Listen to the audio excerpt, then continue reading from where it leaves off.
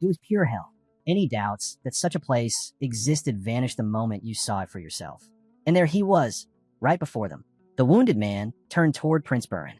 Then, with the last of his strength, Kiri collapsed against the prince's shoulder. That single act was the only way Kiri could repay Burin for everything the prince had ever done for him. But Burin refused to hear such words from his friend and loyal companion. No matter how hard Kiri pleaded, Burin couldn't accept it. Even as he shouted in defiance, Kiri only tightened his grip on his sword and told him one last thing he must never forget. Burin must never give up. The prince didn't want to believe his friend was gone. Yet when he drew his sword, the sound that escaped him was not a battle cry. It was the cry of a man torn apart by loss and despair. That tragedy marked the beginning of everything. Years ago, a powerful nation called Kairos, born from the union of dragons and humans, demanded a treasure from Sakrisha, the time axis. But Sakrisha refused. In retaliation, a sudden magical strike targeted Prince Burin. Though he reacted in time, exhaustion from the battlefield weighed heavily on him. In the chaos, he lost an arm. That refusal, the act of protecting the treasure, sparked a war that would destroy his homeland. The man now standing amidst the ruins was Burin of Sakrisha, the younger brother of King Sakrisha himself. On the battlefield, he was the one person the enemy should have feared most. And now, he knew it was over. Death was waiting for him with open arms. But then, Kiri's voice echoed in his mind, never give up. And so he didn't, not even when surrounded, not even as his strength faded. Because he was the sword of Sakrisha, its last defender, its final flame. From the smoke and ashes emerged figures in white robes, their faces hidden beneath their hoods. They were members of the magical alliance of Kairos, known as the Valkan, led by the one responsible for this war, the Mad King of Kairos Planche. And at their front stood Arson, the High Mage of Valkan. He greeted Burin with a twisted smile and asked his name. But Burin had long since abandoned it.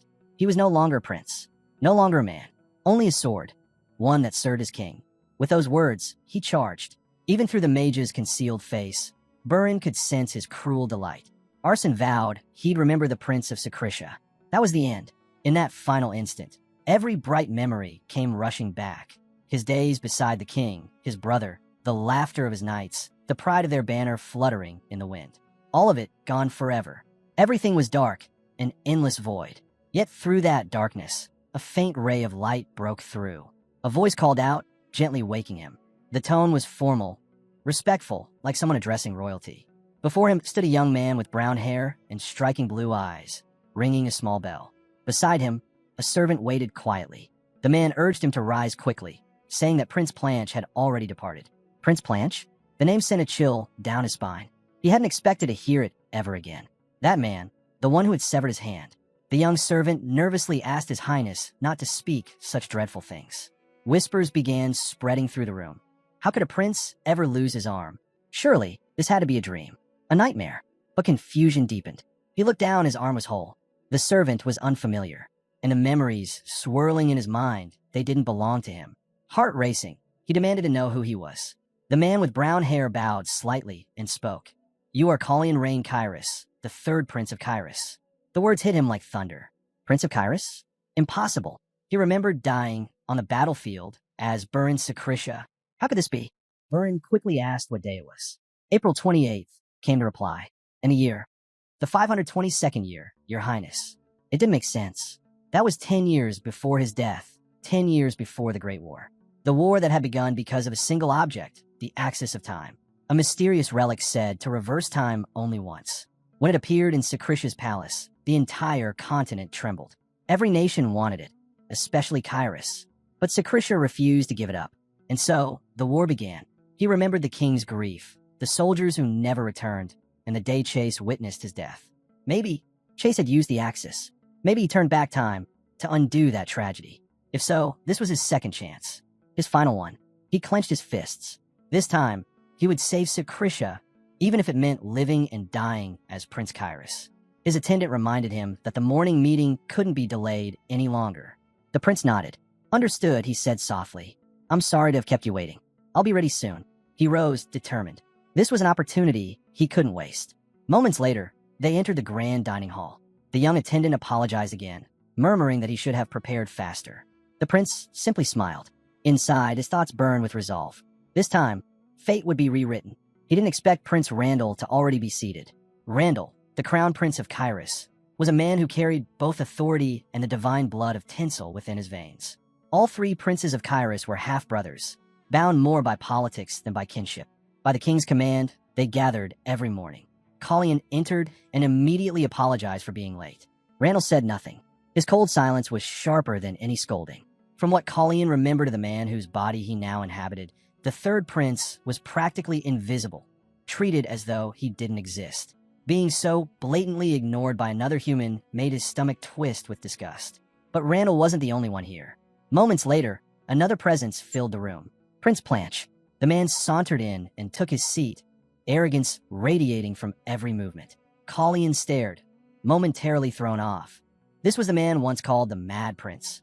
Judging from his fine clothes and confident posture, that nickname clearly came from something other than madness. He recalled that Randall and Planche rarely saw eye to eye, and with Planche's mother, the Queen of Kairos, wielding unmatched power in the palace, life here must have been suffocating. The man had no manners, no restraint, no sense of dignity. In that way, Colleen realized he was much like his mother. Still, the protagonist forced himself to stay calm. He couldn't afford to lose control, not after the chance chase had given him. Yet anger pulsed beneath his composure. Every fiber of his being screamed to reach across the table and wring that arrogant bastard's neck. The tension broke when Planche suddenly smashed his teacup against the table. "How dare you look at me like that?" He spat, fury spilling into his voice. Before things could escalate further, Randall intervened. "Enough," the crown prince commanded. Planche glared at his elder brother, then at Colleen, seething. With a sharp breath, he stood. "I've lost my appetite," he muttered, and stormed off. Randall rose soon after. His parting words were calm, but cutting. "Watch your behavior, Colleen. The king's birthday is near, and the entire palace is on edge. Don't make things worse." As the tension faded, Callion's young attendant stepped forward with concern. "Your Highness, are you hurt? You haven't looked well today." He quickly began dabbing at the spilled tea. For someone considered a background figure in this palace, having such a loyal servant was rare. Colleen gave a quiet thanks. Once, the real Prince Colleen would have sat there trembling, on the verge of tears. But now he smiled faintly. His thoughts drifted to the royal bloodline. The first queen of Kairos had been a pure-blooded dragon from Sisphanian, a being of shadow and fire. Her hair as dark as the void, her eyes burned like molten light. Colleen resembled her more than anyone. But the powers he inherited were faint, barely there. Worse, he'd been forced to conceal his crimson eyes for years, ever since Planche had called them disgusting. What a fool, Colleen thought bitterly. He'd hidden himself away because of someone like that. The young servant hesitated before asking softly, "Your Highness, is there anything I can do for you?" Colleen shook his head. "No, I'm fine for now." Still, the boy could tell something was off. The prince seemed distant, distracted, almost like someone who'd spent the night lost in one of those Shaiwalic novels again. But the truth was far more complicated. Colleen, the third prince of Kairos, son of the king and a low-born mistress, was a fragile figure in the palace. Weak, timid, and utterly alone. No one protected him, and everyone looked down on him, and something terrible was about to happen. The prince asked quietly, "How old am I now?" The servant replied, "In 4 months, your highness will turn 15. 15, the age when everything would go wrong. On the eve of his coming-of-age ceremony, the third prince was destined to die. History recorded it as a scandal. Accused of trying to poison the queen, he failed and took his own life out of fear. No one ever believed the story, but the result was the same. The prince was dead, and no one mourned him. Colleen now knew that day was drawing near, only a month or 2 away. He couldn't sit back and wait for it to come. He turned to his servant. "Bring me a pair of scissors." The boy blinked, confused, but did as he was told. "May I ask what your highness needs them for?" Colleen took the scissors, his tone calm. It's time for a change. If he already knew what the future held, then all he had to do was shift one small piece of it. A single act could shatter the chain of fate. The servant watched nervously, unsure what the prince was thinking. "Your highness, Prince Planche won't like this," he murmured. Colleen didn't care. "Let him. I'm not afraid." Soon after, Planche appeared, and as expected, his expression turned sharp. He muttered that Colleen had clearly lost his mind. Yet if Colleen knew how his brother would react, why provoke him at all? "Bloody eye brat," Planche sneered. "I have a name," Colleen replied evenly. "It's Colleen." That only fueled Planche's irritation. He grabbed a knife from the table, turning it in his hand. "Then should I call you by your name, little brother?" Before anyone could respond, the knife flew through the air, straight toward the servant standing behind Colleen. The boy froze in terror, but Colleen moved faster, catching the blade before it struck. The servant gasped, horrified at the blood trickling from the prince's hand. Blanche gave a mocking smile. "Oh dear, my knife must have slipped. Poor Colleen, you're hurt." Ignoring the taunt, Colleen stepped forward and calmly placed the knife back on the table. "It's fine, brother," he said. "No harm done." That one word, brother, made Blanche's jaw tighten. Rage flickered in his eyes, but Colleen only repeated, "Really, it's nothing." The confrontation ended there, the air heavy with unspoken tension. Later, back in his chamber, Callion's servant hurried in with a first aid kit and bandages. The boy carefully treated the prince's wounded hand, saying nothing, but in his silence was fear. Fear of what might come next. The servant argued they should fetch a doctor, but Colleen refused. The boy insisted it was only a scratch, yet his concern ran deeper. Why hadn't the servant ducked? Blanche had aimed for him. What would have happened if Colleen hadn't intercepted the blow? They needed to be able to repel attacks like that. He admitted he didn't know how the prince would react, and worried Blanche might redirect his anger. Merritt, now flecked with blood, stood rigid. Colleen told everyone to leave. He would clean the wound himself and forbade anyone from calling a physician. The servant could not understand why a doctor was banned. Colleen had intended to use his aura to repel Blanche's strike, but a sudden pain stabbed at his chest. He forced himself to replay the incident, checking Callion's physical state. Then he noticed 3 magical seals pressed against his heart. The realization hit. The real Colleen had been a mage. Days passed, and the wound refused to close. The servant renewed his concern. Colleen repeated that it was nothing. Present with him was the court's measuring official, Seton, who, when Colleen approached, dropped the measuring tape in surprise. Seton stammered an apology, saying he'd been reminded of Lady Freya, but Yin curtailed him. The resemblance to Freya had long been a burden. Colleen had once removed all mirrors from his chambers to avoid seeing his own face. Now, however, he accepted that he looked like Freya and let the court proceed. Seton took the measurements as ordered. The attendants fretted over the prince's small size and urged him to eat more. Colleen insisted he was a good eater, but the court's concern persisted. The royal line of Kyrus traced its descent from dragon blood and from 2 of the 8 heroes who once sealed the evil god, Hakara and Sisphanian of Sisphania. That direct lineage carried both healing and magic, the Sisphanian blessing. Under normal circumstances, Callion's wound should have healed long ago. Instead, it lingered, and each time he attempted to use mana, he felt that stabbing pain in his chest. This was dangerous. If the seals continued to interfere, he would lose access to aura and magic, leaving him vulnerable to assassins. The court attendant prepared the clothing Seton had brought and left the room, the wound still unhealed and the mystery of the 3 seals unresolved. Colleen began to wonder if there was anyone in the palace who truly understood mana. The court tailor had finished preparing his clothes, formal attire suitable for the upcoming royal celebration. The king's birthday was fast approaching, and among the many guests, one name stood out above all others, the great wizard, Elon Manisil. Colleen had to meet him. Elon Manisil was a legend, one of only a handful of mages on the continent to ever reach the 7th circle. To every mage, he was an idol. Years ago, he had been invited to the king's birthday banquet in Kyrus, yet an unfortunate incident kept him from even passing through the palace gates.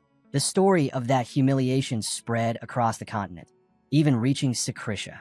Since then, decades had passed, and Elon had ascended beyond all others, becoming the continent's only 8th circle grand wizard, a living testament to what magic could achieve. There was no one more qualified to unravel the mystery surrounding Callion's body. Though Colleen didn't know exactly what had happened back then, one thing was clear. Kyrus had never treated mages with much respect. That might make approaching Elon difficult. Still, he had to try. The influence of Blanche's mother's family, the powerful Brisson family, had filled the kingdom with knights, not mages. Their dominance was absolute. But if Colleen could gain Elon Manisil's trust, he might just tip the balance. Perhaps then, he could prevent the war Blanche was destined to start. But before that, there was another matter, one that tested his patience far more than politics. His attendants were fussing over his sleepwear. One girl insisted the ribbons were too small and should be replaced with larger ones. Another suggested adding more lace. Colleen groaned. No ribbons, no frills, and absolutely no bells. What am I supposed to be, a festival doll? He sighed as they continued debating the details. Despite his protests, this had become routine. Tea, in his chambers, endless fittings, small talk. It was strange, but he was starting to get used to this life. At least his arm had nearly healed, and Blanche had been ignoring him completely since that incident. A small mercy he didn't take for granted. Soon after, Yin entered the room with the day's schedule. "Your Highness, tomorrow morning you have a riding lesson with Prince Randall." In the afternoon, dinner with the Queen and Viscount Breeson in honor of His Majesty's birthday. Colleen nodded. I'll have to face them eventually. Might as well start now. Ian then asked, will Your Highness also be training your stamina today? Colleen smirked. Just a job by the lake. Nothing to worry about. What could possibly happen there? But even as he said it, something in his chest felt tight, like the world was quietly holding its breath. At that moment, his maid, Marilyn Fiat, the second daughter of the Outer Defense Squad commander, entered the room. Your Highness, she said softly, are you feeling well today? Her tone carried genuine concern, though Colleen could only offer a small nod. The truth was, he didn't know how long he could keep pretending everything was fine.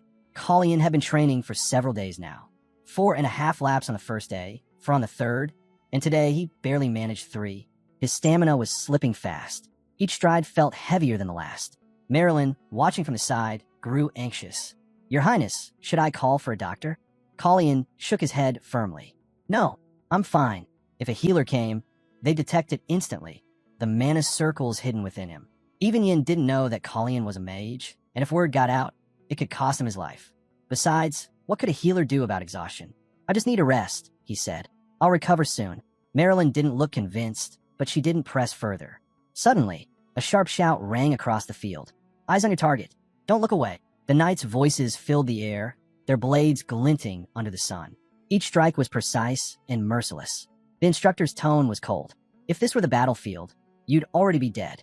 No hesitation. Push through. The scene stirred old memories within Colleen. The rhythm of combat, the sound of steel meeting steel. This is the training ground of the Pable Knight Corps, Marilyn explained. I know, Colleen replied quietly, his gaze fixed on the knights. She blinked in surprise. You're interested in this? But Your Highness has never even held a sword. Colleen didn't answer. He just watched, the ghost of his past life whispering in his mind. Then he replied, this corps belongs to the Breeson family. They're not just the royal knights. They exist to keep the king's power in check. As they stood there, the commander himself noticed them. Pable, the leader of the Royal Knight Corps, strode forward, his presence commanding. Who are you? He asked sharply. If you have no business here, leave. My knights can't focus with onlookers lingering about. Marilyn stiffened. Watch your tone. You're speaking to His Highness, the third Prince Colleen. Pable paused, then narrowed his eyes. Ah, that prince. His voice was dry, almost mocking. It was clear he didn't think highly of Colleen. To him, the prince was little more than an idle observer, a mole lurking behind the palace walls. Marilyn was furious. How dare you speak that way in front of His Highness?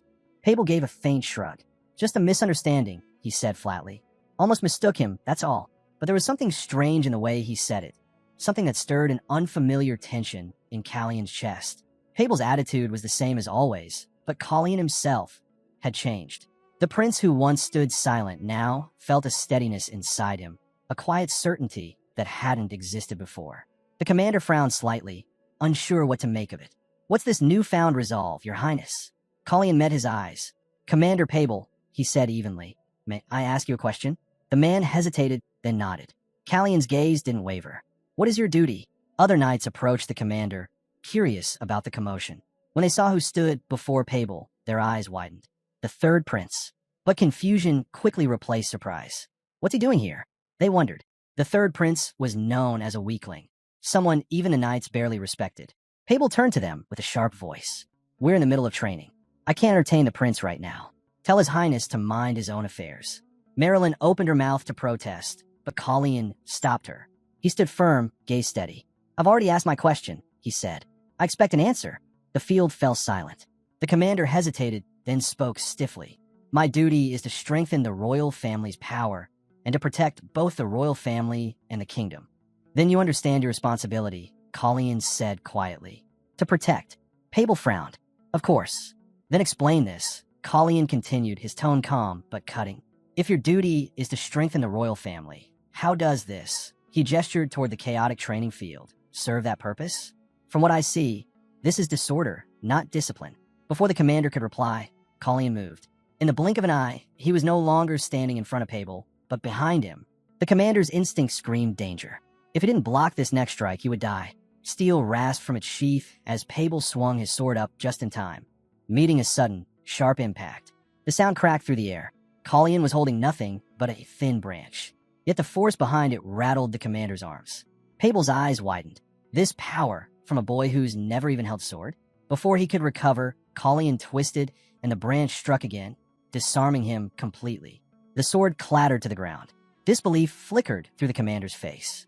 He hadn't even been able to predict the movements of someone supposedly untrained. Colleen exhaled slowly, disappointment settling in his eyes. And that was only the first part, he said. Now, let's discuss the second. Pabel froze. The prince's tone had shifted, steady, controlled, but laced with unmistakable killing intent. You claim to protect the royal family, Colleen said, his gaze cold. Yet you address a member of it with contempt and raise your blade against him. Tell me, Commander, should I take that as treason? The man's blood ran cold. Was this truly the same third prince? His body trembled as he dropped to one knee, head bowed. Why, Your Highness, forgive me. I've never harbored any thought of rebellion. Then prove it, Colleen said simply. Pabel could only bow deeper, the humiliation searing into his pride. He would never forget this moment. The day the frail, useless prince had made him kneel. Later that afternoon, Yin was startled when Colleen returned from training, leading a black horse by the reins. Your Highness, why do you have a horse? I thought you went out to jog.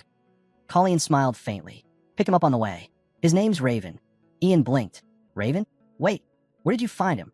Before Colleen could answer, one of the stable hands gasped. That's Prince Planch's horse. He's never been broken. Not even His Highness could tame him. The animal snorted fiercely, stamping the ground, but Colleen simply patted its neck. The beast calmed under his touch. Ian's voice was cautious. Is it really okay to bring his horse here? Colleen looked back, a glint of amusement in his eyes. Why not? Some people lose things, others find them. The wind shifted, carrying the faint sound of distant hooves. For the first time since he'd awakened in this new life, Colleen smiled for real. Colleen instructed Marilyn to keep what happened at the training ground a secret. She nodded obediently, though Yan's expression showed clear concern. He understood what it would mean if the incident reached the wrong ears, especially if that prince found out. But Colleen brushed it off. Everything will be fine, he said calmly. He was about to continue when his chest suddenly tightened. A sharp pain shot through his heart. The servants rushed toward him in panic. Just as he'd expected, the strain on his body was catching up. Ian asked anxiously, Did Your Highness overdo the training again? Colleen forced a small smile. No, I just had some fun afterward. Fun? Yin blinked. What kind of fun? But Colleen only waved him off, refusing to explain. He'd already kept them waiting long enough. Prepare everything for dinner, he ordered, standing despite the lingering ache. Ian hesitated, glancing at the black horse outside. And what about the horse, Your Highness? What should we do with him? Yin tilted his head. Does he bite? That's what I was going to ask you, Colleen muttered. Raven snorted loudly, as if answering for himself. Somewhere not far away, unseen eyes were watching. A low, mocking voice murmured in the shadows. Even when worms start to wriggle, if you step on them hard enough, they'll stop. No matter how much that boy struggles, he won't change anything. Still, let's watch a little longer. Killing him too soon would be boring. The palace atmosphere was as suffocating as ever, but something felt different tonight. Colleen noticed the eerie quiet. Why is Planche so subdued? He thought, could the Queen and Viscount Breeson be late because of me? Planche sat rigid, his face unreadable, though his childlike immaturity couldn't quite hide his irritation. Then, a familiar scent drifted through the air, a sweet, commanding fragrance that made the entire room still. She's here, the true ruler of Kairos. Celise Breeson, the second queen of the realm. After the first queen's death from illness, Celise had taken her place, and through the power of her family, the Brisons, she seized control of the royal knights. Most of the noble houses now bent their knee to her. With every passing year, her influence grew, while the powerless third prince became a joke even to commanders. Her entrance was quiet but absolute. She carried herself with the calm of someone who knew she already ruled the room. She spoke first, addressing one of her attendants. Compensate Commander Pabel appropriately. There's no need to report such trivial matters again. Her words dripped with cold dismissal. To her, what had happened at the training grounds was beneath notice. Then her gaze turned to Colleen. Her lips curved into a faint smile that didn't reach her eyes. My, how you've grown, she said softly. Exactly the reaction Colleen had been expecting. He bowed slightly. I haven't grown that much, Your Majesty, but I'm sure I still will. The answer made Planche's head snap toward him in surprise. He actually talked back. Randall, however, remained silent, his expression unreadable. But the tension in his jaw made the message clear. His silence was a warning to the Queen. Whether Prince Colleen had truly changed or not, even Randall could sense it. There was something new in his presence, something sharper, steadier. Renan tilted his head, studying him. "You've changed," he murmured. "It's refreshing to see you show your face for once. You should have cut that hair much sooner." His tone was sweet, but his eyes were full of calculation. And Colleen, meeting that gaze, knew it. This was no ordinary dinner. It was a battle of masks, and they had just slipped for a moment. At the dinner table sat Viscount Renan Breeson, the second son of Marquis Breeson. The man smiled politely, making light conversation. He mentioned that the prince was still in his growth phase and would surely continue to grow taller, but a single glance from the queen made him stop mid-sentence. Renan quickly changed the subject. But I'm absolutely starving. Hopefully the food will arrive soon." He might have been the owner of the vast Breeson Trading Company, yet his stinginess was legendary. Even his servants whispered about it. Still, his charm was undeniable, the kind that made people forget just how shrewd he really was. The queen turned her attention to her son. "Blanche," she said, her voice calm but sharp. "Why are you so quiet tonight?" Blanche looked up briefly. "What do you want me to say?" "I was wondering," she continued, "about your horse. I heard it's been disobeying you again." Her words hung in the air. Blanche's jaw tightened, but he said nothing and turned away. Celise smiled thinly. "It would have been nice to hear it from you, but I already know the story. A shame that such a creature turned out to be useless in the end." The sound of metal echoed as Blanche dropped his fork onto the table. Without another word, he stood and left. The queen's expression barely changed, but the flicker of anger in her eyes betrayed her. Her own son had just walked out on her. 3 weeks later, the palace was alive with activity. The king's birthday celebration was only hours away, and every hall was filled with servants and guests. This year's banquet promised to be magnificent. Delegations had even arrived from the elves' kingdom, bearing rare gifts of gold, crystal, and song. All eyes were on the royal family. The 3 princes of Kairos were expected to make their appearance soon, and excitement rippled through the crowd.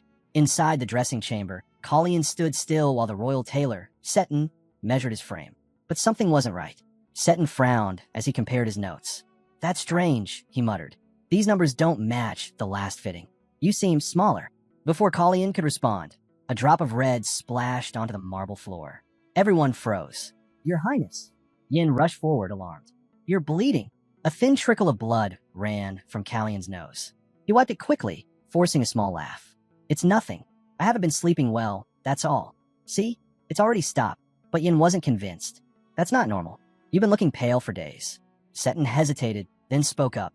"Forgive me for intruding, Your Highness, but you've lost weight. A great deal, actually. 3 weeks ago, you weren't this thin. This isn't good news." Colleen tried to play it off. "Maybe it's from all the exercise. I've been training quite a bit lately." In truth, his stamina had only grown worse. The sharp pain that came whenever he tried to use mana hadn't faded. It had intensified. Seton shook his head. "Your Highness, please don't take your health lightly. You should let a healer examine you." Colleen smiled faintly, though his eyes held exhaustion. "There's no need for that. It's just a nosebleed. Nothing more." But inside, he knew better. Every time someone mentioned a healer, it felt like a blade pressing closer to his secret. He couldn't afford to be discovered. Not yet. The blood had startled everyone. The sight of the 3rd prince bleeding in front of the tailor in attendance drew instant panic. "Your Highness, that's not just a little blood," Seton exclaimed, reaching for a cloth. But Colleen waved him off. "I'm fine, really. Don't make a fuss." He thought that would settle it, until Yin spoke up. No need to worry, everyone. The prince was just picking his nose yesterday." The room froze. Colleen blinked. "What?" Ian continued, unfazed. "It must have been a bit too rough. You know how that goes." The tailor looked awkwardly between them, unsure what to say. The servants exchanged glances. No one had ever imagined that the 3rd prince had such a habit. "Yes, that explains it perfectly," Yin said, his tone convincing. "The prince eats well, exercises daily. Clearly this was just a small accident." Seton nodded hesitantly. I see. Well, if that's the case, there's nothing to worry about." Ian winked at Colleen. That bastard, Colleen thought, jaw tightening. But even he had to admit, it worked. The ridiculous story diffused the tension instantly. Still, Yan's eyes betrayed his concern. He could see the prince's color fading, the way his hand trembled ever so slightly. The pain in Callion's heart hadn't gone away. It was getting worse. He couldn't let them find out the truth, that the problem lay in his mana, in the unstable seals around his heart. If anyone discovered he could use magic, it would spread through the palace like wildfire. So he let the joke stand. His dignity might have taken a hit, but his secret was safe. Seton quickly returned to work, adjusting the garments to fit the prince's slimmer frame. Time is tight, Your Highness, he murmured, but I'll have everything ready for the banquet. Ian smiled lightly. No need to rush. The prince has plenty of other preparations today. Seton looked relieved. Then I'll finish the stitching before the afternoon event. Once they were alone again, Yin leaned closer. So, Your Highness, will it happen today? Colleen nodded slightly. It has to. If this continues, my condition will become too obvious. Before anyone suspects, I need to meet Elon Manisil. That meeting could no longer wait. Moments later, a butler entered, bowing deeply. Your Highness, the joint breakfast with His Majesty and the other princes has been cancelled. The king will meet with each of you individually. Colleen frowned. Individually? Wouldn't it be better to meet together? That's His Majesty's order, the butler replied. He wishes to speak with you privately. A private audience with the king. Unexpected and somehow unsettling. Colleen followed the butler through the palace halls until they reached the king's study. Inside, Romain Liu, the king of Kyrus, sat behind a heavy oak desk, his expression cold and distant. Colleen bowed respectfully. Your Majesty. The king didn't respond right away. Even for a monarch with little sense of formality, the silence was striking. Finally, he gestured to a chair. Sit. Colleen obeyed, taking his seat quietly. I wish Your Majesty a happy 38th birthday. Thank you, the king said, his tone flat. And how are you, my son? I'm well, Colleen replied politely. Good. The exchange ended there. No warmth, no affection, just hollow civility. At that moment, Colleen understood.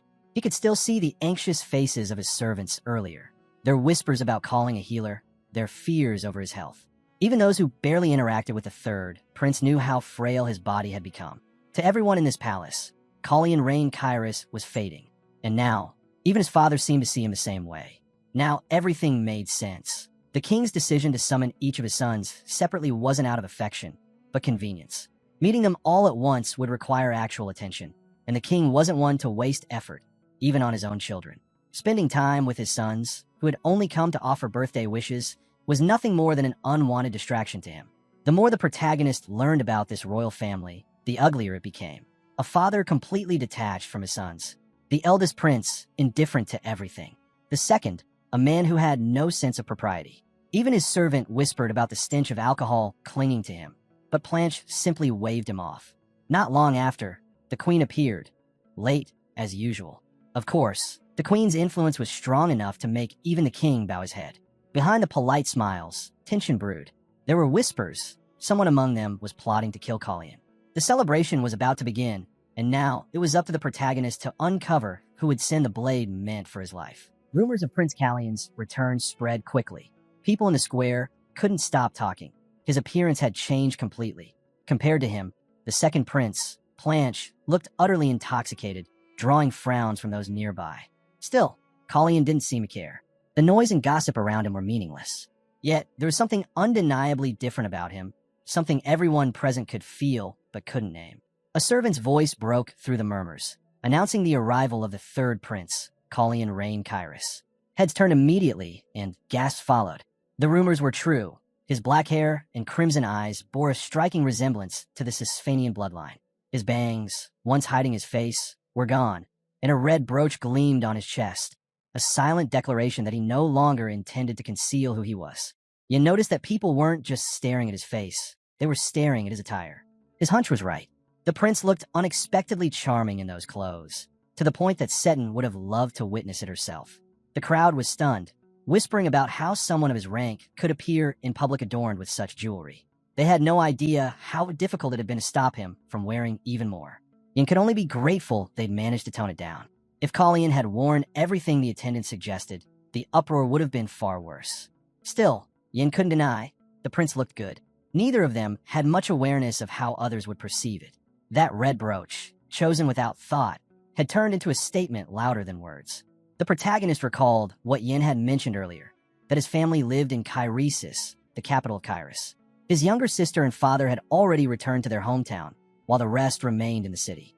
With that thought lingering, Colleen turned and asked quietly when they were expected to arrive at the royal palace. Yin replied calmly that his family would only come if they received an invitation. Then he asked when he should bring Raven to the garden. Colleen didn't answer right away. Some topics were better left untouched for now. He simply suggested they wait for the right time. But truthfully, there was someone Colleen wanted to meet that evening. Yin, ever curious, immediately asked who it was. Yin, on the other hand, already had a suspicion.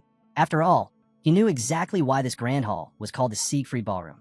It was named after the first patriarch, Hans Siegfried, Duke of Quitros, one of the 8 legendary heroes from the Great Bilateral War.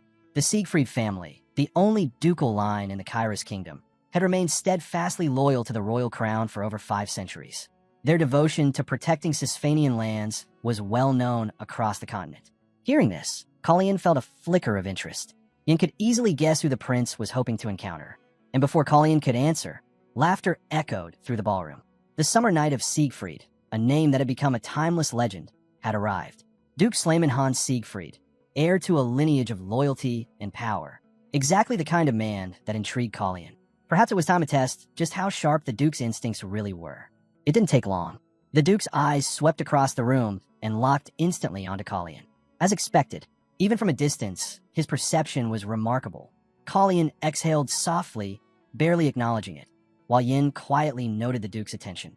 No surprise there. Slayman Hanfried was one of the 5 sword masters of the continent. A man like that couldn't possibly overlook such a presence. Still, it was too early to make a move.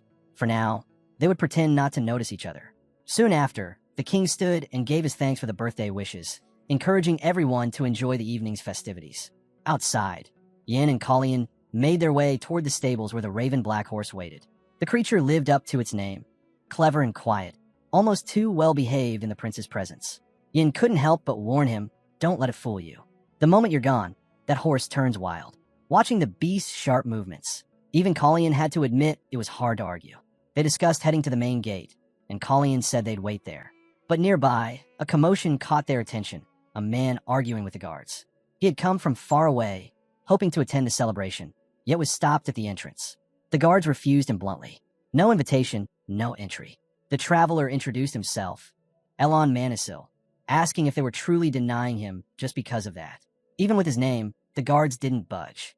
Without an invitation, he was no different from any commoner. It was a humiliating sight.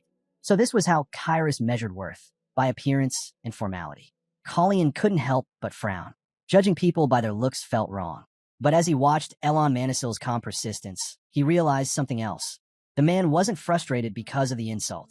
It was as if he was searching for a reason not to enter Kyrus at all. If that was the case, Elon should have simply turned back. But just as Colleen was about to follow him, Yin stepped in, shaking his head. You can't, he warned. By the king's command, no one is to leave the palace during the celebration. Callion's expression hardened. At this rate, they were going to lose the magician. He ordered Yin to hold the soldiers back, no matter what it took, and then kicked his heels into Raven's sides. The horse shot forward, galloping toward the gate. Prince Colleen, stop, the guard shouted. Leaving the grounds is forbidden by royal decree. But Raven didn't even slow down. With one powerful leap, the black stallion soared over the palace gate. The guard's cries rose behind him, panic spreading through the courtyard. The prince has ridden outside the palace. Prepare the horses. Yin froze. His heart raced. If the soldiers went after the prince, everything would spiral out of control. Then Callion's voice echoed in his mind. Do everything you can stop them. He clenched his fists. Right now, he wasn't just Yin. He was Prince Callion's servant, sworn to protect him at all costs. Yin stepped forward and shouted, Stop! The Duke of Siegfried has permitted the prince to leave. The guards turned toward him sharply. And who are you to throw around the Duke's name so carelessly? I am Soroyan Siegfried, Yin declared, eldest son of Duke Siegfried. A tense silence followed, then soft laughter broke it. Yin felt heat rise to his face. His father was standing right beside the man who had laughed, Duke Slayman Siegfried himself. Slayman quickly composed himself. Forgive me, he said, chuckling. It's just hard to believe my son would think to use my name like that. Slayman, Yan's father, smiled faintly. He's still young. Let him learn. The Duke thought it was a clever move, though Yin disagreed. It could easily strain their families standing with the king. But Slayman simply said, the king won't ask about it. Yin frowned. What do you mean? The king won't ask, Slayman repeated. Romain worries too much. If His Majesty learns the prince received the Siegfried family's help, he'll be forced to question our loyalty. And if he chooses not to punish us, it will imply we have a friendly relationship with the prince, something the Brizens would never tolerate. So, he concluded, the matter will be buried. As if it never happened, Yin could only stay silent. He understood now. Silence was the safest path. Meanwhile, far from the palace, Colleen rode through the dark streets, following the faint trace of Elon Manisil. He wasn't chasing the man out of anger. He was chasing curiosity. Why had Elon refused the invitation?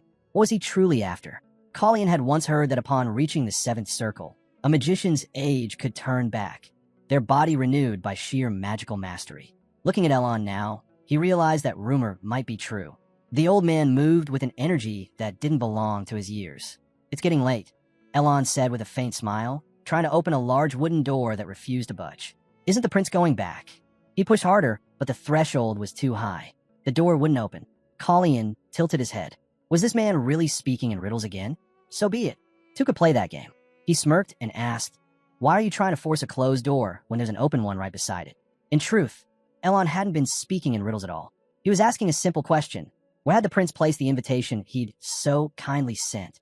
The old mage laughed softly, brushing dust off the threshold. "I was too busy fighting the wind," he said, and forgot to clean the doorstep. Kalian hadn't expected the guards to make such a foolish mistake, turning away a man who had actually been invited. But this old man didn't apologize. He criticized him instead. Was that honesty or just audacity? Interesting. Very interesting. When they first met, Kalian looked no different from a typical 14-year-old boy. But then, something changed in Elon's gaze. He suddenly reached out, taking hold of the prince's wrist, murmuring an apology for his forwardness. Kalian didn't even understand what was happening, until a sharp pain shot through his chest. Mana. Elon's mana was flowing into Kalian's body. Kalian jerked his hand back, forcing the connection to break. Raven, sensing his distress, stepped protectively between them. "Even a closed door," Elon said calmly, "can't keep the wind from entering." So, he already knew. The mage had sensed the instability within Kalian's body. He was right. From a certain point on, Kalian had been unable to use his mana properly. But Elon realized the problem wasn't that simple. This boy didn't even understand what was wrong with him. It was ironic. A land like Kairos, built on a legacy of dragons, treated mages with suspicion and disdain. And yet, a great mage like Elon Manisil had come here, not to serve, but to expose their foolishness for letting someone like him slip through their fingers. Still, as he looked at the young prince, Elon couldn't help but wonder, was this meeting truly a coincidence? Or destiny? He asked quietly, "Why did you want to see me, Your Highness?" He'd know instantly if the boy lied. Kalian met his gaze. "Because I wish to inherit your name, Elon Manisil." The mage raised an eyebrow. "My life," Kalian continued, "will soon be in danger." Of course Elon already knew. The third prince of Kairos, hated, isolated, surrounded by enemies. Without a word, Elon raised his hand. The air shimmered around them, a silence barrier cast in seconds. No one would hear their voices now. A seventh circle spell, effortless. The rumors were true. Elon Manisil was a master of magic. Then came the question, do you seek merely to survive, or to destroy the root of your suffering? Kalian's eyes hardened. For now, I want to prevent it. But in the end, I will eliminate the cause, even if it means taking the throne. So, the crown wasn't his goal, only a tool. Spoken like someone already standing at death's door. A dying prince, bearing the same aura as Sisphanian. A boy who needed Elon, not for protection, but for purpose. Fascinating. Elon smiled faintly. In that case, I'll need another invitation. Let's see what the Prince of Kairos can truly do. Kalian sank to one knee. Kalian Rain Kairos, he declared, greets his mentor. Elon Manisil nodded, accepting the gesture. Then I accept your invitation, Your Highness. Let's see if this student of mine can be saved. Back at the palace, Yin glanced toward the gates, unease tightening in his chest. Father, he asked quietly, are you sure no one in the royal court knows who I really am? Slayman had already taken care of everything. There was no need, he said, for Yin to worry so much. But Yin couldn't shake the thought. If anyone in the palace recognized him, he wouldn't be able to remain by the prince's side. Even if he was the duke's son, loyalty wasn't exactly his strongest trait. Trying to shift the topic, Yin asked about Leah, the younger sibling he had left behind. The duke smiled faintly. Leah's doing well, handling the family matters better than you ever did, he teased. If you're tired of playing servant to that boy, you know we'll welcome you home anytime. Yin didn't respond right away. He knew his father meant it, but he also knew his place was still beside Kalian. The next time we meet, the duke added, we'll see what kind of decision you've made. Yin tilted his head. What do you mean? 3 months from now, his father replied, we'll meet again. Tell me then, are you truly planning to abandon your role as that boy's servant? The duke's gaze hardened slightly. The prince turns 15 soon. Do you know what they call our family, Yin? Yin frowned, unsure where this was going. They call us Kairos' elephants, Slayman said. We haven't so much as glanced toward the throne for generations. But we are strong, strong enough that even predators avoid us. Kings of beasts, they say. Yin blinked, confused. Why bring that up now? His father stepped forward and pulled him into a firm embrace. Because, son, that name you've undervalued carries power. You can do whatever you choose to do. Just don't forget who you are. Yin nodded slowly. I'll remember. Slayman chuckled softly. You really make your father worry. You know that? Please stop. It hurts, Yin muttered, trying to break free. The Duke's expression softened. So you really intend to walk this dangerous path? Then, Yin finally stepped back, bowing respectfully. Goodbye, father. Until next time. As his son walked away, the Duke let out a long sigh. Stubborn as ever, he murmured. Truly, Siegfried through and through.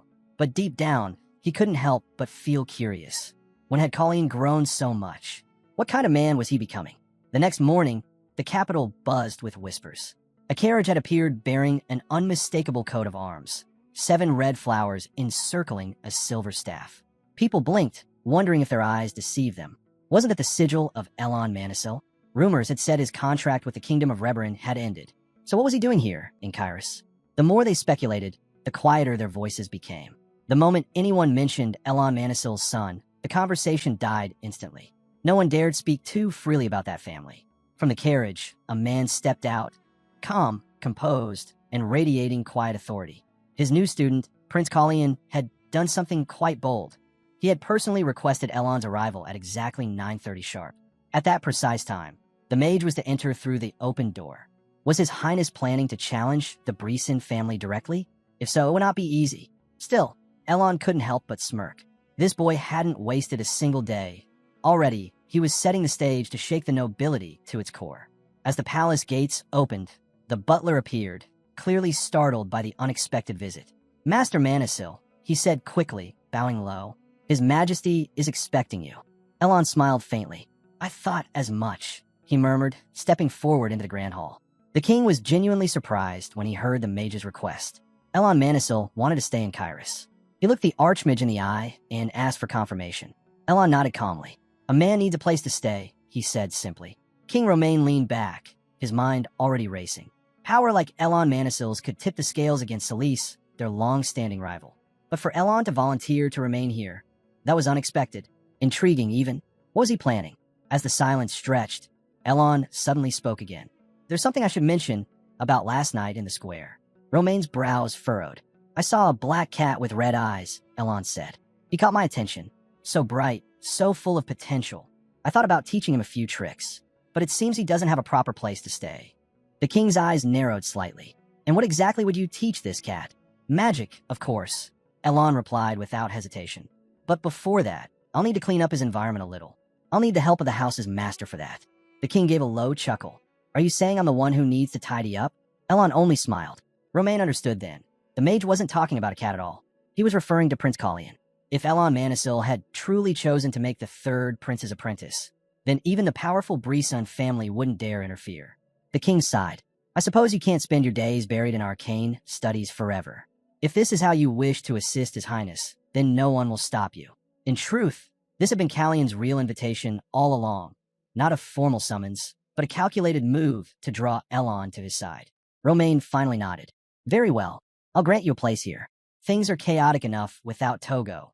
One more disturbance won't make a difference. Still, he couldn't help his curiosity. I've heard that boy isn't particularly special, he added.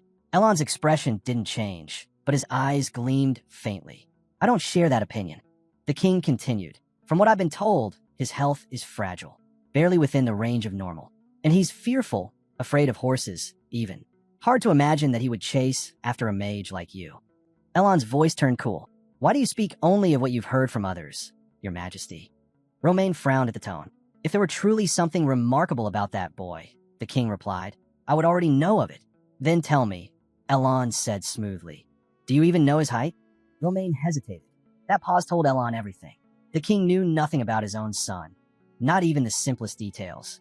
He sighed inwardly. Sometimes attention is poison, he thought, and indifference the only medicine. Still, Elon understood the truth. Romain's sudden approval of this arrangement was nothing more than an excuse. He'd allow it, then later dismiss Elon's behavior as excessive concern for his apprentice. Ridiculous, but expected. Elon stepped forward. Your Majesty, he said, if you won't take my word for it, then see for yourself. A faint shimmer rippled through the air. Romain's expression froze. A sound barrier had formed between them. "What are you doing?" he demanded. "How dare you use magic inside the royal palace?"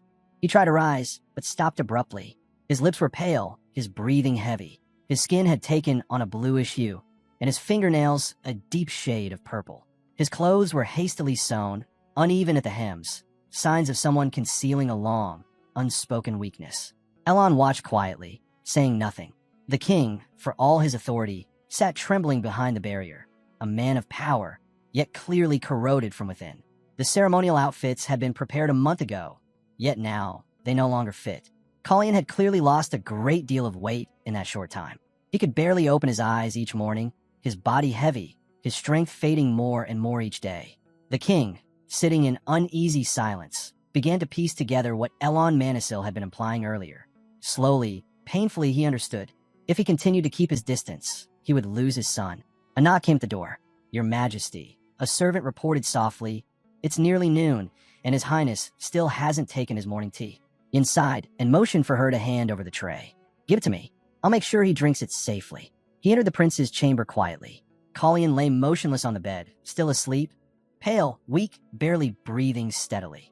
Yesterday's strain had clearly taken its toll.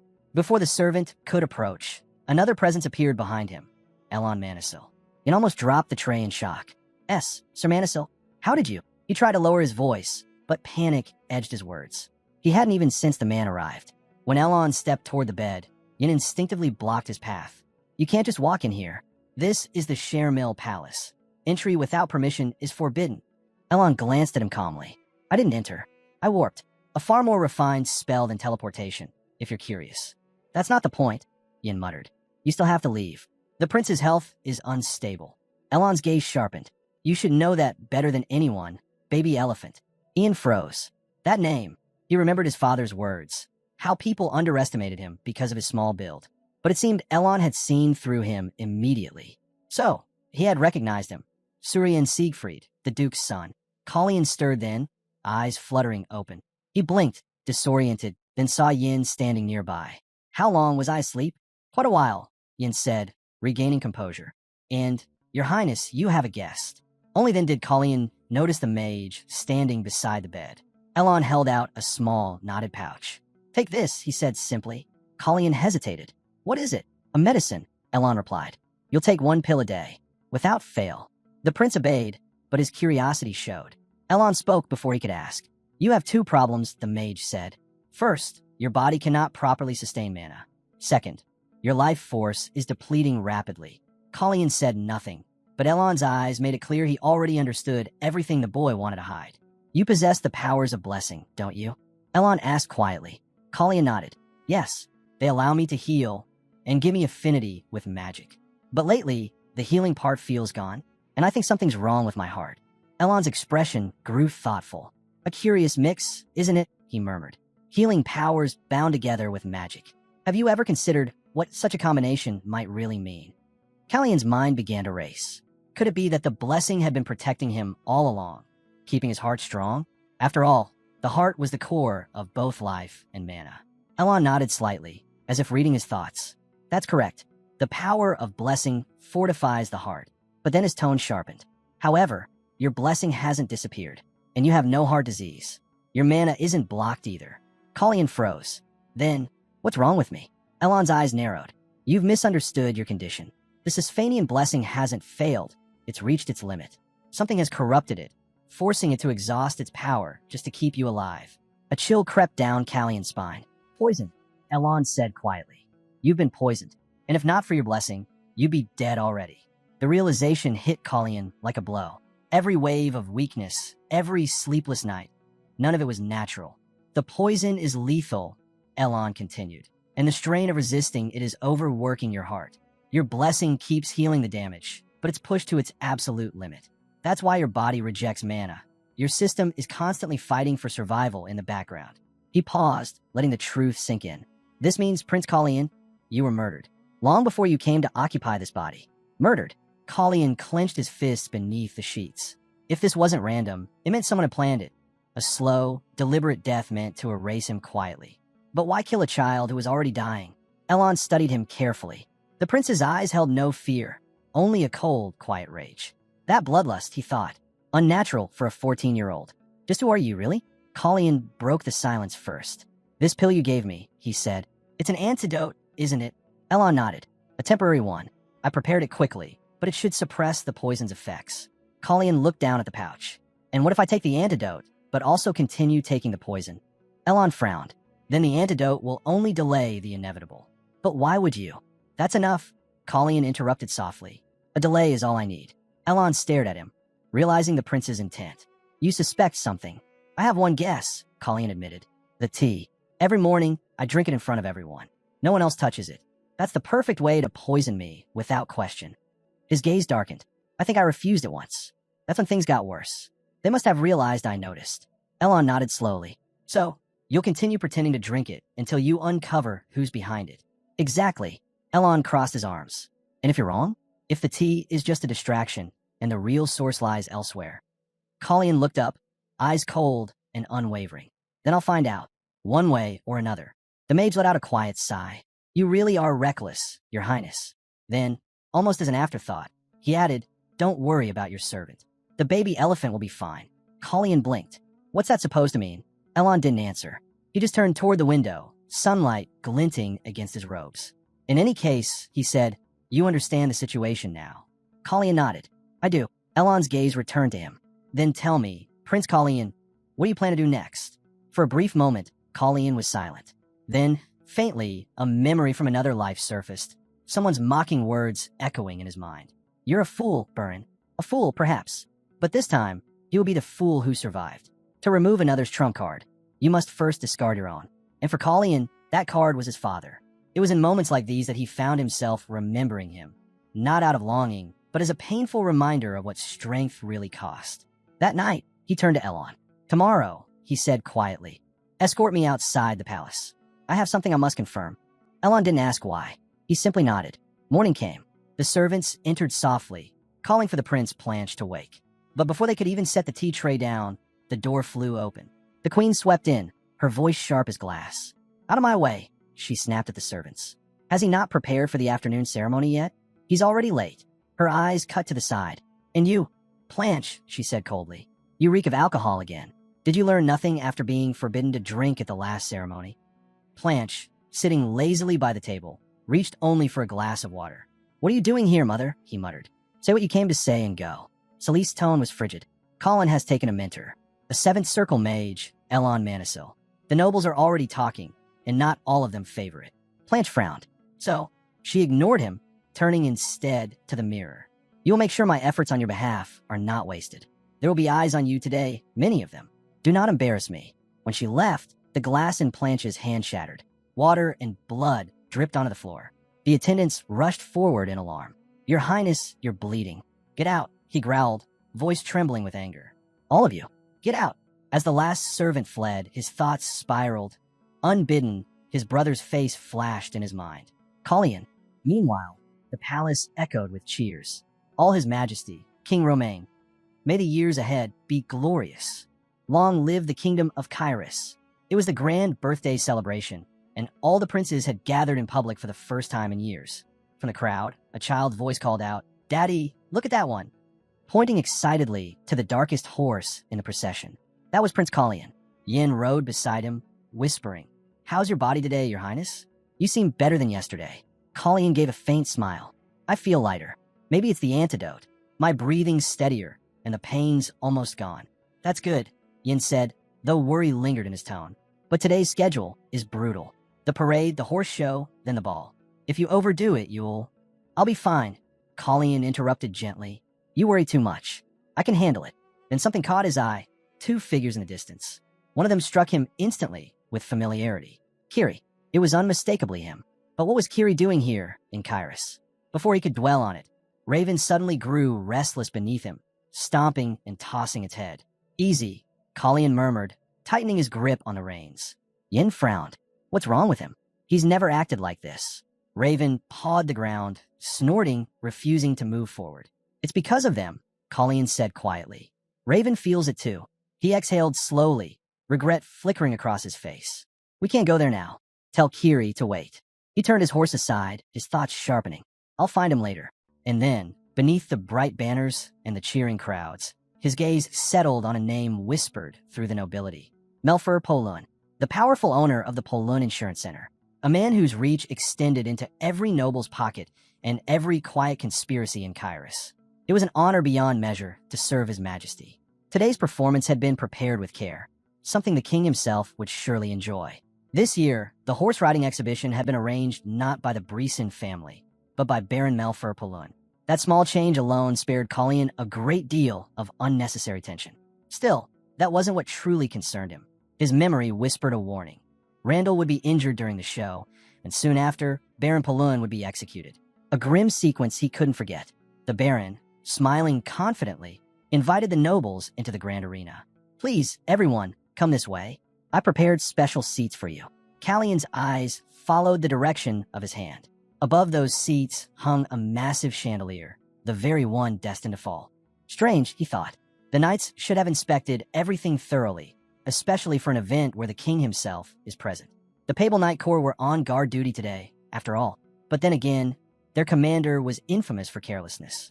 Maybe Colleen thought it was time to give fate a nudge, and perhaps let one man live who was meant to die. As Baron Polun proudly gestured toward the stands, Colleen leaned closer and whispered, "That chandelier above you, it looks unstable. You might want to have someone check it."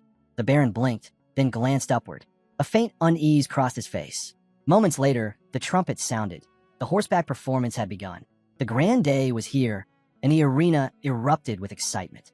Baron Polun beamed, whispering to those nearby, "To think I'd be seated beside His Majesty himself on this glorious occasion. Truly, fortune smiles upon me." He turned his gaze toward Colleen, who appeared calm, almost bored. Yet the Baron's earlier conversation replayed in his mind. The chandelier above. The Baron looked up again and froze. One of the ropes suspending the enormous crystal structure had frayed, barely holding on. Cold sweat formed at the back of his neck. If the prince hadn't warned me, it was terrifying to imagine what might have happened. And as realization struck, the Baron's perception of Colleen shifted. This young prince wasn't simply insightful. He was calculating, deliberate.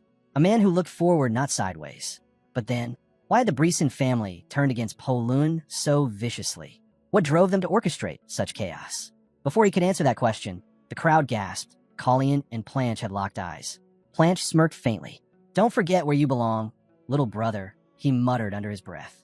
The announcer's voice boomed, declaring the final act of the horse show, the highlight of the performance. But Planche wasn't watching the riders. His disgust was fixed on Colleen. "So this is what they call royal blood," he said loudly, voice dripping with scorn. "Foul and pitiful. Just looking at it makes me sick." Gasps rippled through the audience. Every noble present had heard him. He said that? In front of the king? Callion's eyes narrowed, but he said nothing. He didn't need to. From the royal balcony, Queen Celise's face tightened. She had warned him countless times not to lose control.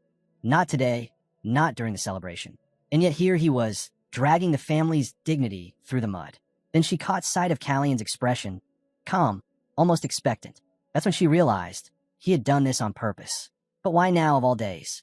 The entire court was frozen in disbelief. None of them could understand how the second prince could dare speak such venomous words, with His Majesty sitting right before him. The nobles had made up their minds. From this moment on, they would no longer support the prince.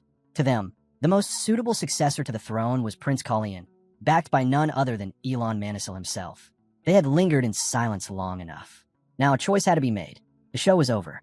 Randall managed to dodge an unpleasant scandal, but Romaine's indifference to the matter involving Planche raised eyebrows.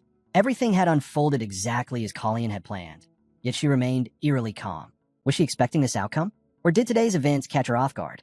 A memory from a past life surfaced in Burin's mind.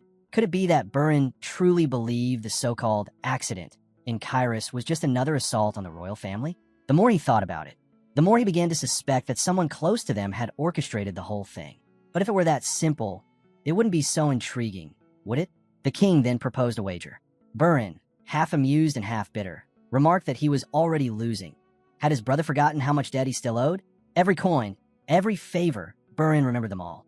And with a sly smile, he decided to offer a hint. He told his brother to ask himself this. Wasn't the attack just a little too obvious? It almost felt like the culprits wanted everyone to believe it was an assault on the royal family. If the second strongest trading house in Kairos was wiped out who would stand to gain the most?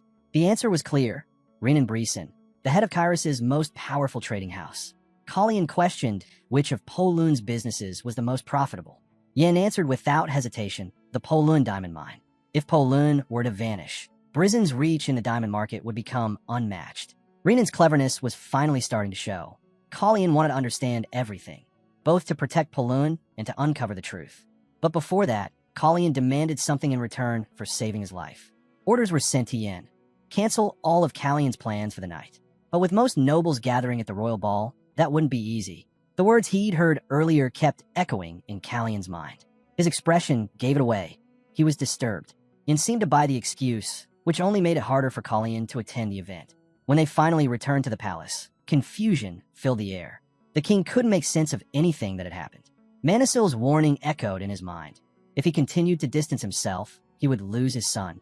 Then came the cruel memory of Planche, spitting words of disgust at Kallian, calling his blood filthy and worthless. And the image of Kallian's dying mother, worried only for her child, refused to fade. The queen burst into the study, startling the servants. The butler hurried to announce her, and the maid quickly poured fresh tea. Celise hadn't been told anyone else would be there, yet the king assured her it was fine, because the guest wouldn't be staying long. Then, turning his gaze to Celise, the king calmly asked, "So, what brings you here today?" Celise stood firm, her voice calm, yet commanding. She declared that House Briesen would take full responsibility for the day's incident. Her words were steady, but the faint bite on her lip didn't go unnoticed. Who would have thought she'd bow her head to cover for Planche's blunder? It seemed her son's reputation outweighed everything else. Still, not even this humiliation had dulled her boldness. Today's display was something to behold. Baron Polun had outdone himself. The celebration was a masterpiece. And judging by the queen's expression, she already knew what reward she intended to bestow. The king's guess was right. She planned to grant Polun the exclusive right for House Briesen to supply the royal stables. Was she really willing to give up such a profitable venture? Just as Elon predicted, the queen understood that something had to be sacrificed to mend the damage caused by Prince Planche. Yet, she wasn't desperate enough to withdraw the knights she'd stationed in the palace. Instead, she'd come prepared, with an offer she believed would balance the scales. Once that was done, the king would have to pretend to look the other way. It was hard to tell whose strategy this was, her own, or one she'd learned from a careful mentor. The king announced that he and Planche would attend the evening's ball together. Celise smiled faintly, saying that her son would be thrilled. Her plan had worked. Soon, the herald's voice echoed through the grand ballroom: His Majesty the King and His Highness Prince Planche. As agreed, the two entered side by side, a perfectly staged image of unity. And as promised, Baron Polun received the royal decree granting him exclusive supply rights. Every noble in the room understood what this really meant. It was the queen's calculated move to salvage both her standing and her son's name. Now everyone knew the price she had paid for the prince's freedom. Prince Kallian, however, was no longer someone to be overlooked. The balance of power had shifted. He now had enough influence to push even the queen into action. The nobles saw it too, and without hesitation, began showering him with gifts. They were ready to switch allegiance, unbothered by loyalty or shame. Yin watched the growing mountain of gifts and couldn't help but wonder what they'd do with all of them. Kallian, though quietly satisfied to see Brizen's influence fading, had no interest in surrounding himself with opportunists. He ordered that everything be returned, except the gifts from the Magicians' Association and Baron Polun. And he added they should conveniently forget to make a list of who sent what. Among the presents, Yin found one he was certain came from Baron Polun. Curious, Kallian asked what it contained. Inside was a finely crafted necklace, stunning, but clearly meant for a horse. Or rather, a peculiar choice. Kallian raised an eyebrow. It had to be Yan's idea. He asked Yin what exactly the Baron had been told. Yin explained that the man had asked for a hint about what His Highness liked, so he'd simply said His Highness loves his horse. Apparently, Baron Polun had taken those words very literally. He'd sent jewelry, not for the prince, but for his beloved horse. It seemed Baron Polun was testing him. If Kallian accepted the gift, it would be the same as agreeing to take gold in return for saving him. Then next time, the Baron would use that jewelry to repay the favor and close the debt. But things were never that simple. Polun was mistaken if he thought Kallian could be bought with a shiny trinket. The prince calmly ordered Yin to find out the necklace's value and send the exact amount back to the Baron. When Yin asked if he truly intended to buy the piece, Kallian smirked and said, "I'm not buying it for its uniqueness." He glanced toward the table, where another gift caught his eye. "That honor," he said, belongs to this flower. It was a gift from the Magicians Association, a rare, magical bloom glowing faintly under the light. Typical magicians, always chasing beauty and symbolism. The flower came with a note, detailed care instructions written in elegant script. It was a bioluminescent flower that released shining pollen before it withered, a favorite among herbologists. As he examined it, a new plan began to form in Callion's mind. He asked if they should send the plant back as well, but Callion shook his head. No, we'll keep it. I have an idea. Just then, a sharp cry echoed across the room. The maid gasped. Yin turned quickly. Your Highness, are you hurt? Callion looked down at the tea spilled across the table and the floor. My hand slipped, he said casually. What a shame, the tea's gone. Yin ordered the maids to clean up the mess, and as they moved, the tea spread in a wide arc, splashing beautifully across the floor and onto the flower. Ian hesitated. Should we move it, Your Highness? Callion smiled faintly. No, leave it there. I like that flower. But his eyes flicked briefly toward the maid. Of course he had noticed her reaction. Of course he knew the tea had been poisoned. Callion thanked his mentor for sparing the time to meet him. But Elon only waved it off. No need to thank me. How could I refuse when you're putting your life at risk? Outside the palace walls, Callion seemed lighter, almost cheerful. It had been a long time since he'd stepped beyond those gates.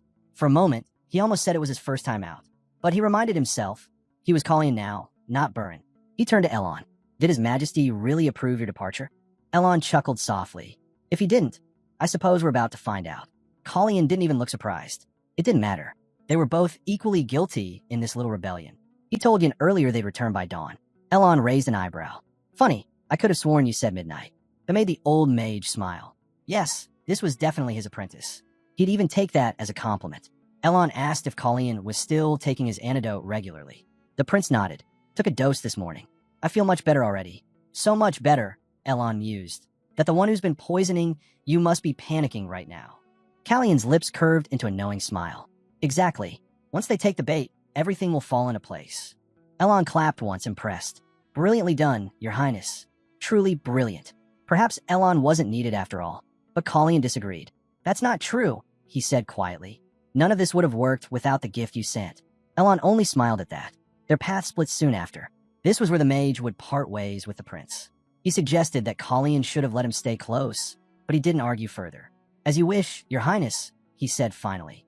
Callion knew his mentor would understand. Tynancia Street housed the Magicians Association branch. Once his work was done, he'd meet Elon there again. They exchanged brief farewells and rode off in opposite directions. Before heading to his destination, Callion made one stop at the blacksmith's. He tested the balance of a blade, nodding slightly. It'll do, he muttered, at least until my order's ready. Now, only one thing remained: information. The Sakrisha organization operated the most extensive spy network on the continent, collecting intelligence from every nation. But their agents were more than spies. They were assassins, trained for years to perfection. And the ones who created that deadly network? None other than his father, King de Blanc, and Burin, the man Callion used to be. But that life was behind him now. He was Prince Callion of Kairos. When he reached Tynancia Street, he stood before an old building known as the Pigeon House. He knew better than anyone how dangerous this place could be. He was the one who had trained these agents himself. And now, as a prince, showing up here was almost suicidal. One look at his black hair and red eyes, and his cover would be gone. He had to move quietly, so quietly that even the wind wouldn't notice him. He stepped inside. The place was far larger than it appeared from the outside, dimly lit, lined with cages and scrolls. A man looked up from behind counter. Looking for a pigeon? He asked casually. Callion shook his head. Not today. The man chuckled. They're still sleeping. Or maybe just tired. Long flights, you know. They deserve to rest their wings. In their code, pigeons meant active agents. The ones asleep were the ones laying low, or worse. Then why are you here, friend? The man asked. Bird feed, Callion replied smoothly. I heard this was the place to get it. Before the words could settle, a blade flashed through the air. Callion twisted aside. His cloak tore, but his skin remained untouched. The attacker sneered. Can't recall any pigeons being sold recently. Callion steadied his breath. So that's how it's going to be. He knocked the dagger away. Seems one of your birds flew the nest, he said evenly. Went off to find food on its own. Can't blame you if you couldn't sell it. In the Sakrisha, birds refer to field agents. Their true identities were kept hidden, even from each other. That way, if one was caught, the others would remain safe. The man narrowed his eyes. Whose bird are you, then? Callion smiled faintly. That depends, he said. Whose name would you believe? If he invoked his father's, no one here would dare question him. And if he pretended to be one of Sakrisha's own, no one would ever know. Kalyan introduced himself as the Nebulade's bird. From this moment forward, Kalyan decided he would become the first prince of Kairos to use one of Sakrisha's own spies to uncover secrets about his own kingdom. A risky move, but necessary. I need some food, Kalyan said quietly, for a little bird that's just left its nest. The man's eyes flickered with understanding. Follow me, he said, leading Kalyan through a narrow corridor into a hidden room. The walls were lined with strange symbols, and the air carried the faint scent of oil and metal. New face, huh? The man said, glancing back. Remember my name? You'll be hearing it again.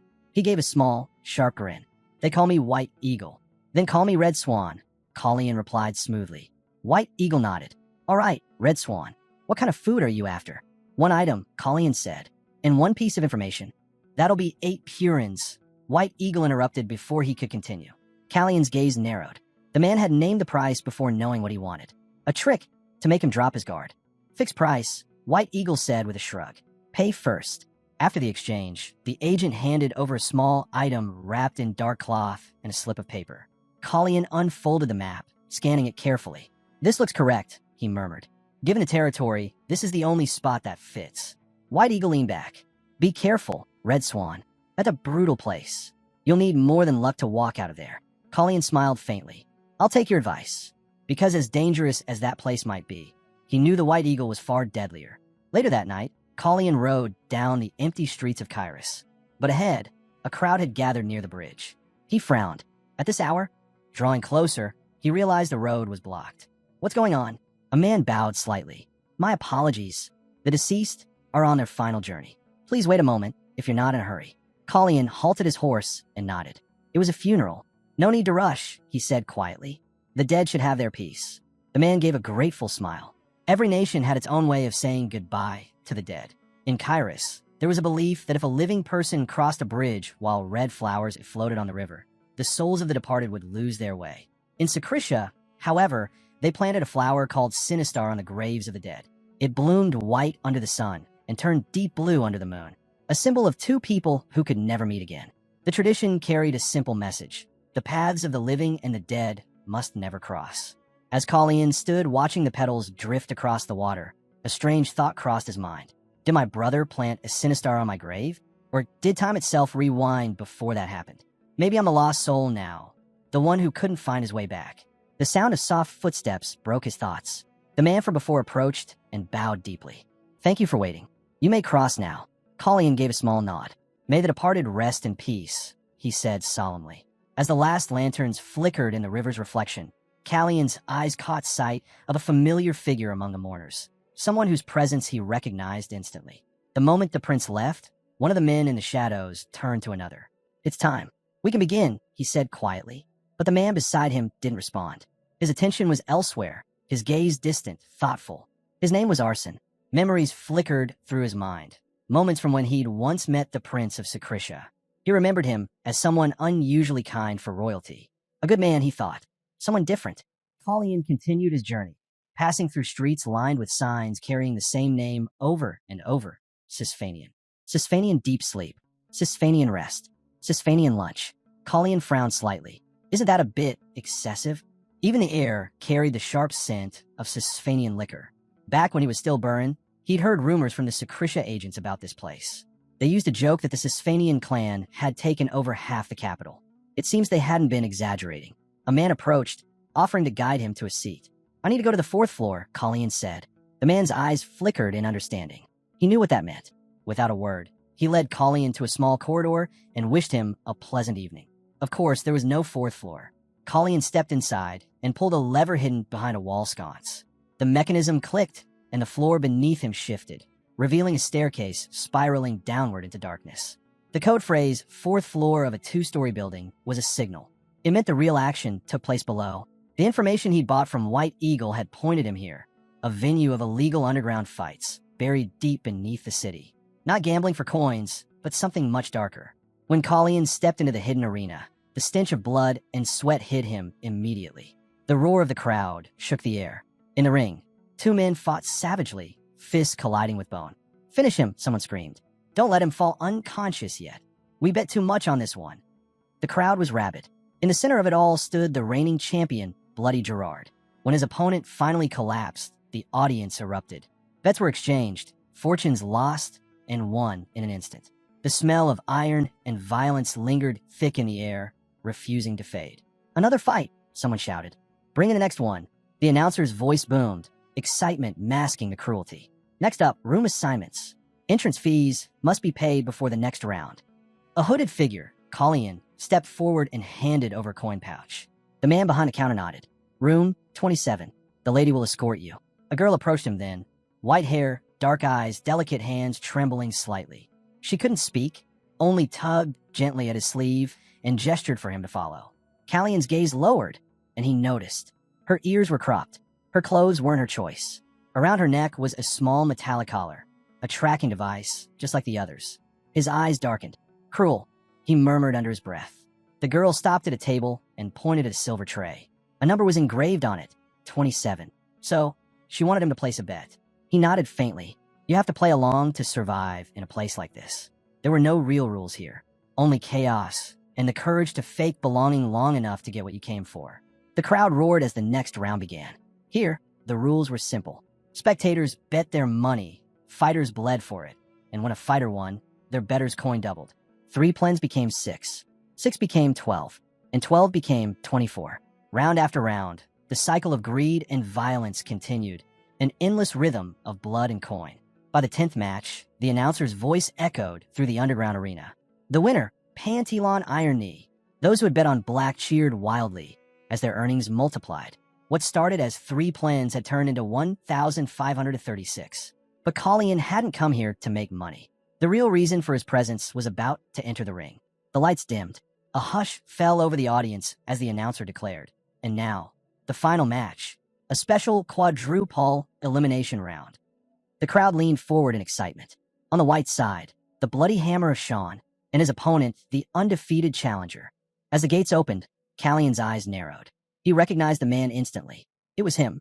In his previous life, the man had fought to survive, forced to battle for coin, caged like an animal. He'd made a living in the ring until tragedy struck. His sister's death had taken everything from him. The announcer's voice cut through the noise. Introducing Monstery Kiri. The name hit Colleen like a blow. Once, he had asked Kiri if he wanted to be a knight. But Kiri had simply smiled and said, "No, your highness. I want to be your sword." And now, here he was broken, bloodied, fighting for scraps of survival. A tragic fate for the sword that once swore loyalty to him. Without hesitation, Colleen placed his bet. "Everything on black," he said. Gasps rippled through the stands. Even the dealer froze. "All of it? Are you sure?" The crowd began whispering. Has he lost his mind? Who in their right mind would wager everything on a fighter with a 0% win rate? "He's never won a single match," someone scoffed. "That's suicide." Another man approached Colleen, lowering his voice. "That's a heavy bet, friend. No need to waste it. Put on the other one. Bloody Hammer Sean will crush him." Colleen turned slightly. "You've checked the chips, haven't you?" The man blinked. "What?" "Check them again," Colleen said quietly. Carefully. The man hesitated, confused. But Callion's tone left no room for argument. Meanwhile, the crowd chanted for blood. "Kill him. If he dies, the payout goes tenfold." The arena shook with bloodlust. And as the gate clanged shut, the final match began. The bloody hammer of Sean charged forward with terrifying force, his weapon gleaming red under the light. Kiri barely managed to duck, but the hammer came down again with brutal speed. He blocked one strike, then another, but the sheer power sent him stumbling back. Pain lanced through his ribs as the bloody hammer kicked him hard, the impact throwing him into the steel netting of the arena. The crowd erupted. The ring filled with the sound of metal and flesh colliding, the chants of gamblers echoing like thunder. Kiri's breath came in ragged gasps, but his eyes didn't waver. He was still standing, and somewhere in that chaos, Callion's calm gaze didn't move from him for even a second. The arena trembled with shouts and stomping feet. "Ended already," the crowd howled. "Let the bloody hammer finish him." With his fists this time, Callion's sharp eyes followed every movement inside the ring. Kiri was taking a beating, blow after blow. Without a weapon, he was getting pummeled like a defenseless target. But something felt off. Kiri could end this if he wanted to, Colleen thought. So why isn't he fighting back? Bloody Hammer sneered, wiping blood from his mouth. "You're too slow, rat. Too stubborn to die." Kiri staggered, coughing up blood. His arms trembled as he barely blocked another punch. "It ends tonight." Bloody Hammer roared, stepping in for the kill. The crowd erupted, sensing the finale. But before the hammer could strike, Kiri, Kallian's voice cut through the chaos. The sound froze the fighter mid-swing. "Don't open your shoulders before you attack," Kallian shouted. For a heartbeat, Kiri's eyes widened in recognition. Then he moved. He ducked under the next punch, just in time. The air whistled as the hammer's fist missed his face by inches. Kiri's knees bent, muscles tightening. He drove his own fist upward, slamming it straight into the bloody hammer's ribs. A crack echoed through the arena. The champion staggered back, coughing blood. Kiri pressed in, 1-2. Then the final strike. His fist crashed into the man's jaw, sending him sprawling across the floor. Silence. The entire arena froze. No one breathed. Then the announcer's trembling voice rose, almost disbelieving. "The victor, monster-eyed Kiri, the undefeated Bloody Hammer, has fallen." The crowd erupted into chaos. Cheers, curses, and cries blended together. Some celebrated, others shouted in rage. "Because of that damn trash fighter, I lost everything. Kill him next time." Kallian couldn't help the faint smile tugging at his lips. For the first time in a long while, he felt proud. Kiri had done it. Soon after, a man approached him respectfully. "Excuse me, sir. Someone's looking for you. Please come this way." The official glanced nervously at the pouch of coins in his hand. "You're talented, kid. Turning 3 Purins into 6,000. That's no small feat." But there was hesitation in his tone. Still, giving such a large amount to someone so young feels risky. Kallian tilted his head slightly. So that's how it's going to be. He expected the man to negotiate, maybe test him subtly. Instead, the fool tried to pressure him. The man frowned. "Take off your hood, boy. Let me see your face." Kallian's smile faded. "Are you sure you want that?" The man scoffed, leaning closer. "You think you're too good to show yourself? What are you hiding under there?" Before he could blink, a sharp thwack. A dagger buried itself through the man's hand, pinning it to the wooden counter. He screamed in agony. Kallian withdrew the blade, his expression calm. "What's wrong? I thought you had at least some common sense." The man trembled, clutching his bleeding hand. He finally realized the truth. This wasn't just some reckless gambler. He just angered someone far more dangerous. Desperate, he tried to backtrack. "I meant no harm. The amount is just too large to hand over at once. Please, wait a few days." Kallian interrupted coldly. "I don't need your money." The man blinked, confused. "Then what do you want?" Kallian sheathed his dagger. "Give me Kiri Monstery." The man froze. "W what?" Kallian's voice dropped to a whisper. "You heard me. I want him." The man hesitated, sweating. "But that fighter, he's worth a fortune. He just started making us money." Kallian's gaze darkened. "Then you'd better decide what's worth more." The silence that followed was heavy and deadly. "Master will never allow it," the man stammered. "You're insane. Anyone who tries that would lose his head." The others around him murmured in agreement. The stranger before them, this hooded noble, had to be out of his mind. He was alone, outnumbered, and yet not a trace of fear. Then, without a word, Kallian's aura flared. The air trembled. Before the man could even blink, the dagger in Kallian's hand shimmered with power. He opened his mouth to speak, but in the next instant, he was standing there in nothing but his underwear, his clothes shredded by the blast of energy. The entire room went silent. Kallian stepped closer, voice calm and sharp as a blade. "Tell me," he said softly, "if I offer you 6,000 plans and your life, will that be enough to negotiate?" The man swallowed hard, his face pale. "Why you used aura?" Kallian tilted his head. "So you noticed? Bring Kiri here," the man shouted to his subordinates, panic cutting through his voice. He was right about one thing. Kallian's body couldn't handle another aura surge like that. But for now, it didn't matter. All he needed was time. Moments later, the man returned, sweat dripping down his temples. "There's a problem." Kallian's eyes narrowed. "What problem?" "It's Kiri. He refuses to leave without the girl." The half-elf Hina.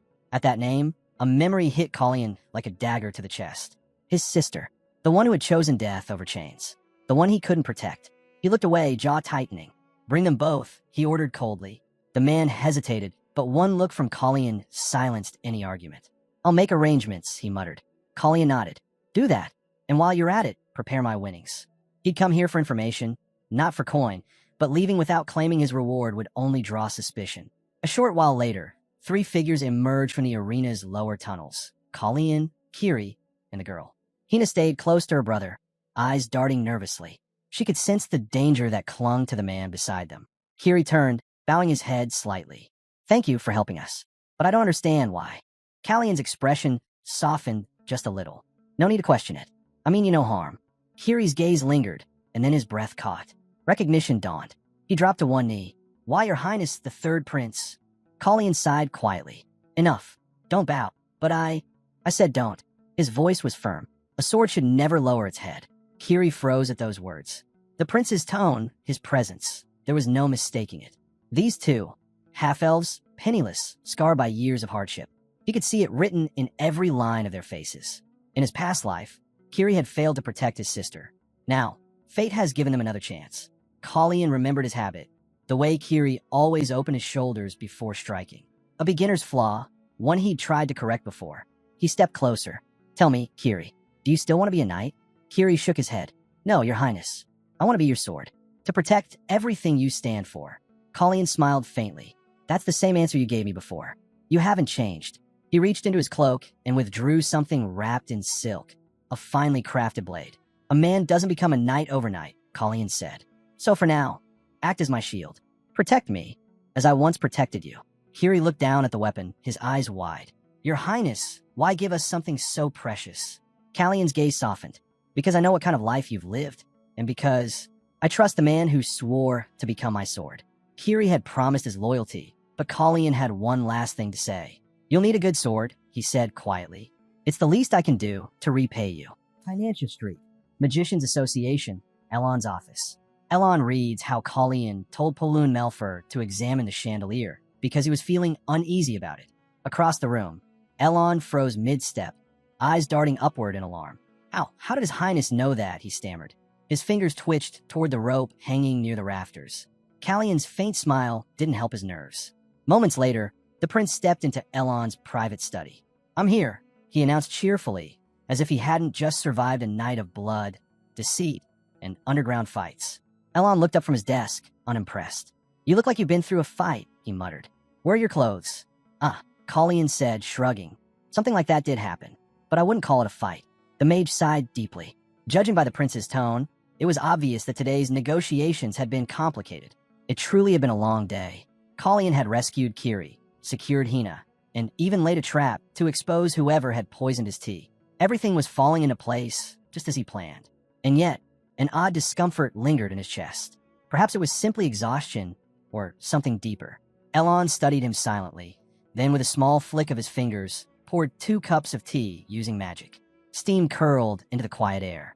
Finally, this office looked like what one would expect from a royal magician. But Callion's curious eyes wandered, half expecting something strange. Floating eyes, enchanted flasks, or bubbling cauldrons. Instead, it was disappointingly ordinary. Though one item did catch his attention, a dagger, lying bare on the desk. No sheath, no markings. Just familiar. Too familiar.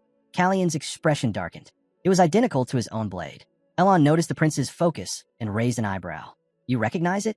The dagger suddenly lifted into the air, suspended by invisible magic. It turned, gleaming faintly, then shot forward like lightning. Colleen moved, but too late. The blade grazed his arm, drawing blood. Elon's voice was calm. Don't misunderstand. It's a Sisphanian creation, a magic weapon that copies the form of another person's hidden blade. I wanted to see your reaction. Colleen pressed a hand to the wound, his aura instinctively flaring to life. The sudden surge of energy filled the room. Elon's eyes widened. Aura? The man who once claimed not to know how to hold a sword was now channeling aura powerful enough to rattle the air. Elon exhaled slowly. When I first met you, I had a feeling, he said softly. Your Majesty once told me you were afraid of horses, and the nobles say you've become someone else entirely. He paused, studying the faint glow around the prince's hand. When you learned about the poison, you didn't fear death. You fought to live. That energy, he met Callion's eyes. It belongs to someone who's been killed before. The prince said nothing. The silence between them was heavy, but not hostile. Elon continued quietly, and somehow, you knew there'd be an accident at the riding show before it happened. Didn't you? Callion's gaze flickered. Perhaps. Then, Elon said at last, You owe me an explanation, my prince. Who are you, really? For a long moment, Colleen didn't answer. Then Elon lifted his hand, a soft light glowing from his palm as healing magic spread over the wound. At first, Colleen thought it was suspicion, distrust. But then he saw it. Elon wasn't doubting him. He was choosing to believe. From the moment Colleen began speaking, Elon understood. The man sitting before him, this so-called prince, wasn't the real Colleen Kairos. My real name, he said quietly, is Burin Sakrisha. The words hung in the air like a spell. Kalian, or Burin, explained everything. How he'd awoken in another body. How his own life had ended, and his consciousness had crossed time and space into this form. Elon listened silently, his expression unreadable. Then, finally he spoke. So, it's about the time axis, isn't it? Burin nodded. Elon frowned in thought. Then the real Prince Kalian, is he dead? Probably not, Burin replied. I can still feel him, faintly, somewhere inside, like a quiet heartbeat. Elon folded his arms. I see. He remembered their first meeting, the day the prince said he didn't desire the throne. Then tell me, Elon said slowly, what is it you do want? Burin lowered his gaze. I want to prevent a war. That's all. He hesitated. I still don't know why Planche tried to seize the time axis. But if I don't find the root cause, it'll happen again. And next time, it might destroy everything. Elon's eyes sharpened. So is that what you want? Or what Burin's older brother, Chase, would have wanted? Burin blinked. Chase. The mage sighed. There's something you should know. He leaned forward, his voice measured and deliberate. In this world, Prince Chase is the only prince of Secretia. He's the sole son of a royal concubine. The queen has no heirs. Burin froze.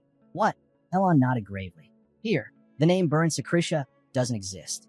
Not in Secretia, not in any kingdom, on this earth or any other. The prince's breath caught. So I don't exist? Why then, had time turned back? Was something broken? Elon continued. When you used the time axis, the coordinates, both time and place, were wrong. That's why you ended up inside Kalian's body. He paused.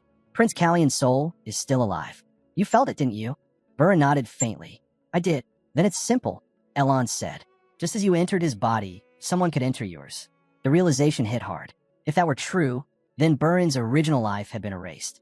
He had taken over another's existence. It's no different than stealing someone's life, Burin murmured. Elon didn't deny it. Meanwhile, Chase has already secured his position as the crown prince of Secretia. The timeline you remember, the past you lived, it's all changed. The present is different, and so is the future. Burin's eyes darkened. So even the three princes of Kairos. Yes, Elon said. Their fates hang by a thread. That's why you must focus on this world, on this life. Let go of the other one. Prince Chase doesn't need your worry anymore. He's grown strong on his own. It was clear what Elon was truly saying. Don't live shackled to the past. Burin looked down at his hands, silent. Then he spoke softly. I know what troubles you, master. But what you fear won't happen. He looked up, determination shining in his eyes. The day I woke up as Kalian of Kairos, I made a vow to leave Burin's life behind. Elon's gaze softened, the faintest smile forming at the edge of his lips. Those words, simple as they were, carried weight. They meant acceptance. Still, a trace of uncertainty lingered in Burin's voice. But even if I'm not the real prince, even if I'm not truly Kalian Kairos, will everything really be all right? Elon met his eyes, and after a long pause, said gently, Then let me be honest with you too. He had only one student, one he intended to face last. Kalian looked straight at the wizard and asked if he knew anything about the time axis. The old man didn't even flinch at the name. That alone said enough. He clearly knew something. About a year ago, Prince Chase had sought the wizard's advice about the Wasp of Time. Elon, ever cautious, had studied the relic carefully. But in the end, he discovered only one thing. It wasn't made by human hands. Then, just a month ago, news came in. The time axis had vanished. Odd, considering the prince had appeared in this very timeline only about a month earlier. The timing was too perfect to be a coincidence. When the protagonist returned, the time axis disappeared. How could that happen? And why did he come back at all? Elon cut off Kalian's questions before they could spiral further. No matter how long they thought, they wouldn't find the answers on their own. But there was someone who might know more, someone even Elon respected. Her name was Sisphanian, and soon, the prince would meet her himself. His coming-of-age ceremony was approaching, a royal tradition known as the Roselida. Every prince of Kairos had to visit Sisphanian's estate to formally declare himself a full member of the royal family. Only then could he learn the will of the Sisphanian. But before any of that, Kalian needed to stay alive. The seeds he'd planted were beginning to sprout, and time was running out. Back at the palace, Yin told Kalian that he didn't realize how deeply worried he was. The man who'd promised to return by midnight didn't come back until dawn. Still, that was nothing new. When Kalian turned to Yin, the man bowed slightly and suggested the prince wash up before resting. But instead, Kalian smirked and told him there was something interesting he wanted to show. Yin followed him to the terrace, confused. The early morning air bit at their skin, cold and sharp. On the table sat a small pot with a delicate flower, a gift from Magicians Association. Hobbyists loved it for one peculiar reason. Even after it wilted, it released glowing pollen. Because it was so rare, its traits were still a mystery. Colleen accidentally spilled some of his tea into the pot, the same tea he'd laced with poison. He wanted to see how the servants reacted, knowing that even a single sip would kill an ordinary person within a week. Naturally, a plant exposed to the poison should have withered on the spot. But this one didn't. It stood tall, untouched, vibrant, alive, almost as if someone had replaced it on purpose. And once the switch was made, they couldn't simply throw it away. So they placed it in the safest place they could find and waited. The garden outside was breathtaking, serene, flawless, almost too perfect. And that beauty, Colleen thought, would lead him straight to the culprit, the mistress of Hija Palace, Queen Celise. Rain tapped softly against the windows as Yin entered the prince's chamber, carrying a tray of steaming tea. Colleen greeted him casually, and after setting the tray down, Yin asked if His Highness had slept well. Colleen smiled faintly. I did. And you? Yin nodded, returning the familiar morning greeting he always gave the prince. But somehow, it felt different today. Colleen's tone is calm. It all seemed oddly out of place. I'm just an early riser, Colleen said. Yin chuckled. That's strange. The sun rises in the west now. The prince said nothing. His eyes lingered on the cup before him, silent and watchful as the rain continued to fall. When he finally took a sip, the flavor caught his attention, faint, but not quite the same as usual. There was something off. Celise had done it. She'd slipped the poison into the tea after all. Setting the cup down, Colleen asked, almost idly, has there been any word about gathering the aristocrats within the week? Yin straightened. Yes, Your Highness. Next week, there's a meeting of all nobles, His Majesty included. A banquet will follow afterward. Callion's lips curved slightly. Perfect. Then let's make sure Queen Celise has a reason to lose her mind by then. He swallowed a small pill from his pocket. Yin noticed and frowned. You've been taking those for days now? What are they? Supplements. Colleen replied easily. My body's been weak lately. Let's head to the gym later. Maybe have breakfast early too. Yin nodded, still uneasy. He glanced down at the tray, the teacup, the pot. Something about it all gnawed at him, but he said nothing. Later that morning, one face was notably missing from the breakfast room. Blanche. Honestly, Colleen didn't mind. The fewer distractions, the better. His plan needed precision, and Blanche's presence always risked throwing things off. When the crown prince entered, Colleen greeted him with an odd remark. The roses are blooming early this year. Randall blinked, unsure what to say, then quietly excused himself and left. Yin, baffled, whispered, Why did you mention a rose? Colleen replied simply, I saw one while walking. It reminded me of my brother. He used to tend the roses. There was no deeper meaning to it, just a memory. Even with the rain pouring down, Colleen didn't skip training. He pushed his limits, ignoring the ache that spread through his body until Elon appeared. You're getting worse every day, the man said bluntly. Colleen shot him a look. If I skip training, I'll really be in trouble. Elon smirked. You always were hard on yourself. Colleen was still catching his breath when he asked, Where did you come from? Manisil. Elon answered. I had a talk with Romaine. The prince froze. Elon had just called him by his first name. But Elon only shrugged. It's just a title, Colleen. Besides, I'm about the same age as the magician's grandson. After their training, Elon couldn't help but wonder why the prince had called for this old man in the first place. Colleen, calm as ever, had two requests for his former master. First, he needed two identities. Elon didn't see that as much of a challenge. But before he could ask why, Colleen continued. The second request was more complicated. He wanted to investigate a death, one that involved several aristocrats, especially those connected to the Breeson family. Elon sighed. Two major requests at once, Your Highness. You're asking a lot of me. Both need to be done, Colleen replied firmly. And soon. Is there something urgent? Elon asked. That's when the prince revealed it. The dosage of the poison had increased. Elon's expression darkened. So you found the culprit? Colleen didn't answer directly, but his silence said enough. Elon could already guess. It wouldn't be long before the mages began to intervene, and when that happened, control would shift quickly. Going up against an archmage was no small thing. Elon looked at his pupil, uneasy. You're not planning to use them as a shield, are you? Colleen shook his head. Not a shield, he said quietly. A weapon. He knew better than anyone how deadly magecraft could be. He'd seen it destroy his homeland, watched entire armies fall before a squad of white demons crafted by magic. That was why he wanted to form an order of mages of his own. Elon frowned. Mages aren't like knights, Colleen. They don't grow stronger through simple training. You must understand that. Colleen smirked. I do, but it's still possible. He remembered how Romaine once tried the same thing. When Romain announced he was creating an order of mages, everyone, even the Brizons, dismissed it as a fool's dream, which, ironically, was what allowed him to succeed in secret. And he did succeed for a while. But soon after the order was formed, Romain died. Everything he'd built passed quietly into the hands of Planche, who then ascended the throne. Elon already knew how that story ended. This time, Colleen said, "It won't be so easy for them. The Brizons will interfere, and I'll use what Celise did to make sure of it."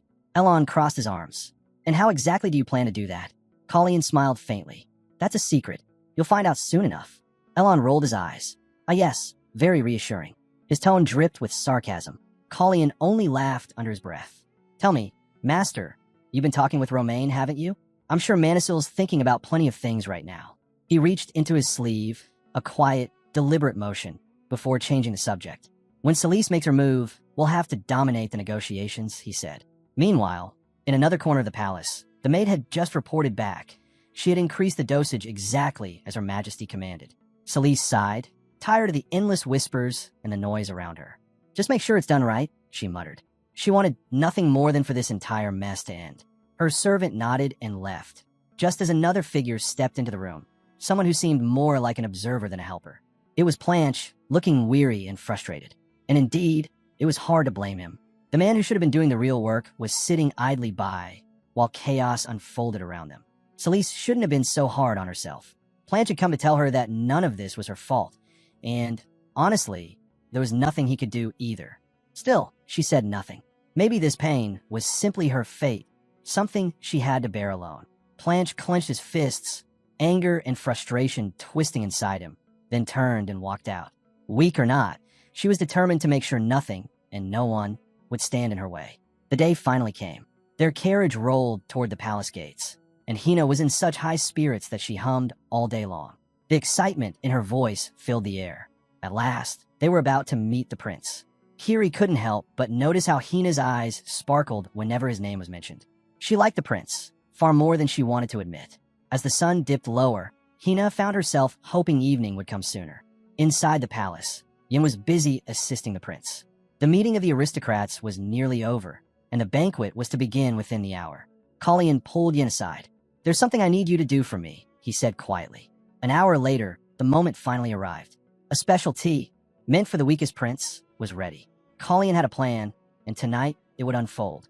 When the third prince stepped into the banquet hall, it would mark a turning point, one that would change everything. Meanwhile, Yin had already saddled his horse and was riding hard through the rain. Colleen had handed him 2 letters, one addressed to the Magicians Association and the other to his teacher. "Deliver this one to the association first," Colleen had said, "then bring the teacher back with you." Yin nodded, but couldn't shake the unease building in his chest. The idea of the prince going alone to the banquet, it didn't sit right. But Colleen had smiled calmly. "Don't worry, I'll handle the rest." Even so, Yin couldn't shake the feeling that something was wrong. Maybe it was nothing, just the same anxious thoughts that had been haunting him these past few days. After all, what could possibly happen to a prince at a royal banquet? At the Magicians Association, a young girl hurried into the study where Manisil was working. "Everything's ready," she announced. "We've gathered plenty of information, though it's only on the official cases." Oria Siren, the head of the Kairos Mages Association, glanced up from her desk. "But the fact that none of this has been made public, that's suspicious." Elon leaned back in his chair. "Not really. Weak nobles wouldn't dare question the Brisson family. If they did, they'd be the next unsolved case." Oria frowned. "Then how exactly does the prince plan to use this?" Before Elon could respond, Yin burst into the room, breathless and soaked from the rain. "Good. Sir Manisil and the head are both here," he gasped. "The prince sent letters for you." He handed one to Oria, who tore it open immediately. Elon fastened his cloak, his expression hardening. "Where's the banquet being held?" he asked. Yin blinked in confusion. "Wait, you don't have an invitation. You can't enter." Elon ignored him. "There's no time for that." Yin's voice trembled. "No time? What do you mean?" Elon's eyes darkened. "Because if we don't go now, your prince might die." The words hit Yin like a blow. He looked down at the letter again, and there it was, written in the prince's own hand. Colleen intended to make a deal with Queen Celise tonight, and he was putting his life on the line to do it. If anything went wrong that night, the teacher's duty was clear. He had to save Kal-Ion. 1 hour earlier, the banquet had yet to begin. In a quiet, lavish chamber, only 2 people sat facing each other, Prince Colleen and Queen Celise. Colleen spoke first, his tone calm but sharp. Why don't we be honest with each other? The queen gave a small, amused smile. Honesty, she repeated. I suppose I don't mind. But I wonder what could possibly change from that. Colleen raised his cup and took a slow sip of tea. Let's just not forget about decorum while we do, he added. Celise studied him, still trying to figure out what he was after. In the end, she decided to argue. Anything to maintain control. For a brief moment, she even regretted ever taking an interest in someone like him.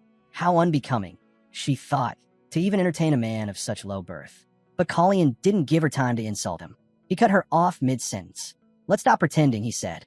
You and I both know about the poison in that tea. The queen froze, only for a second, then masked her expression behind a smile. I have no idea what you mean, she replied smoothly. Both of them sat there, wearing polite smiles, their words soaked in venom. It was a dangerous dance of deceit. Two masks talking over a cup of poison. Celise repeated her denial. I truly don't know what you're implying. That's fine, Colleen said, setting his cup down. I assumed you'd say that. He had already prepared himself for this. He knew he had to take a risk, one that might kill him, if he wanted to stop the queen from ever trying something like this again. Reaching in his coat, he revealed a small vial.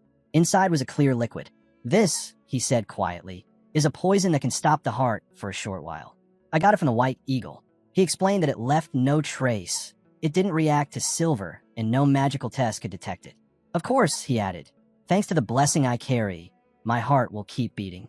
The blessing only works once, though, so while it neutralizes this poison, the one you've been feeding me until now will finally spread through my body. He smiled faintly. I wonder who everyone will suspect first. Celise laughed, loud and cruel. You really think everything will go according to your plan? She sneered. You think this is the first time I've done this? Her voice dropped, venomous and cold. Who do you think sent your mother to the far side of the world? For the first time, Callion's calm cracked, a flicker of anger in his eyes. Still, he managed to speak evenly. So what should I do with this tea, your majesty? Celise's smile returned, sharp and cruel. Drink it, as much as you can. Colleen lifted the cup again and took a few slow sips. To her, he must have looked like a fool, a naive prince who dared to challenge a queen no one else would cross. After all, even Romain himself had once feared Celise. There was nothing she couldn't take for herself. Power, loyalty, even thrones. That was how Celise had risen, step by step, erasing everything that stood in her way. And now, there's only one thing left she desired, and she would stop at nothing to claim it. And with that, the banquet began. The sight before her was almost beautiful, like a perfect scene unfolding just for her. Then, suddenly, Colleen collapsed. Gasps rippled through the banquet hall. Every noble, every servant, every guard saw it happen. The prince. Call the priest now, someone shouted. But to Celise, it was simple. He was doing exactly what he'd always done, becoming a ladder she would climb higher upon. No one noticed who had pulled the fallen prince away from danger. The guards rushed in, forming a circle around the scene. The drink was poisoned, someone cried. The chaos erupted even before the king had lifted his fork. When did he drink it? Another voice asked. Could he have taken the poison earlier? Silence, a royal guard barked. Keep your mouths shut, unless you want to lose your heads. No one argued. No one dared. A single glance around the hall told the story. No one was brave enough to accuse the queen. And that silence meant only one thing. This was Celise's victory. Romain rushed forward, his face pale, his eyes fixed on his son's still body. Colleen, wake up. Please, someone, where's the priest? But the priest was nowhere to be seen. Colleen should be with him, he yelled, desperation cracking his voice. Then, for the briefest moment, Colleen stirred. His trembling hands reached toward his father. And in that instant, Romain's heart stopped. That sight, that movement, it was too familiar. It was exactly what had happened years ago when Callion's mother lay dying, poisoned in her chambers. Back then, she had grabbed Romain's hand and whispered one final plea. Protect our son. And now, the same scene was repeating itself. History replaying like a cruel curse. Fury overtook him. As Celise rose from her seat, feigning horror, Romain's voice cut through the hall. Were you trying to kill my son, Celise? The words slammed through the silence, freezing everyone in place. Gasps, murmurs, disbelief. Even the nobles who usually bowed to her looked stunned. The other princes stared wide-eyed. No one had ever dared speak to the queen like that. Even Celise herself looked caught off guard for a moment, then recovered with a gasp of false shock. Your Majesty, what are you saying? She replied, her voice trembling just enough to sound convincing. The poor boy has always been weak. I've heard he suffers from a chronic illness. Whispers rippled again, the same excuse she had given when Freya died. And just like before, she wasn't alone. The Knights of the Brisson family stepped forward to stand at her side. Salice's tone turned sharp. This is a tragedy, but it is not a crime. Even if you accuse me, Your Majesty, you have no proof. Who can say the boy was ever healthy? Her gaze swept the room, daring anyone to contradict her. And of course, no one did. After all, the princes shared breakfast every morning. They could easily be made to say that Colleen had looked unwell. It was a perfect shield, cold, ruthless, and clever. Romaine's jaw tightened. That's enough, he said finally. His voice was steady now, but his fury burned beneath every word. She says she's worried, he muttered, almost to himself. But all she's ever cared about is her own power. He was making a huge scene over Colleen, and Salice couldn't help but worry. Their child condition was getting worse by the minute. The tension was thick enough to snap. Romaine's hand was already on his sword, ready to draw it, when suddenly someone else stepped in. She paused, realizing something didn't add up. It was Planch who spoke next, insisting Colleen was perfectly fine. He'd never seen any sign of illness in the boy. That only made the queen's anger flare. Moments later, the priest arrived. Salice was returning to Hija Castle, and the king ordered divine power to be used immediately to heal Colleen before it was too late. But just as they prepared, a sudden barrier appeared around the young hero. It blocked every attempt to channel divine energy. Elon stepped forward, confused and frustrated. Why were they so desperate to kill this boy? The king glared, completely lost. He needs treatment right now. That's when Elon spoke, his voice steady but grim.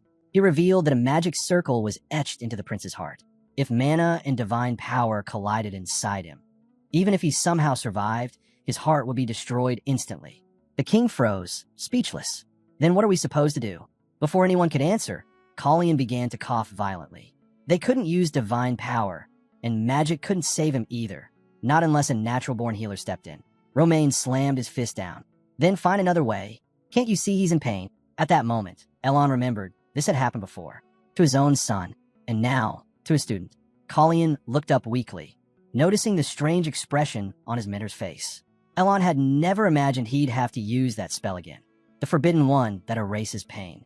Outside, the world continued as if nothing was happening. People walked through the streets peacefully until the sky filled with falling flyers. Each one carried the same words, cries for truth about the Brisson family, accusations that they had murdered 37 people. The storm of rumors hit like a typhoon. Whispers spread. The queen poisoned Prince Colleen. The Brisson family's crimes were exposed, and the kingdom's anger boiled over. No one dared cross the Brisons now. Even the king pointed to the queen as the one behind the poisoning. The queen is a murderer, they shouted.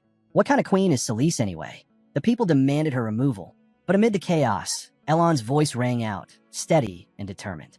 Colleen called for the creation of a new order of mages, one that would rise while Salice's power crumbled. Everything finally started to make sense, though not completely. There were still things that didn't add up. How could this boy share the same vision as the king? The same dream of creating an order like that? At that very moment, negotiations were underway between Colleen and the queen. Salice says Colleen must have been incredibly busy. She couldn't even tell when he'd had the time to prepare all of this. Colleen smirks, saying that he has no idea what she is talking about. He thanks Salice's care for allowing him to rest. This was the same man who'd been at death's door for an entire week. Yet now his voice sounded calm, steady, alive. He nearly crossed to the other side and somehow returned. Colleen quietly admitted it might be a long while before they met again. If she had nothing else to say, he wanted to rest, alone. But the queen pressed further. What if everything changes, she asked. That was something she should have said a week ago. Now everything around them has shifted. Then let's start, he said. I'd like to hear what you've prepared. As long as the information was correct. The queen claimed she had no objections to His Highness's plans. But Colleen only laughed. She had misunderstood him completely. He never needed her permission to begin with. Now, she had nothing left to bargain with. He leaned forward. Then tell me what you really want, she said at last. The sound of clashing swords echoed in the distance, a reminder of the unrest beyond these castle walls. Callion's voice hardened. As long as this land is ruled by the descendants of Sisphania, I'll take back everything the Brisons have stolen. That's why he wanted the queen to remove Commander Pable. Her expression faltered. Pable wasn't just any soldier. He'd been personally appointed by the Marquis of Brisson to lead the royal guard. Losing him would cripple Salice's military strength. Half her power would vanish overnight. But Colleen didn't care. Remove him, he said, and form an order of mages. Spare nothing. Yen, who'd been quietly standing by, noticed the prince's signal and stepped forward. He handed the queen a parchment, sealed with the mark of oath. The queen's eyes narrowed. She knew exactly what that meant. The seal bound both of their hearts. If either broke the vow, their heart would shatter and death would follow instantly. Elsewhere, a servant rushed to Randall with news. The third prince had awakened, and Queen Celise had already gone to see him. Randall remembered the last time their eyes met, just before Colleen fell. He realized it then. This boy had been drawing him into his game from the very start. He wondered how this rose would bloom, how far the prince would go. Randall almost considered giving Colleen what he wanted. But then Blanche appeared. Randall hadn't expected that. Blanche never backed down. Something was definitely different this time. Back in the negotiation chamber, the air grew tense again. The oath was unavoidable. Callion's trust in the queen was far too weak for anything else. In silence, the queen snatched the quill from Yan's hand and signed the contract. With everything finally settled, Colleen spoke again, his tone calm but sharp. He explained that he was only being this clear because he didn't trust the queen to understand him otherwise. His words carried weight. He'd never shared a good relationship with his brothers, and everyone knew it. That day, Blanche's actions hadn't been for Callion's sake at all. If the queen had said even one more word, the king's sword would have silenced her where she stood. She hesitated, but in the end, she still left. Later, Elon was surprised when he heard that Celise had come to visit. Scattered around the room were banana peels. Apparently, the prince had been snacking nonstop. This prince must have quite an appetite, Elon remarked dryly. Colleen grinned. Bananas are delicious, but nothing tastes as good as being alive again. He was half joking, half serious. After all, he had just come back from the brink of death. Elon rolled his eyes. You're unbelievable. He almost kicked the prince off his chair out of pure frustration. If his siblings hadn't walked in just then, he probably would have. Among them was Hina, the girl who had saved him. She wasn't just any healer. She possessed the rare ability to channel the power of nature itself. Without her, Colleen wouldn't have survived. He blinked in surprise. Wait, Hina's a healer. Elon raised an eyebrow. You didn't know? Not even in your past life. Colleen shook his head. When I met Kiri, she was already gone. There was no connection between us back then. So, Elon said, you're telling me you purged the poison from your body purely on faith, just hoping you're blessed? Something like that, Colleen admitted. Though, to make it work, I had to take another poison to counter the first. Elon sighed. You really were sick, weren't you? A week in bed, completely helpless. Colleen gave a small, guilty smile and held out a banana. Then I guess I was wrong. Here, have one. Elon waved him off, clearly done with the nonsense, and tossed him a rolled-up scroll. This is what you asked for. Colleen caught it, confused. He'd completely forgotten. It was the identification papers he'd requested. Easy enough to forge, but something about them stood out. The names Kiri and Hina Burin were written on them. They needed a last name, Elon explained. So I gave them yours. The old one. It wasn't a forgery at all. It was official identification. Proof that they were plebeians from Whitland, his territory. Elon had been protecting them all along, treating them as if they were his own people. Colleen smiled gratefully. Thank you, teacher. Elon simply nodded. Romain handled the rest, he added. That caught Colleen off guard. Romain? He hadn't expected him to be involved. Elon gave a faint smirk. So, how does it feel to be the king's favorite son? Colleen laughed under his breath. No wonder the rumors had spread so quickly. The king had caused such a public scene before the nobles that it was impossible to avoid gossip. Well, he said, I suppose it's something I should enjoy while it lasts. After Elon left, Colleen turned to Yin. Clean up those banana peels, will you? But Yin didn't move right away. There was something in his expression, something serious. What is it? Colleen asked. Yin hesitated for a moment before speaking. Your Highness, there's something I need to tell you. Colleen looked at him curiously. Go on. Yin took a deep breath. I'm going to stop serving you. The words hit like a blade to the chest. Colleen froze, completely stunned. Yin had been just a child back then. The rightmost room on the second floor of the mansion. That's where it all began. He entered quietly, greeting his older brother. In that small room, his brother could feel the weight of guilt pressing down on him. He greeted Soroyan as well. Yin turned to his brother with a smile. Did you hear the cicadas today? Those creatures, black, noisy, and strange, filled the summer air with their constant chirping. Their wings fluttered awkwardly, and their songs seemed to come from deep within their bellies. His brother laughed softly. Yeah, they're weird. If you want, Yin said eagerly, I can catch a few for you. But his brother shook his head. No, I don't want to see them. They scare me. I'd rather hear you play the violin. His voice was weak. His condition was getting worse by the day. The man nearby sighed. Mr. Manisil's son knows medicine. Maybe we could ask him again. Isn't the problem something else? How could Slayman ask him to do that?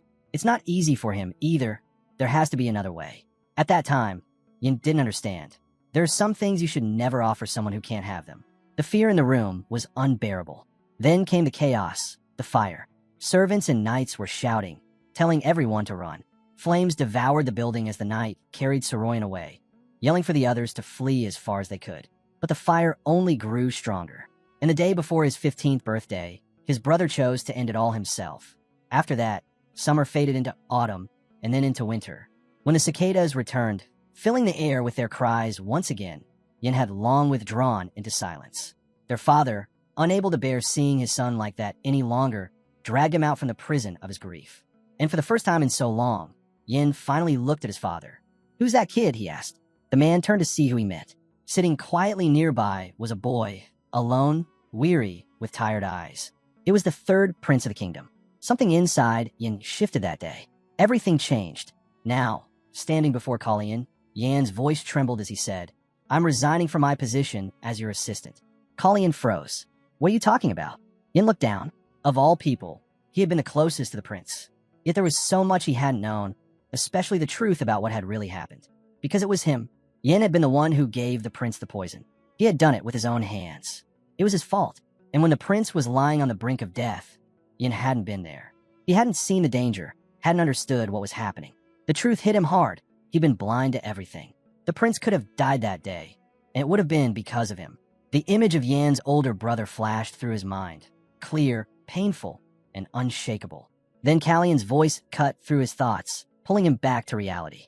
"Look at me, Yin," he commanded. Yin slowly turned toward him, meeting the prince's piercing gaze. Kalian stood tall before him, his tone sharp and unwavering. "Answer me," Kalian demanded. And in that moment, Yin realized it was him. The one standing before him wasn't a memory, not a ghost. It was Prince Kalian, alive and breathing. That's right, Kalian hadn't died. He was here. Every time the prince had opened his eyes in an unfamiliar place, Yin had always been there beside him.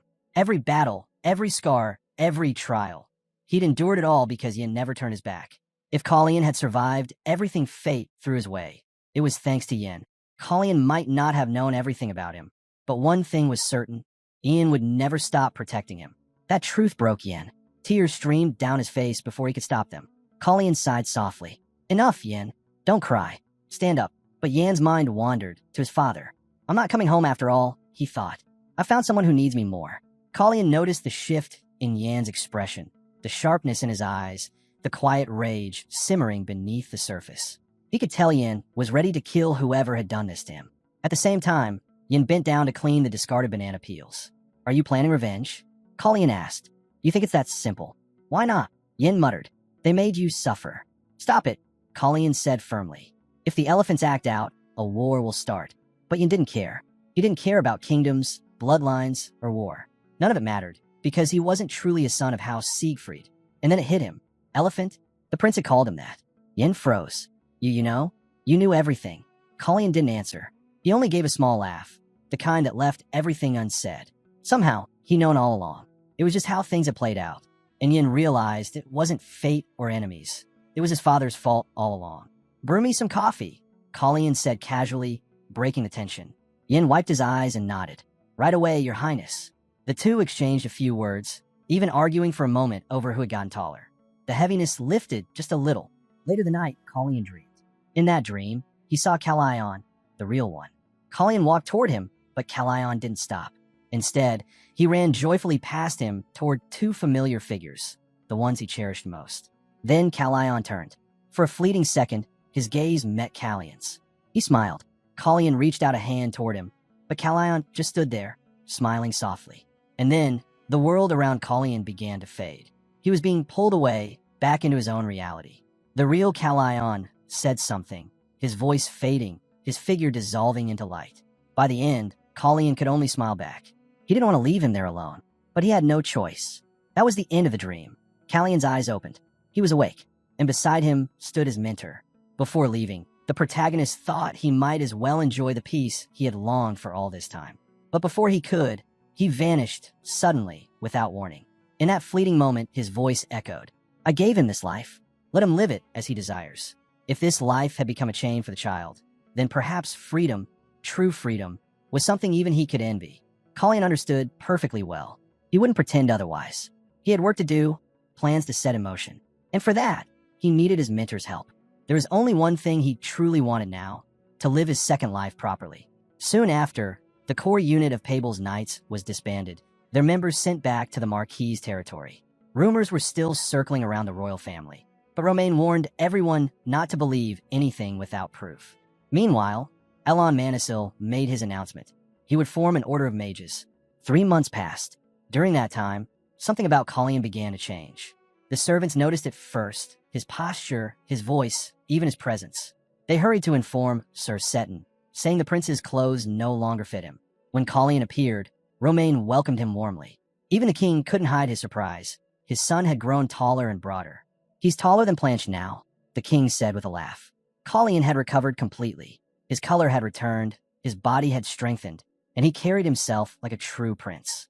Roselita's birthday was approaching, and preparations filled the castle. Elon told Colleen there was someone he wanted him to meet, a magician who would be escorting him to the celebration. The man bowed politely. "It's an honor to meet you, Your Highness." It was Arson Hertz. Colleen froze for a moment. He hadn't expected to see this man again, at least not so soon. The king seemed pleased. "This one's talented," he said. "Perhaps he'll even join the Order of Mages." As they prepared for the journey, Colleen and Arson had time to get to know each other. The king called it an early birthday gift for his son. The king turned to Elon. "When do you expect the Order of Mages to be established?" Elon sighed. "Not for a while. We don't even have a name or members. Nothing's been approved yet. It'll take time." The king smiled faintly. "It's just the beginning, then?" Elon nodded. "Exactly. Still," the king continued, "since it's a group of magicians, shouldn't His Majesty name it?" He had clearly given some thought. Finally, he said, "Valkan. That's the name." Everything seemed to be moving according to plan. It turned out, though, that Elon had only asked because Romain had brought it up first, something that might have caused quite a stir otherwise. Colleen glanced at Arson, curious. "What do you think of the name?" Arson hesitated, unsure of what the prince truly wanted from him. "Valkan," he repeated softly. "It sounded familiar somehow." Then he smiled. "It's a fine name, Your Highness. I'll remember it." Elon never imagined the prince would have such a connection with that man. Perhaps Colleen wanted something from his mentor, but when Elon asked, Colleen only shook his head. "No need," he said quietly. "His Highness has already decided." The truth was heavy. Arson Hertz, the man now standing at the prince's side, was the very same one who had killed him in his previous life. Of course, Hertz wasn't the same person anymore. Things had changed. People had changed. Still, the thought unsettled Colleen. Even though he knew the future might shift, leaving it as it was felt wrong, he couldn't shake the unease. Goosebumps crawled up his arms. Soon after, Baron Melfer Polun welcomed the third prince to his estate. It had been a long time since they'd last met. The prince smiled politely. "Make yourself comfortable, Baron. I apologize for arriving unannounced and for hiding my identity." The Baron bowed deeply. "It's difficult to discuss openly," Colleen continued, "but I wanted to see you personally." This was the first time the prince had ever visited a noble in secret, and there was a reason for it. He wanted attention, strategic attention. He had come to see the Baron for a purpose, and it was clear what that purpose was. "I'll be direct," Colleen said, his tone sharp. "It's time to repay your debt for saving your life." The Baron straightened, his face uneasy. "The Polun Trade Guild," the prince continued. "What do you sell these days?" The Baron cleared his throat.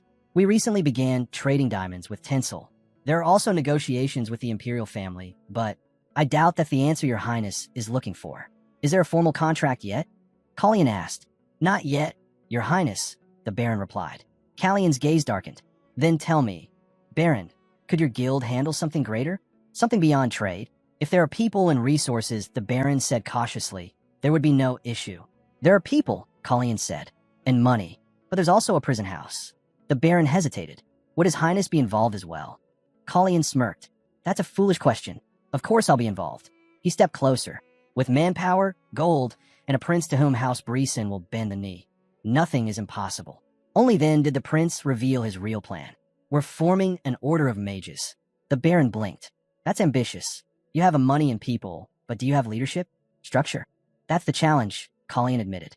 The Baron's tone shifted. "So that's the price for saving my life?" Colleen shook his head. "You already paid that debt long ago."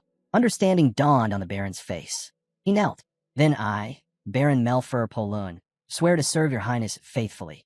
Not long after, the kingdom celebrated the prince's coming-of-age ceremony, a milestone that, in another life, had ended in tragedy. But this time, destiny had changed.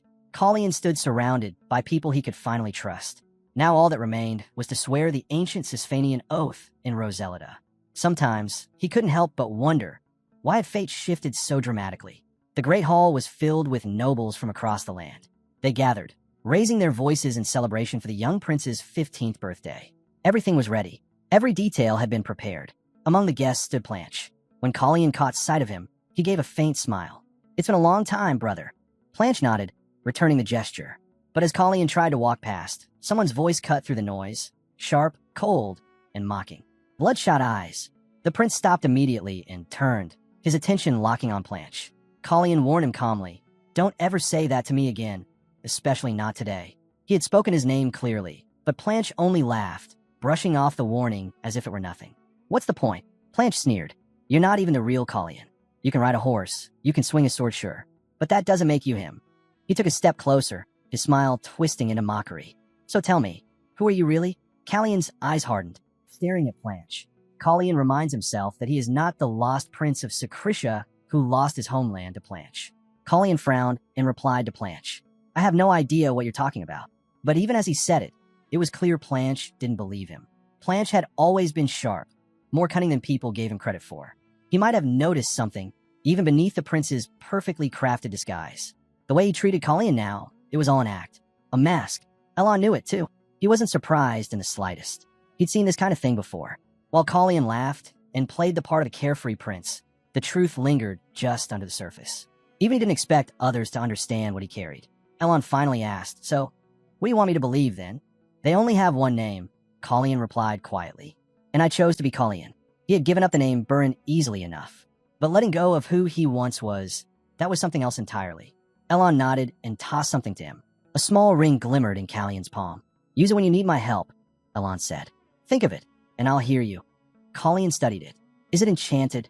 The mentor smirked. "Of course, but not within the castle. Sisphanian magic is too strong here. Outside, though, you can call me anytime, and I'll come." Colleen smiled faintly. "Thank you. It's reassuring to know you're close by." "There's nothing to fear," Elon said. "Everyone here is loyal to you, your highness." He wasn't wrong. Those around Colleen had already proven their devotion, especially one man. Commander Knight Siegfried had pledged his loyalty to the prince. He and his men would escort Colleen personally to the Sisphanian chambers. That was the strength of House Siegfried. Impressive, even intimidating. Perhaps a little too impressive at times. The knights who awaited him were the same ones who had once trained the young lord and Aaron himself. Soon, one of the young knights approached and bowed. "Your Highness, it's time. The carriages are ready." Yin stepped forward as well. "Do you need anything before we leave, my prince?" Colleen thought for a moment. "Something to drink, maybe. Water," Yin offered. "Or perhaps a warm cup of tea." "Tea," Colleen said with a nod. "I like that idea." Yin smiled. "I'll bring it right away." "You're a good boy," Colleen said with a grin. As Yin left, Colleen turned toward the knights. Their faces were tense, eyes sharp, posture rigid. They were furious, and he could feel the heat of their anger, even from where he stood. Elon, watching from the side, realized just how deep this had gone. The prince had made enemies, powerful ones. But this was his only chance to face the will of the great Sigmund Khan Sisphanian. Outside, crowds had already gathered near the gates to watch the departure. Then, with a powerful sound of hooves against stone, the royal knights mounted their horses and rode out, escorting the third prince of the realm toward destiny. Of course, Arsene was there, standing quietly among the guests. Yin, Kiri, and even Blanche were watching the ceremony unfold. The queen, however, was nowhere to be seen. She was calmly sipping her tea in her chambers, already weaving another one of her clever schemes. Colleen glanced at his mentor. Elon met his eyes and gave a small nod. And with that, the ceremony began. Roselita, the prince's coming-of-age celebration. Colleen had barely survived his recent ordeal, so Romain couldn't help but worry. Shouldn't Elon have gone with him? Romain muttered under his breath. But Elon only chuckled. His Majesty is worrying about the wrong man. The king himself is in far more danger than the prince ever will be. Romain frowned. That's not exactly reassuring. Elon smirked. I'm not trying to reassure you. And honestly, aren't you the one worried about that boy? What a troublesome father you are. The king sighed. Elon's bluntness was annoying, but every word rang true. Even so, the tension in the palace was growing. Elon could feel it. At the same time, outside the capital, Yin wondered why his mentor wasn't responding. Colleen, meanwhile, had heard that ambassadors from the Tinsel Empire had arrived, which explained why the court had been so lively lately. It must have been so hectic. Yin spoke in his usual tone. You could talk to me instead, so stop being bored. Kalion responded that Yin is included in the same scenery. Yin frowned. I've been doing my best, Your Highness. Really? Because all you've done these past few days is stare at me. Kalian replied with a smirk. Yin ignored the jab and turned to the others. Listen carefully, everyone. This concerns Prince Kalian. The knights straightened immediately. Mr. Manisil has stated that His Highness has little aptitude for magic and only basic swordsmanship, Yin continued. In short, he's as delicate as a flower. So be cautious when accompanying him. The knights exchanged uneasy looks. One of them muttered, Did our young lord, the firstborn of House Siegfried, really give up his title for this? It took the knights a moment to process everything, but eventually they nodded in understanding. Ian looked ahead. We'll reach Latlon in a couple of hours. Let's rest here for a bit. But before they could settle, Kalian suddenly stopped. His gaze shifted toward the trees. Wait, he said quietly. Something's there. The knights immediately drew their weapons, scanning the area. Whatever it was, Kalian could sense no hostility. Then, from behind the trees, a small figure appeared, a child with pointed ears. An elf. The girl stumbled forward. Please help me. Kalian's eyes softened. What's your name? Sia, the girl whispered. I'm hungry. Without hesitation, Kalian turned to his men. Find her something to eat. As they handed over some food, Sia hesitated, guilt flashing across her face. I should have told you earlier. Her tone sent a chill through the group. Something wasn't right. Uran stepped closer. Your Highness, what are your orders? Feed her first, Kalian said firmly. Then stay alert. But before he could finish, the air grew tense. The prince sensed danger. In one swift motion, he pulled off his cloak and threw it over the child. Everyone, stay sharp, he commanded. A shadow moved from the forest. A man emerged, his voice sharp. Have you seen a strange child around here? I'm tracking down a thief. Uran stepped forward. No children here, he said coldly. You better turn back. The man studied them for a moment, then gave a slow nod. But his eyes lingered, dark and knowing, before he vanished into the trees again. The man's gaze suddenly shifted to Kiri. I'm not here to fight, he said evenly. I came for something, or rather, someone. He raised his hand slightly. Just give me a minute. Uran stepped forward, his hand on his sword. There are no children here, he repeated firmly. Kalian narrowed his eyes. And who exactly are you looking for? The man's expression darkened. A little elf, he said. Kalian glanced toward the child hidden behind him. Perhaps you mean this one? The man's eyes widened. So you do have him. He moved to push past Kalian, his focus locked on the frightened boy. But then, Kalian's voice stopped him cold. Listen carefully, he said in a low tone. Don't turn around. The man froze. There are people watching from the trees, Kalian continued. Your allies, I presume? You should really choose them more wisely. Because right now, they're aiming at you. The man barely had time to react before the whistling sound of arrows filled the air. Kalian moved instantly, knocking the projectiles aside with a flicker of mana. The man turned, stunned. I told you not to turn around, Kalian muttered. Protect the prince. Uran shouted. Arson Hertz stepped forward, tracing glowing runes in the air. A shimmering barrier enveloped Kalian, just as another volley of arrows rained down. Sparks scattered across the clearing. Follow me, Uran commanded, but don't go too deep into the forest. Moments later, the attack stopped.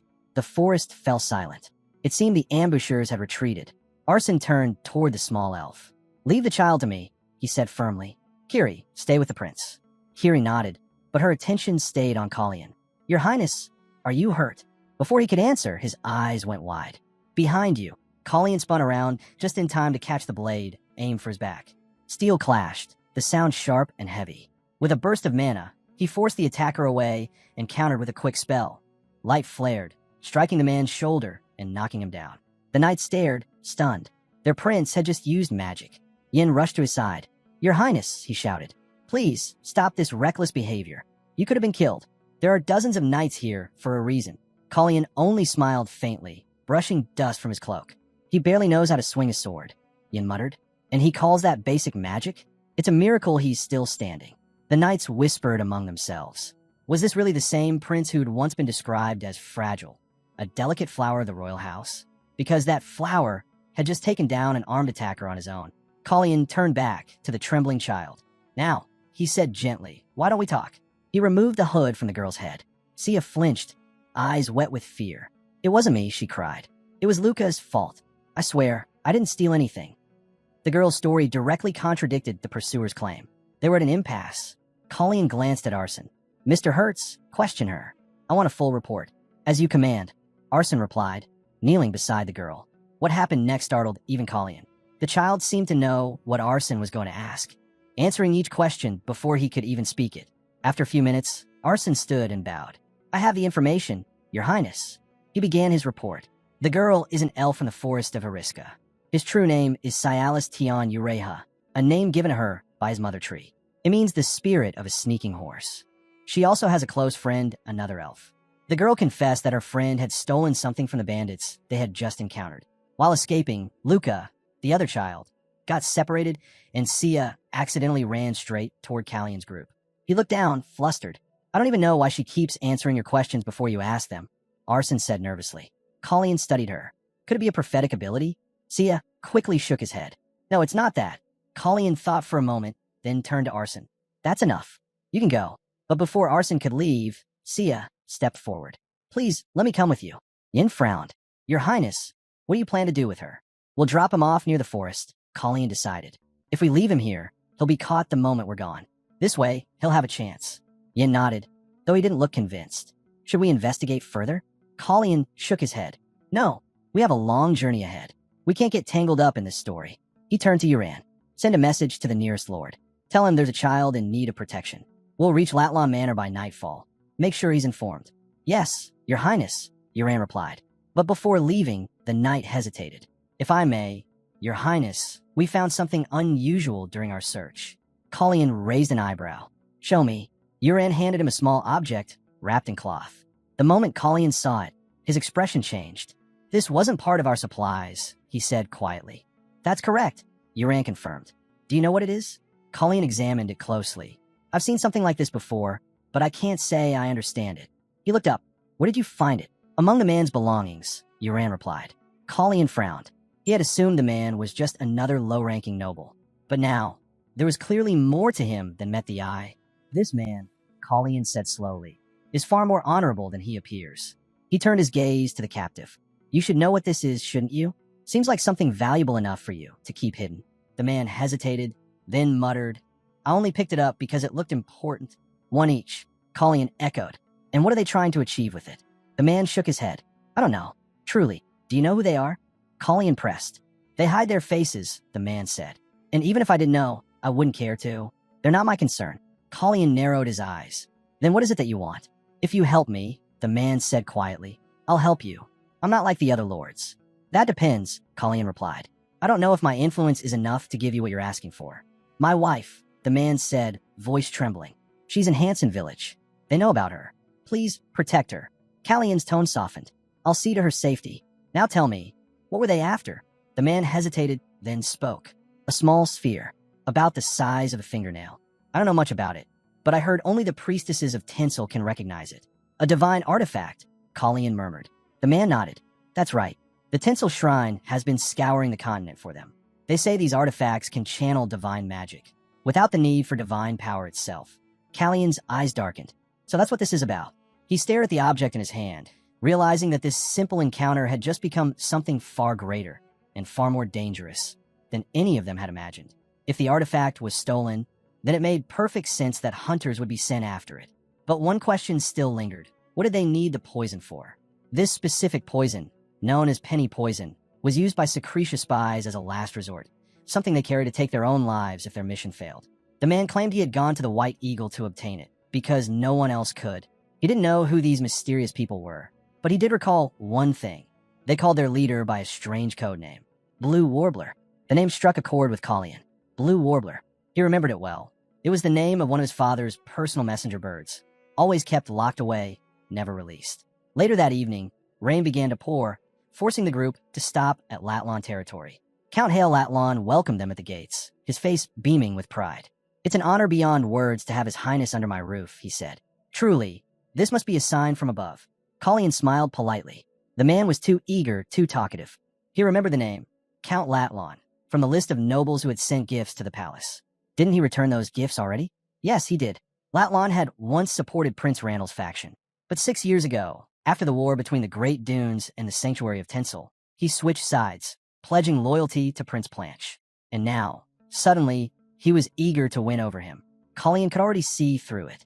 The man was nothing more than a smiling hypocrite. Hale fawned over him endlessly, waiting breathlessly for his every word, clearly hoping to make an impression. Collian noticed the servants' tired faces, their fear of speaking. Poor souls, he thought. Just then, the butler, Malcolm Chadish, entered and bowed. My lord, forgive the interruption. We've intercepted a messenger bird. Callian's eyes narrowed. Of course, Count Hale must have tried to send a message to the blue warbler. Sending birds in this weather was unusual, almost desperate. Whoever this man was dealing with, he was no amateur. The sorcerer behind it was clearly skilled. Count Hale, pretending to act natural, poured the prince a drink. A little warmth for this dreadful weather, he said with a forced laugh. But Callian's tone cut through the act. Tell me, Count, do you know what the priests of Tinsel are doing in this region? The bottle slipped from the Count's hands and shattered. He stammered, his face pale. I beg your pardon, your highness. Just a small accident, too much wine, perhaps. Callian's eyes stayed on him, unblinking. Where are they staying? He asked again. In the Tinsel district, Count Hale finally said, his words shaky. Arrogant charlatans, a lot of them. I don't know what business those self-righteous priests have in a village like this. He spat the words with venom, but his trembling hands betrayed his fear. Collian leaned back, his expression unreadable. You think they're villains? Count Hale nodded eagerly. Heartless and spoiled, every last one of them. Someone ought to round them up in. But before he could finish, Collian raised a hand. His eyes gleamed faintly, and a pulse of magic filled the air. Count Hale froze mid-sentence, slumping forward onto the table, fast asleep. Collian sighed. This Count Hale has no manners, and even less subtlety. Elon's voice echoed in his mind. And yet, somehow, you've gotten yourself dragged into another mess. Stolen artifacts, Sacritia's spies, and now reckless nobles. Are you trying to invite danger? Collian smirked. Maybe so, but I'm still alive, aren't I? He stood, looking out the rain-streaked window. Let me handle this my way. We'll see where it leads. Elon's tone softened. This old man of yours, he'll stop caring one day. Probably head south, chasing the sun. Collian smiled faintly. Maybe, but not yet. The storm raged outside, lightning flashing across the manor walls, while the young prince, still drenched from the rain, stared into the night. This web of lies, artifacts, and spies was growing tighter by the hour, and Collian knew it was only the beginning. Inside a dim, quiet tavern, someone wiped down a glass. The air was stale, the light dull. That's where Collian appeared, stepping in without hesitation. He greeted her calmly, asking her to disregard the men waiting outside. They were his. No reason to fret. He wasn't here to send killers after anyone uninvolved. He believed she knew the prince's true identity and had already ordered the ambush herself. She didn't know. That's why she'd warned them not to act rashly. Then, right before Callian's eyes, a man collapsed. The rest of the visitors followed, lifeless one by one. Collian looked at the blue warbler. So, you're getting involved now, too? She gave a faint nod. A weapon lay near her hand, but she didn't seem eager to use it. She knew this man wouldn't make things easy. Collian asked if the elf she'd been chasing was dead. He vanished into the forest, she answered. Had I known it'd end like this, I never would have followed. It hadn't been a pleasant encounter, but since neither side had reason to fight, she suggested they part ways, peacefully. The boy's safe, she added. You have my word. Did you really think I'd come all this way just to leave empty-handed? Callian's voice was firm. He wanted answers. Why are you after divine artifacts? You're no priestess. You can't even use them. She took the glass from his hand, a smirk touching her voice. They fetch a fine price. Everyone needs a side job. So that was it. She was a supplier, smuggling relics for coins. A risky business, but one that paid better than most. Collian guessed her buyer must be in Latlawn. What other reason could she have for operating out of this quiet village, when priests in Kairesis would pay far more? Her reply came smoothly. My client pays well. Fair price, every time. It's hard to find generous souls these days. They hadn't known each other long, but Collian could already see where this path led. There's only one thing that draws the eyes of Sacritia's spies: information. The blue warbler wasn't just selling relics. She was trading divine artifacts for Kairos' state secrets. The man paused, then said there was something else he needed to know. The king tilted his head. Did you really come at this hour just to ask questions? From spreading gossip to testing my patience. Do you take pleasure in humiliating your king? His tone was calm, but sharp. Your majesty is awake anyway, the man replied. And I believe you already have the answer I'm looking for. So let's not waste time. Without delay, he asked, how many tinsel priests are in Kairos right now? And where are they? The king studied him for a moment. Do you already know something, Elon? Or are you just curious? He asked. Then he waved the thought aside. No matter. You've heard of Tinsel's messengers, I assume. He leaned back. There are 14 priests in Kairos at the moment. The shrine has recalled them all, except one who remains in court service. And they've stated that any further requests for priests will be refused. The king chuckled quietly. How ironic. They were the ones who sent their priests here under the guise of performing sacred rituals. Yet now, they act as though Kairos forced them into service. If they're recalling their clergy, something must be wrong within their walls. Elon's voice lowering. It seems they're hiding a crisis, masking it while trying to rally more followers. Elon asked, "And Your Majesty's response?" "I told them they could take their priests home," the king said. "Kairos doesn't interfere with church matters. But I do wonder, why is Sir Manisil asking this?" Elon replied evenly. "Prince Kalian wants to know where the priests are." The king's expression changed. Something in that answer caught him off guard. Elon didn't understand why. Why would the prince ask such a thing, he thought aloud. Unless... Romain's eyes narrowed. He already knows. That must be why he left for Latlawn. Count Hale, Blue Walber's client. A detail Kalian didn't yet know. That snake must have fooled him. Count Hale had likely been sheltering a priest all along, trading Kairos' state's secrets to Sacritia's spies in exchange for divine artifacts. Kalian realized he had to return to the castle immediately. Elon asked if there was trouble brewing there. "Could be," he said. "Count Hale drank too much at dinner and made a fool of himself. I had to use a spell to silence him." But Kalian's thoughts were elsewhere now. What if Count Hale hadn't been drunk at all? Meanwhile, he was growing irritated. "How many times must I repeat myself?" he snapped. The prince went out for his evening walk, the butler said nervously. He shouldn't be long. The truth, however, was different. Count Hale had wanted to apologize for his behavior at dinner, and sent the butler to find out which way the prince had gone. Yin frowned. Since when is it normal for a butler to track a royal? The butler stammered out an excuse, but Yin barely listened. He hadn't even realized where His Highness had slipped off to. In that case, the butler pressed, "When will His Highness return?" Yin sighed. He is far too stubborn for his own good. But how would Yin even know that? Let the man go already. Yin sighed, wondering where the butler's manners had gone. Still, the old man pressed on, asking for at least an estimate. When might His Highness return? Before Yin could respond, Kalian appeared in the doorway, clearly annoyed. "Can't I get moment's peace around here?" Both Yin and the butler froze. They hadn't expected to see the prince walk in so soon. All Yin had to do was send the butler away. Simple enough, right? He apologized quickly, saying, "The gentleman here was just about to leave." But the butler didn't budge, still clinging to his question. Kalian gave them both a flat look, then shut the door in their faces with a loud thud. The butler stammered from outside, pleading for forgiveness. He hadn't realized His Highness was resting. Then, in a flurry of panic, he hurried off. Kalian couldn't help but shake his head. The whole scene left a bitter taste. Still, the prince's return had been much sooner than Yin expected, especially since he'd come through the window. "It's a long story," Kalian muttered as he climbed in. "Did anyone suspicious show up while I was gone?" he asked. "Only that butler," Yin replied. "And for the record, suspicious people usually come through windows, not doors, like you just did." Kalian ignored the jab, but Yin was visibly shaken. His Highness had just jumped from the third floor and landed smiling. "I'll keep that in mind," Kalian said lightly. "But what's got you so worked up, Yin? I don't recall you snapping like this back at the palace." "It's because you never listen," Yin shot back. "I told the butler you were out for a walk, but he wouldn't stop asking when exactly you'd return. Not where you went when..." That detail made Kalian pause. It wasn't a curiosity. Count Hale was worried. Worried the prince had started poking around in his business. Kalian passed that thought to his mentor later, and sure enough, the suspicion was right. Count Hale hadn't been drunk at dinner after all. Still, his mentor couldn't figure out the purpose of the charade. Kalian did.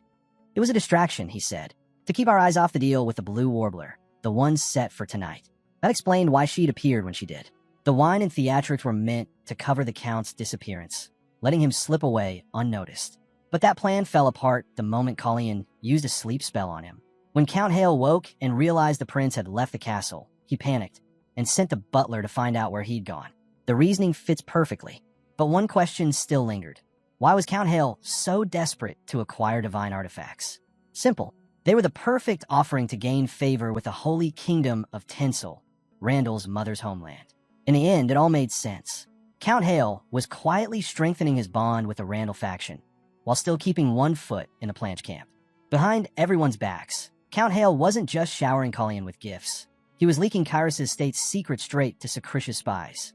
It was as if fate itself had brought that boy across Kalian's path, guiding him to the clues he needed. Through her, he learned the truth. Hale Atlan had been sending divine artifacts to the Holy Realm, hoping to win Randall's favor. Too convenient to be coincidence. The storm will rage again tomorrow. And since the prince was still stuck here, he decided he'd make the mole talk. A glass shattered. That arrogant brat, Hale Latlon, spat. He should have known trouble was coming the moment Colleen returned those gifts. Count Hale clenched his fists. The prince must have used some kind of spell on him. Nothing else could have caused such a deep, unnatural sleep. Because of that bastard, every one of his plans had crumbled. He sneered, cursing the prince's royal arrogance, protected only by that damned archmage. A filthy wretch who doesn't deserve the title of prince, he hissed. Why hadn't that useless fool been killed before all this began? He'd spent a fortune buying the Marquis of Brisen's favor, but now his ties with the upper nobility were in shambles. The scandal with Celise had ruined everything. That's when the butler returned. Did you reach our friend? Count Hale asked sharply. They should respond soon, the butler replied. Count Hale hurled another glass at him. Idiot, can't you do anything right? Outside, the rain hammered down. So the lowborn mutt's spending another night here, is he? Count Hale muttered. The butler hesitated. Should we postpone the transaction, my lord? We have no choice, Count Hale growled. Not with the prince and his dogs sniffing around. Send word. The deal is rescheduled. He barked another order to the maid. Bring me something to wear. That insolent whelp. I'll make sure he learns his place. Later that evening, despite the storm, they all gathered for dinner. Count Hale laughed. That forced calm on the prince's face, it didn't suit him. Not one bit. Here in Kyrus, the title of Hale still carried weight. And if the nobles ever learned that magic had been used against him, the court would turn against the prince in an instant. Not even royal blood could save him then. Soon, Count Hale whispered, that foolish prince will be on his knees, begging my forgiveness. He leaned forward. But first, perhaps he should apologize for last night. Callion's answer was calm. I see nothing wrong with what happened. The count's eyes narrowed. Tell me, your highness, did you use a spell on me? He barely got the words out before Colleen spoke over him, voice cutting like ice. Yes, the prince said flatly. I put you to sleep with a spell. Count Hale froze, fury burning behind his mask of civility. His behavior, already disgraceful, had now gone beyond all limits. But those were matters best left in the past. The prince suggested they not dwell on them any longer. Hale Latlon was, after all, the lord of provincial lands. This was likely the first time a member of the royal family had ever stepped foot in his estate. Colleen assumed the man's behavior came from sheer excitement. Count Hale had no choice but to agree. Yes, perhaps he'd gotten a little too excited. But inside, he seethed. The only one left looking foolish now was him. Colleen, on the other hand, was worn out. He'd had enough of dealing with the man who'd attacked him earlier. Ah, Count Hale said smoothly. You must mean the one you brought here, the one who died. Colleen nodded. That's right, and I managed to uncover something rather interesting. Count Hale raised a brow. Oh, do tell. But the moment the prince spoke a certain bird's name, Count Hale spat out his wine, choking in surprise. The butler rushed forward to help blot the spill, but Hale Latlon snapped. Don't interfere. I'm talking to his highness. They hadn't even touched on the details yet, but Colleen could already tell. Count Hale knew what this was about. And soon, he learned far more.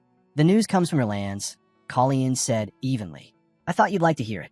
Count Hale smiled tightly. Of course, I'll do everything I can to assist his highness. And rest assured, no harm will ever come to you under my roof. But behind that polite tone, the truth was obvious. He wouldn't let the prince snoop around freely. He intended to find out what Colleen was hiding, his weakness, his reason for being here. Later, Uran entered the room, and the sight of that man alone was enough to sour the count's mood further. Just seeing that insolent face ruin his act made him want to throw him out of his castle altogether. Then the prince smiled faintly. You're quite lucky, my lord. Count Hale blinked, unsure what he meant. It seems the man has finally decided to talk, Colleen said cheerfully. The next moment, they were descending into the underground dungeon. The count's expression twisted in disgust as his boots splashed into a pool of blood. This place, he muttered. It's beneath a man's dignity. Must your highness really bring me here? Colleen said nothing, but his silence was sharp enough. He already knew exactly what Count Hale was thinking. No matter how the man tried to scheme, the game was already over. The prince had him in checkmate. The night before, Colleen had personally visited the man who once asked what the prince had done to his wife. Now that same man was slumped before him, weak and bloodied. Your family will not be harmed, Colleen told him quietly. You have my word. The man stared at him in confusion. Then why am I here? You should already know, Colleen replied. You made an attempt on my life. Once the investigation concludes, you'll be sent to Kyrus. Public execution by hanging. The man's face went pale. But even if I spare you, Colleen continued, your wounds won't heal. Without treatment, you won't live long. They're already festering. The man swallowed hard. Then what are you trying to say? Callion's eyes narrowed slightly. I can help you escape.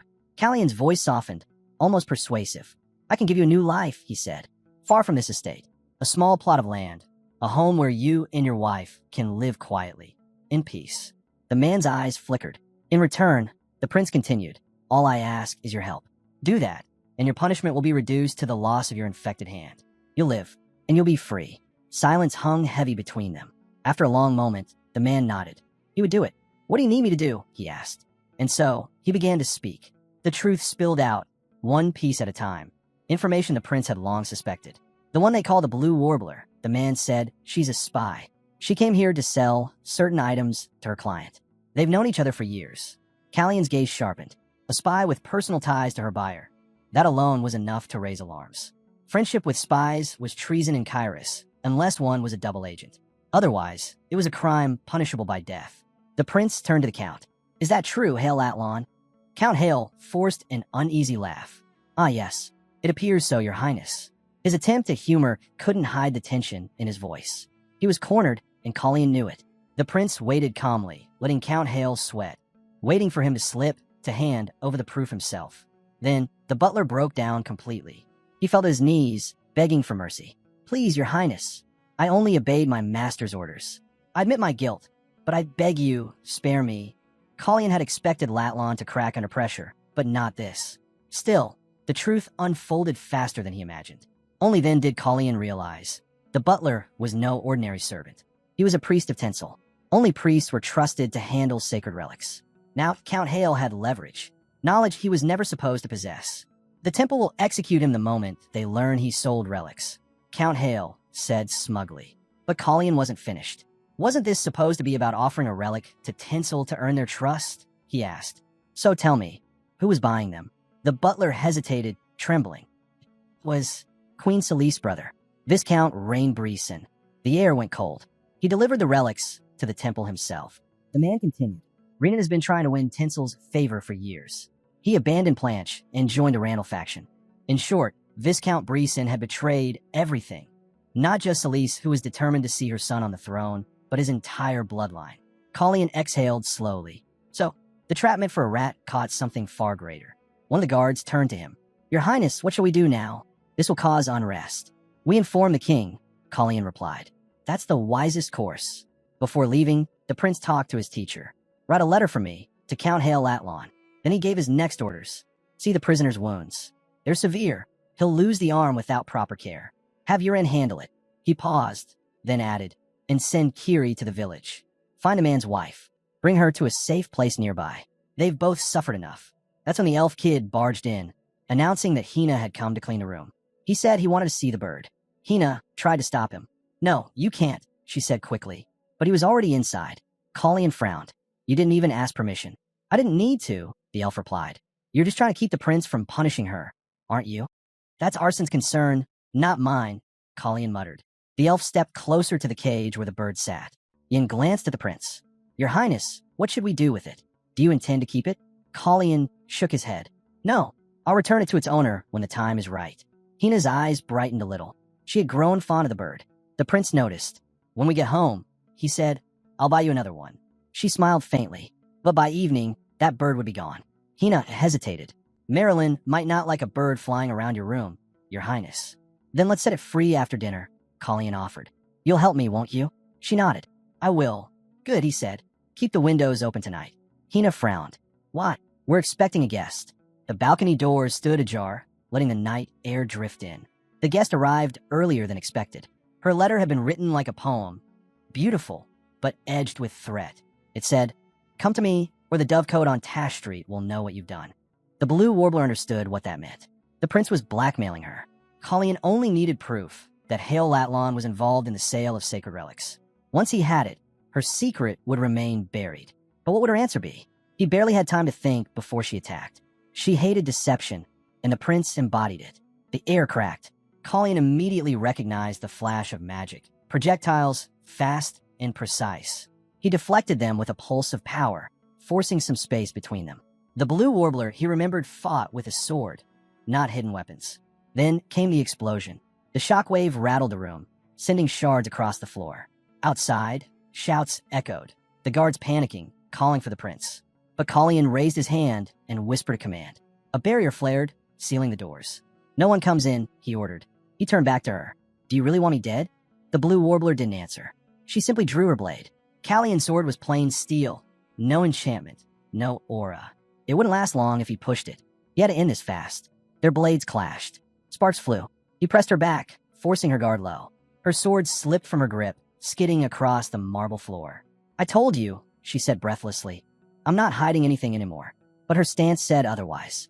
Too tight, too guarded, too ready. She lunged again, faster than before. Without aura, Kalyan couldn't block it cleanly. He felt the sting of shallow cuts along his arm. He sighed. So be it. Light rippled around him, his aura flaring to life. The moment their blades met again, the prince's sword shattered under the force. Through the splintered light, he saw her, the blue warbler, standing before him, sword raised high, ready to strike the final blow. Only then did she truly see what stood before her. Not a boy, not just a prince, but a master of the sword. Her hand trembled, blood slipping from the fresh wound. Kalyan froze for a moment, uncertain what to do next. Then his voice cut through the silence.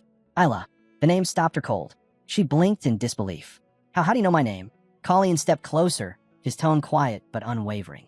He caught her chin, forcing her to look at him. "Do spies of Secretia not carry poison cubes?" he asked. "You're supposed to keep one in your mouth at all times." Her breath hitched. "Tell me everything you know," Kalyan said. Isla's eyes darted to the side. "And if I do?" she asked. "Will you let me go?" The prince said nothing. They say agents of Secretia can endure anything. Pain, torture, death. But this one was different. Either she wasn't the Isla he once knew, or something had changed her beyond recognition. "Let me die," she whispered. "It'll be better that way." Her sword hand shook.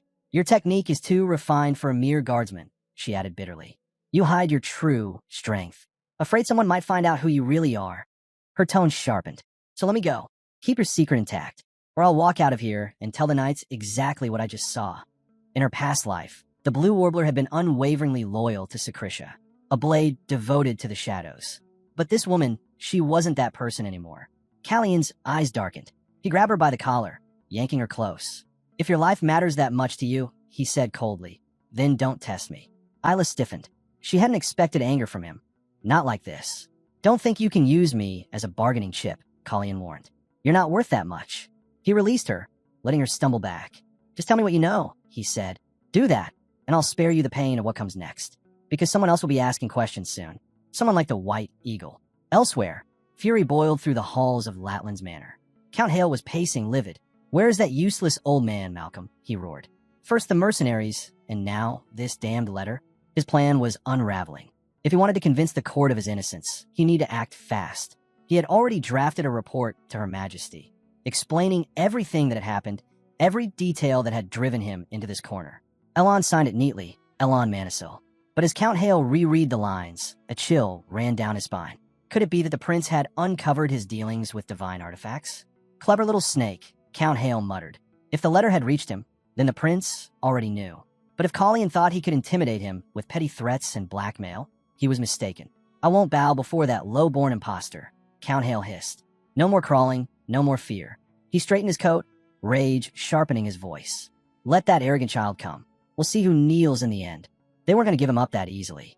Did they really think Hale Latlan would involve himself in something this big without an escape plan? He slipped into a hidden room overflowing with treasures, shelves glinting with gold and relics, the air thick with dust and greed. Still, none of it pleased him. All his work, all his schemes, wasted because of that wretched prince.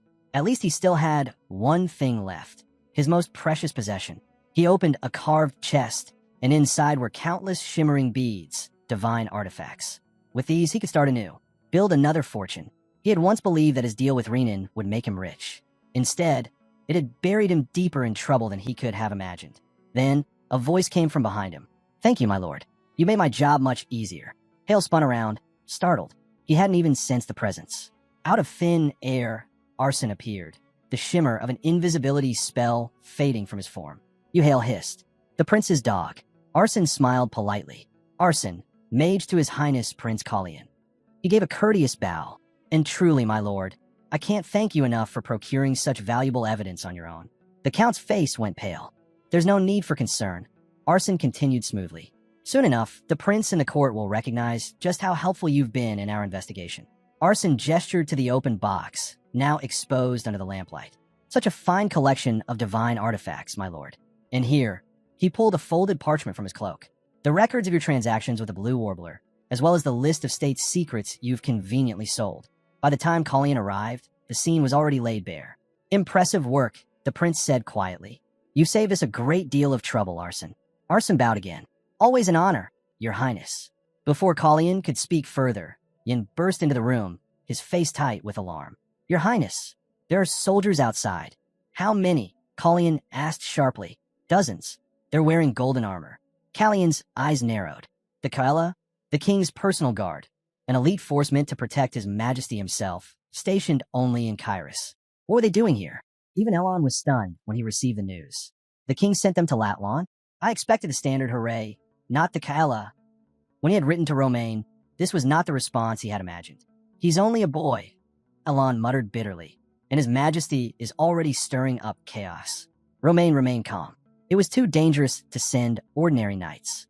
We couldn't take that risk, not when Brizen's agents might be among them. Men who wield another's sword can't be trusted. The king must already know the full scope of this, Elon said. Elon continued. Your concern won't help Colleen now. What will you do if this spirals into collapse? Romaine hesitated, silent.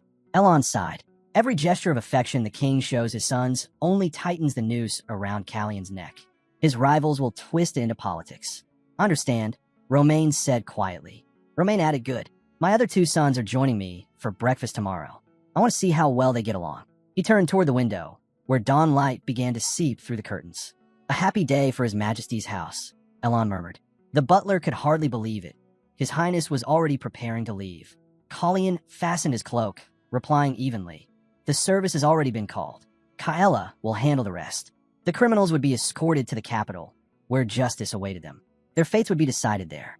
Sadly, one of them would never stand trial. Death had claimed him first. Norton, the man who had trapped the Blue Warbler, had been granted freedom. Officially, his name would appear in the records as deceased. In truth, he was on his way to Whitland Manor, traveling home with his wife, far from the shadows of the capital. As for the butler, his heart sank. He had been forced into the Earl's service, a long and miserable servitude that had driven him to trade in divine artifacts. Still, guilt weighed on him. He confessed fully to his crimes, even admitting to a felony. But Colleen was fair. The man's cooperation had been crucial in exposing a traitor to the kingdom. Because of that, the throne would show mercy, a reward for his loyalty to Prince Colleen. From this day forward, Colleen said, you will serve as my butler here at Latlan Manor. The man bowed, deeply trembling. Why, your highness, me? Colleen smiled faintly. Yes, I trust you'll keep this place in order. He couldn't believe it. He, a disgraced servant, had been given a second chance. The boyish gleam of joy returned to his eyes, something he hadn't felt in years. Together, they made their way towards Sisfanian's quarters. On the road, word reached the prince of what had followed in his wake. Hale Atlan had been stripped of his titles and privileges, sentenced to life imprisonment. And Isla, the Blue Warbler of Secretia, had met her death on the scaffold. That day, the streets of the capital were blanketed in Lenacida leaves. They called them leaves, though they were really the thorns of the Lenacida cactus, brittle spines that absorbed the city's damp air. They scattered them across the execution square to keep the white marble from being stained red. But everyone knew why they were there. Randall's intent was clear. He wanted to know whether Planche's mother had been involved with the woman who tried to kill Colleen. Planche dismissed the suspicion at once. My brother's doubts are unfounded, he said calmly. Randall said, since Callion's departure, Planche has even given up drinking. Planche let out a dry laugh. And what? Do you miss the smell of my wine breath? Randall said nothing. Of course, that wasn't true. But with his days of drunkenness behind him, Planche had learned the value of silence. Still, the prince's quiet tone only seemed to provoke him. Planche clenched his fork until it snapped, tossing it aside in frustration. Randall's calm face irritated him more than words ever could. Moments later, Uran approached Colleen with grim news. Your Highness, it's too dangerous. A landslide hit the main road. Another delay, Colleen muttered. The rain had ruined yet another plan. How long will it take to clear it? He asked. Uran shook his head. Too long. We'll have to take a detour. We've already lost enough time in Latlan. Colleen looked toward the blocked road, then exhaled slowly. This journey, he said, is turning into a long one. He turned his gaze toward the horizon. Once we return to Kairos, I'll establish a portal. No more delays. The child suddenly suggested they head to his village, an elf village. Luke and the village elder lived there as well. The elf offered them a place to stay for the night, promising they'd depart in the morning. Before leaving, he casually referred to Colleen as the commander.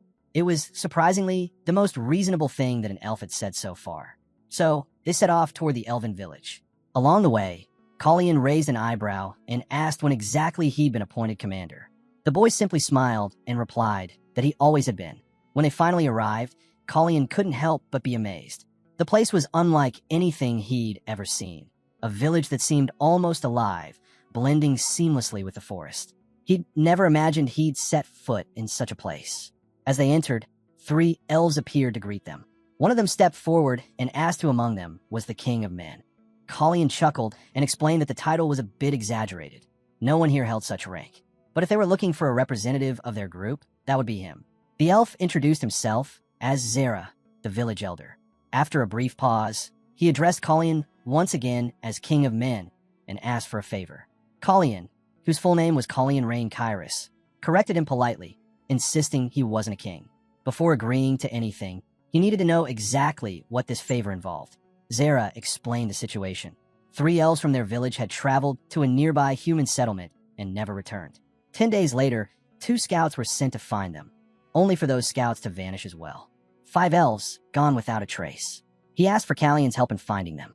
To Colleen, the elder's tone felt overly demanding, almost entitled. Still, he knew not all elves were like this. After all, there were 3 others he trusted. But why should he be the one to find them? Because, according to Zera, he was the king of men. Colleen sighed, correcting him once more. He wasn't a king, only a prince of Kairos. Zera brushed it off as unimportant, but Colleen firmly stopped him. It matters, he said. A king and a prince live in entirely different worlds. Reluctantly, Zera agreed, but he quickly added that he wouldn't ask for help without offering something in return. He mentioned their next destination, Sigrid Manor. Colleen confirmed it.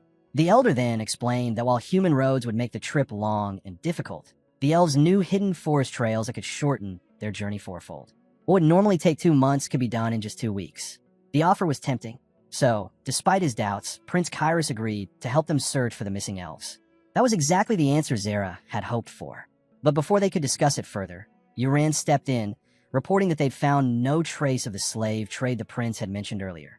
The forest ahead bordered 2 cities, Narika and Sting. They found plenty of mercenaries along the way, but none showed any sign of criminal behavior. That was at least one piece of good news. Colleen had suspected the missing elves were victims of slave traders, but that no longer seemed to be the case. With that off the table, the group decided to start their search in the nearest towns, just as planned. Sting was closer, so they would begin there. Uran pointed out that both Narika and Sting were nearly identical in size and influence, and that their lords, being around the same age, shared a fierce rivalry. Still, a bit of healthy competition wasn't always bad. It often pushed cities to grow. As they arrived, Colleen mentioned he wanted to see if he could get himself a new sword. But to his surprise, the blacksmith told him there weren't any available. That didn't make sense. How could a weapon dealer have no swords at all? Were they sold out? The man behind the counter eyed Callion's companion skeptically. Your friend looks a little small for a mercenary, he said. Colleen replied calmly. I'm a mage, and he's a mechanic. Swords aren't just for mercenaries. The blacksmith leaned closer and dropped his voice. Then I'll be blunt with you. You're wasting your time here. All the weapons are being sent to the Lord's castle. Every last one. If you're looking for swords, that's where they are. Colleen frowned. I'm not here to make deals or chase rewards. I just need one for myself. The man shrugged. Then you'll have the same luck in Arika. It's no different there. As they stepped back into the street, Colleen finally began to understand the elf elder's true intentions. Kiri glanced over. Your Highness, what's going on? Colleen looked toward the horizon. Both lords, of Narika and Sting, are gathering mercenaries and weapons. It's obvious what this means. War. And the elves' village stood right between these 2 cities. Now everything made sense. The elder didn't just want help finding his people. He wanted someone to stop the war from reaching their borders. Colleen ordered letters to be sent to the lords of Sting and Narika, hoping to delay their plans long enough for the missing elves to make it back home safely. At dawn, he and his men would depart. Before leaving, he reminded the elves to keep their word, to lead them through the forest trails, as promised. Zera hesitated. What do you mean by that? He asked. Callion's expression hardened. The elder had nearly slipped up, mentioning the war before quickly cutting himself off. For a moment, Colleen tried to let it go. He didn't want to lose his temper, not with an elf. But it was clear now that Zara had known all along. The truth finally came out. The 5 missing elves had gone to a castle in Sting to work as merchants. Even the villagers were beginning to suspect it. The shadow of war was already creeping closer. It was impossible to believe the elder knew nothing. The truth was clear now. Zara had used Colleen.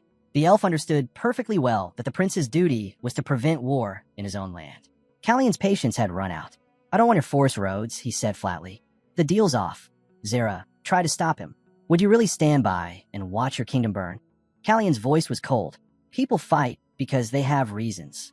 But wars never last forever. If this village truly means that much to you, then protect it. Don't rely on lies to do it.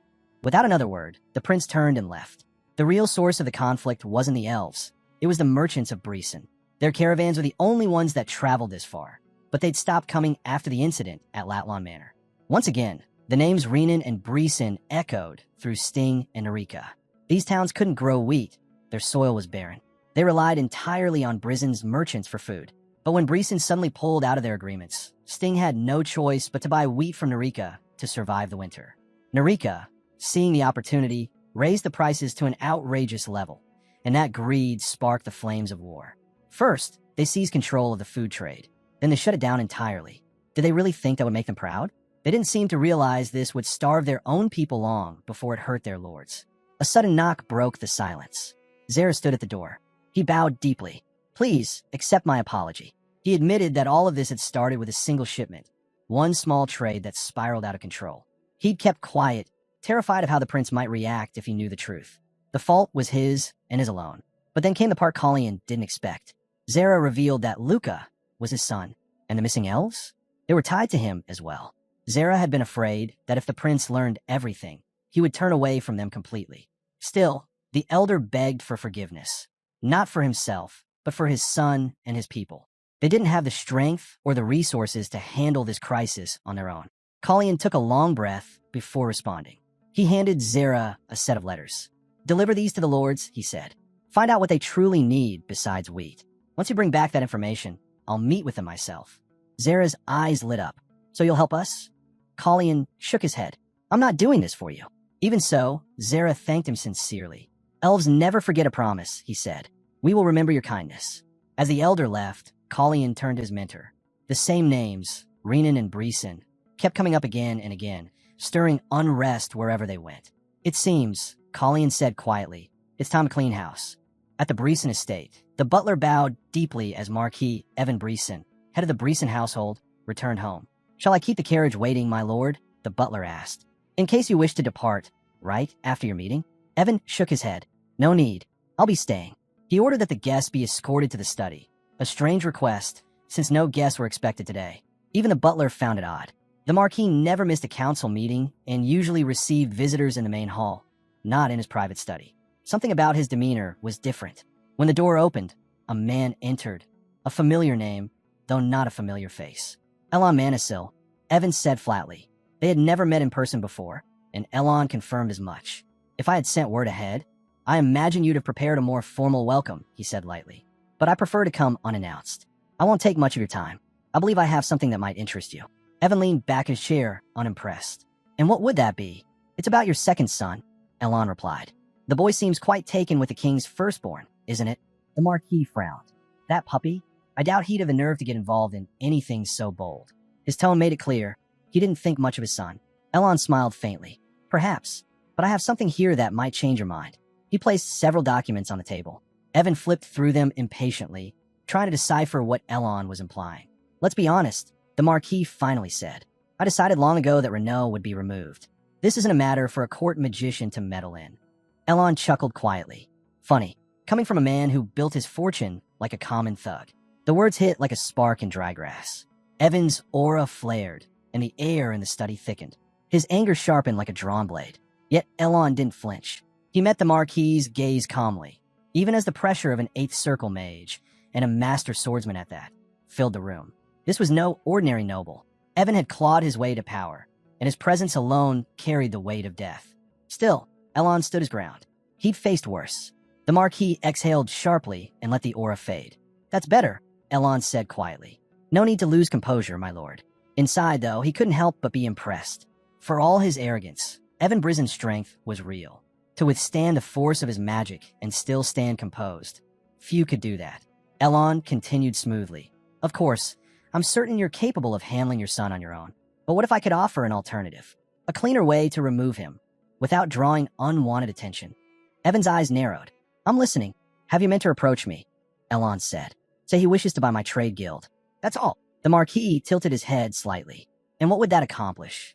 When it was revealed that Celise was behind Prince Callian's poisoning, Elon explained, it was Brisen's trade guild that suffered the most. You, more than anyone, understand what happens when a name loses its value. A brief silence followed. Evan Brisen folded his hands. His expression darkened, but there was a spark of intrigue in his eyes.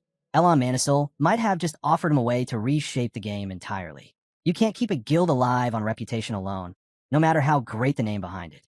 The Brisen family might have been known for their honor and chivalry, but their trade guild was another story entirely. It had been founded by the Marquis's second son, a man with no gift for swordsmanship or magic. He'd turned to commerce instead, but the guild had long since stopped turning a profit. Worse, it had become a stain on the family's name. Evan Brisen was surely already planning how to rid himself of the burden. That part made sense to Evan. What didn't make sense was why he was being offered a plan that seemed to benefit Prince Callian. Surely this was a trap, something that would play into the prince's hands. Why would Evan give him that advantage? As expected, Elon saw the doubt in Evan's eyes and spoke first. You misunderstand, Evan. The buyer won't be His Highness. He's not acquiring it himself. Evan raised an eyebrow. Then who is? The head of Kyros's second-largest trade guild, Elon said.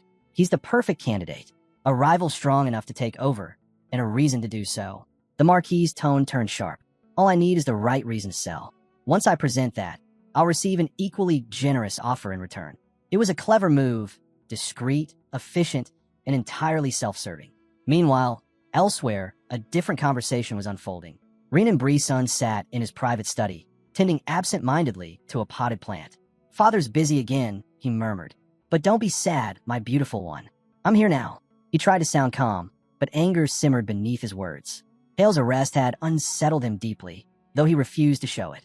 If he lost control, even for a moment, he'd draw attention, and that was something he couldn't afford.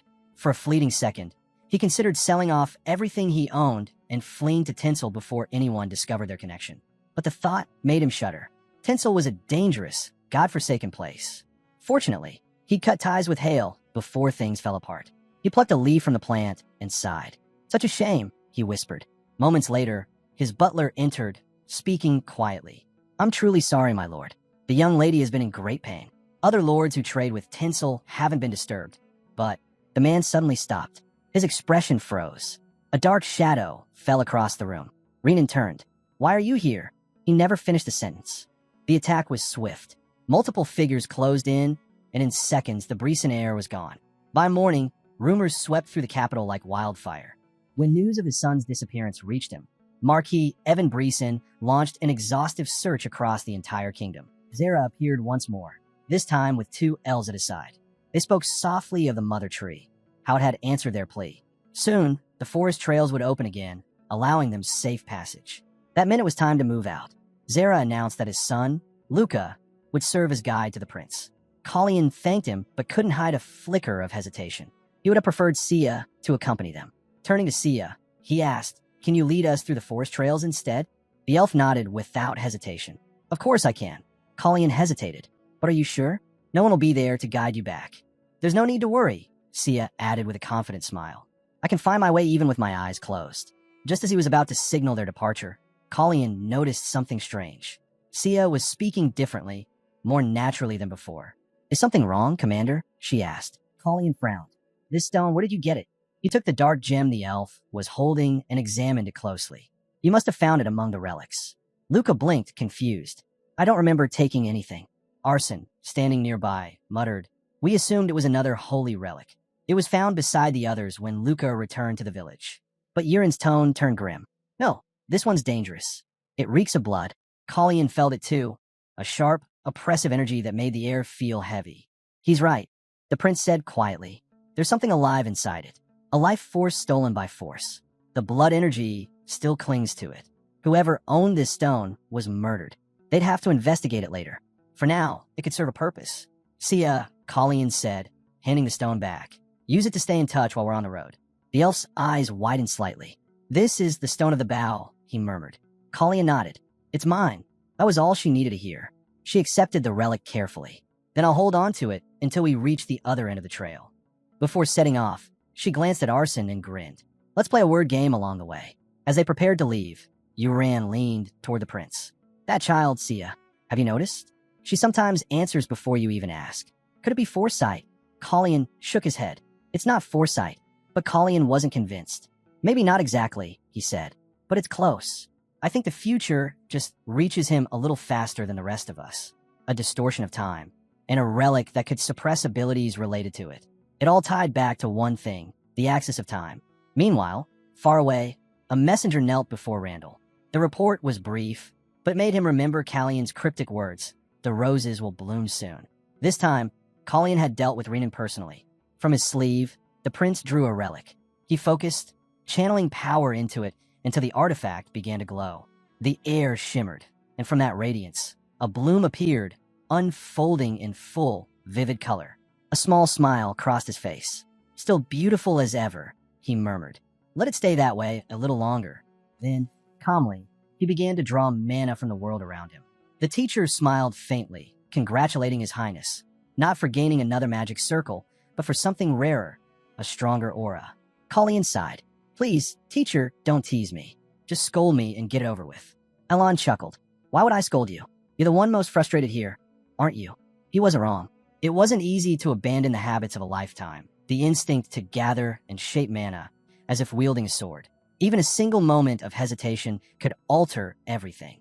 That was why Callion's mana hadn't formed into a new circle, but had instead transformed into an aura. And of course, the prince already knew that.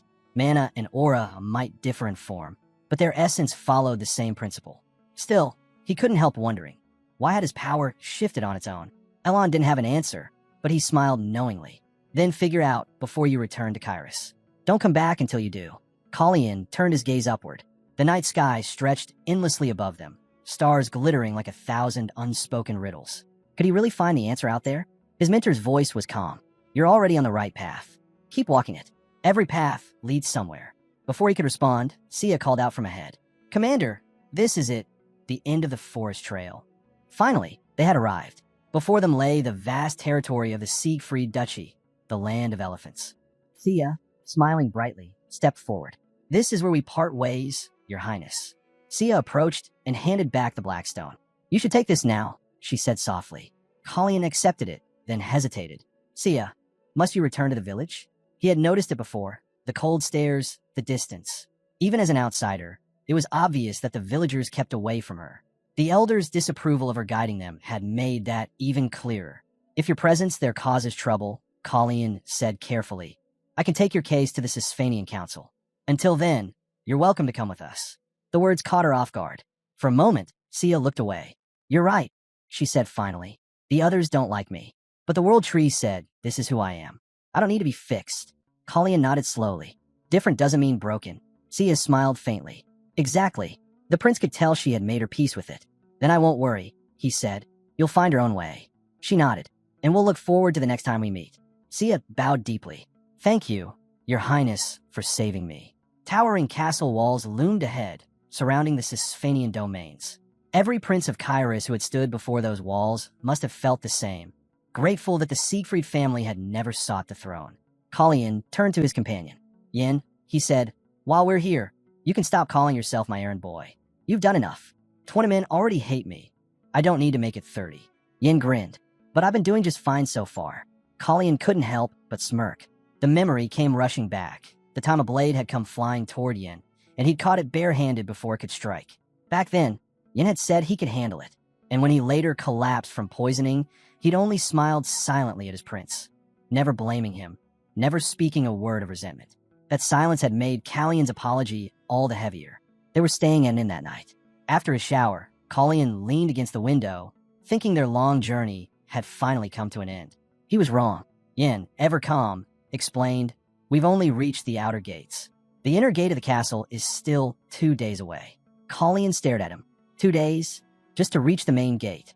Yin nodded, smiling faintly. The prince sighed. This place really is the land of elephants. He glanced out at the sprawling landscape beyond the inn's balcony. Your duchy is enormous, Yin. And here I was, thinking I'd meet your father today. Complaining wouldn't change anything, and he knew it. With a weary shrug, he let it go. As he sat down, his eyes fell on the black stone in his hand. See, his words echoed in his mind. Even if you say otherwise, it doesn't change what you are. He finally understood. His mana hadn't vanished when it turned into aura. The essence was still the same. It had simply evolved. All this time, he believed mana and aura were completely different forces, but that wasn't true. It was only habit that made him separate them. If he couldn't stop turning mana into aura, then he'd make it work for him. He would use aura as the fuel for his magic. The change was immediate. Arson, standing nearby, felt it before Colleen even spoke. The prince's mana, once faint and gentle, now surged like a river bursting through a dam. It was colder now, stripped of warmth, sharp enough to make the air itself shiver. The sheer power of it was staggering. Colleen smiled faintly to himself. The magic of the 4th district was now within his reach. That problem, at least, was solved, but others were waiting. By the time they reached the inner gate, Yin walked ahead, leading the way. There were 6 sword masters on the continent, 6 who had transcended the limits of ordinary warriors. Among them, those with stronger auras could easily sense the presence of weaker ones. That was why, even before the prince crossed the final archway, the man they had come to meet was already there, Duke Slayman Siegfried, master of these lands. The Duke stepped forward, his expression calm but sharp. "Welcome, your highness," he said. "You've traveled far. You must be exhausted." Colleen bowed lightly. "It's been a long road, Duke Siegfried." But the Duke's eyes narrowed slightly, studying him. The air shifted, the unmistakable recognition of one sword master to another. In an instant, he knew. "You've grown," Slayman said, his voice low. "Since our last meeting, you've changed a great deal." Colleen smiled politely. "Just a minor transformation. Nothing drastic." The Duke's laughter echoed across the courtyard. "Minor? I'd hardly call it that. You stand differently now. There's a man before me where once stood a boy." He clapped a hand on the prince's shoulder. "Come, your highness. The castle awaits." As they walked side by side, Yin followed behind, watching the 2 men with quiet pride. Seeing his father and his prince together like this, he couldn't help but admire both. He had to hand it to Colleen. The wizard had come a long way indeed. The Duke had chosen his apprentice well, an extraordinary talent, not only gifted in magic, but now also recognized as the 6th strongest sword master on the continent. Colleen knew it was pointless to try and hide anything from Duke Siegfried. A man like him, sharp and experienced, could see right through it.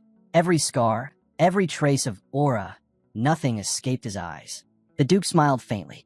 "It may still be difficult for you to see the aura of others, your highness, but I can clearly see yours. You've made remarkable progress." He paused, his tone softening. "Your mentor must take great pride in watching your growth." Colleen gave a small, almost wry smile. "I wouldn't be so sure. My teacher is quite absorbed in his own work right now." Elon had earned that right. Years of relentless effort had finally paid off. The Duke nodded thoughtfully. "I'd love to stay and talk more with you, Prince Colleen, but duty calls. I have inspection rounds I can't delay. I hope you'll understand." "Of course," Colleen replied. "I'm the one who arrived ahead of schedule, after all." Then, the Duke said with a smile, "Since you'll be departing in the morning, I wish you a safe journey. I'll look forward to hearing your tales when we next meet." Colleen bowed politely as the Duke took his leave. Far away, in the royal palace, the king sat in his chambers, a cup of wine resting loosely in his hand. Seeing his majesty drink was a rare sight. Elon, standing nearby, could only assume that his mind was on the prince, or perhaps something else entirely. Elon hesitated before speaking. "Your majesty, have you given any thought to rekindling Camelon's flame?" The king didn't answer right away. His gaze remained fixed on the flickering light of the candles. "It's not just the flame," Romain continued carefully. "I'll soon need to declare the heir. The king sighed. "Colleen will be the last of my sons to complete his rite of passage. When he returns, all 3 will be old enough to stake their claim." He set the cup down. "Randall is cautious, deliberate, but he keeps too much hidden. I can never read him. Planche, he's the strongest by far, but his defiance knows no bounds. And Colleen," he paused, a trace of worry in his voice. "Colleen is still learning what it means to be a man." Elon's lips twitched into something between a smirk and a grimace. "Then perhaps the best choice is to name the least desirable heir. The others will eliminate him for you." Problem solved. The king gave a tired laugh. "If only it were that simple. I'm too old for games like that." He looked toward the window, where moonlight spilled across the floor. Randall will keep his distance until Colleen returns. He's patient like that. When the time comes, I'll see what truly lies in his heart. Until then, silence is best. I won't let tomorrow's uncertainty rob me of today's peace." Elon bowed. "Wise words, your majesty." The king leaned back, eyes half closed. "When Camelin's flame burns again, it will not be for bloodline or title. It will be worth. Only the one who proves himself will be worthy of it," Elon said softly. Meanwhile, somewhere far away, Colleen walked through a winding cavern. The air grew colder with every step, the darkness stretching endlessly ahead. He'd been walking for what felt like hours, yet the tunnel showed no end. "How deep does this cave go?" he murmured under his breath. And then, without warning, the path opened. Before him lay a clearing filled with glowing flowers, an otherworldly garden hidden beneath the earth. Colleen stopped, staring in awe. What is this place? Only then did Colleen truly turn his attention forward. He felt it, a surge of power unlike anything he had ever known. Pure, unrestrained magic that transcended every known limit. The air itself trembled, saturated with an aura so immense it could crush a man's spirit by presence alone. This was more than divine will. He knelt instinctively, bowing his head. Before him stood the almighty Sisphanian, not a vision, not an echo, but the goddess herself made manifest. All around, the townsfolk went about their lives, unaware of the miracle unfolding in their midst. Then suddenly, a blinding flash of light split the sky, washing over everything in silence. Within that light, Colleen stood frozen, his mind racing. Would a mere projection of her will not have sufficed? Why reveal her true form now? The crushing magic and suffocating pressure that had filled the air moments before suddenly dissipated. The goddess's eyes turned toward him, calm, knowing. She saw the foreign child before her, one who did not belong to this world. A soul burdened with memories from another life, another reality. He had taken her blessing, she realized, and turned it into a weapon of death. Yet what truly stirred her curiosity was not his defiance, but his purpose. What had driven him to do it? In the next instant, she appeared directly before him. That was why he had been called, to stand in her presence. Outside, his companions had seen the light too. They had no idea what it meant. "What's happening?" one of them muttered. "This has never happened during a rite of passage before." Yan's face was pale. "Something's wrong," the prince. A large hand rested gently on his head. It was his father, the Duke, who had arrived without warning. "You seem rather worried for that boy," he said quietly. Yin blinked. "You're supposed to be on inspection duty." "I just returned," the Duke replied evenly. "That fast?" Yin frowned. He'd only left the night before. There was no way. The others glanced at them in surprise. It was the first time they'd heard Yin call someone father. Before anyone could question it further, two figures appeared. A girl with striking white and crimson hair, and a woman beside her whose presence carried quiet strength. Veronica Manisil, Elon's granddaughter. And beside her, Rachel Grace, Elon's daughter-in-law. But the true presence that filled the chamber was Sisphanian's. She turned to Colleen, her gaze endless as the night sky. Without a word, she reached out and touched his face. The world fell away. In an instant, they were standing inside Callion's memories. His past lay bare before the goddess's eyes.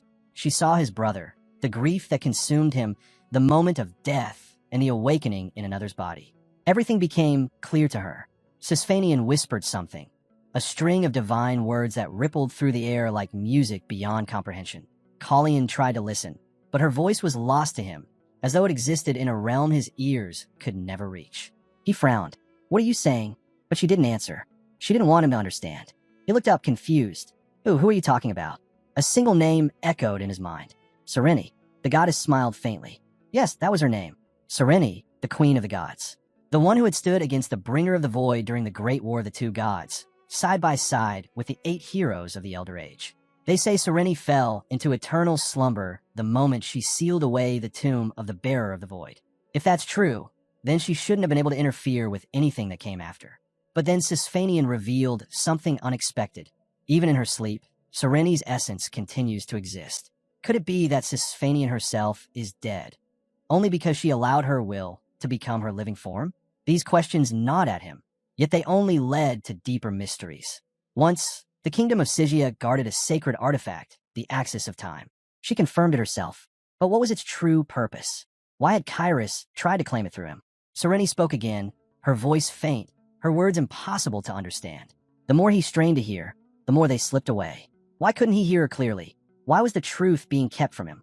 His impatience clashed against Sereni's calm will.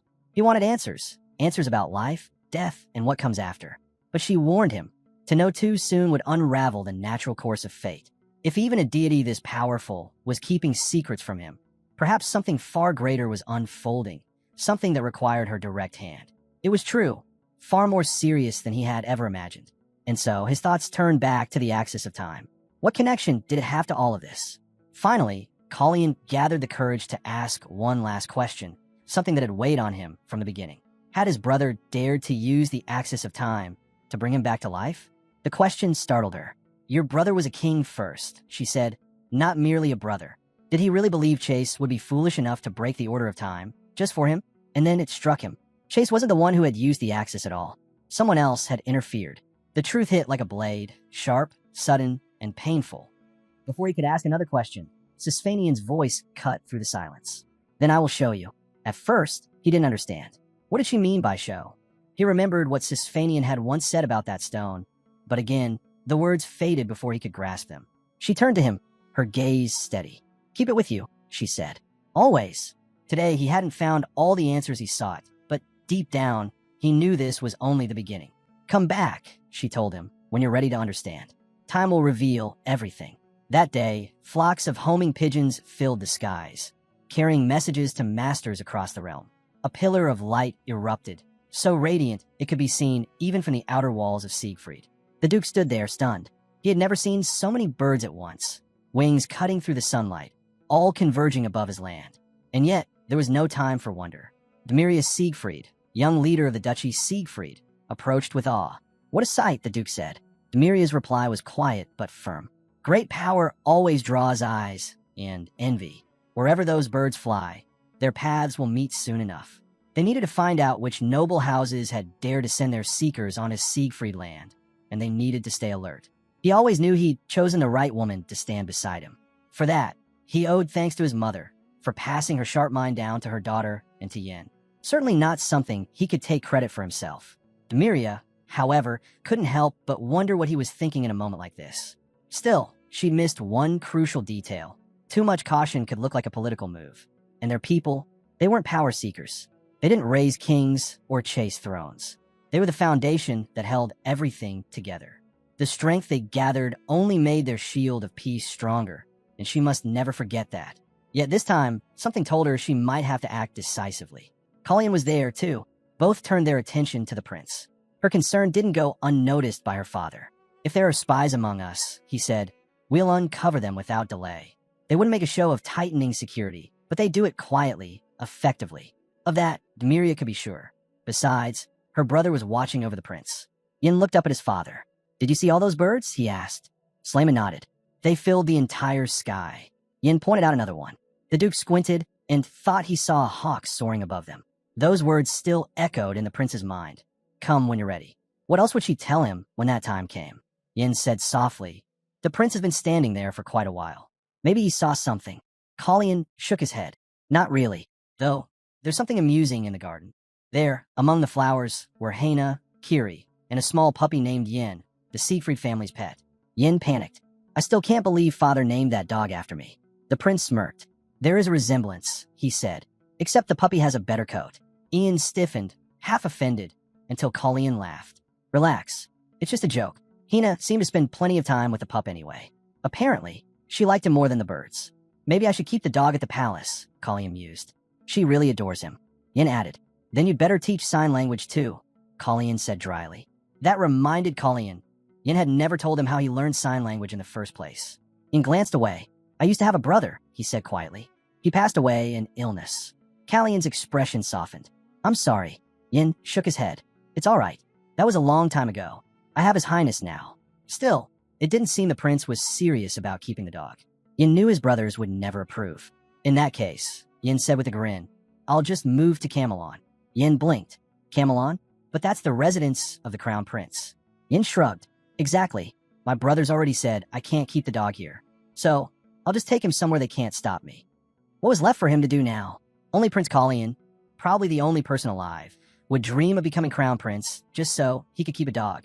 Yin couldn't help but laugh at that, but then Colleen added something that silenced him. I'm also the only one who's seen Sisfanian in her true form. At first, Yin didn't understand, but the moment realization struck, he froze.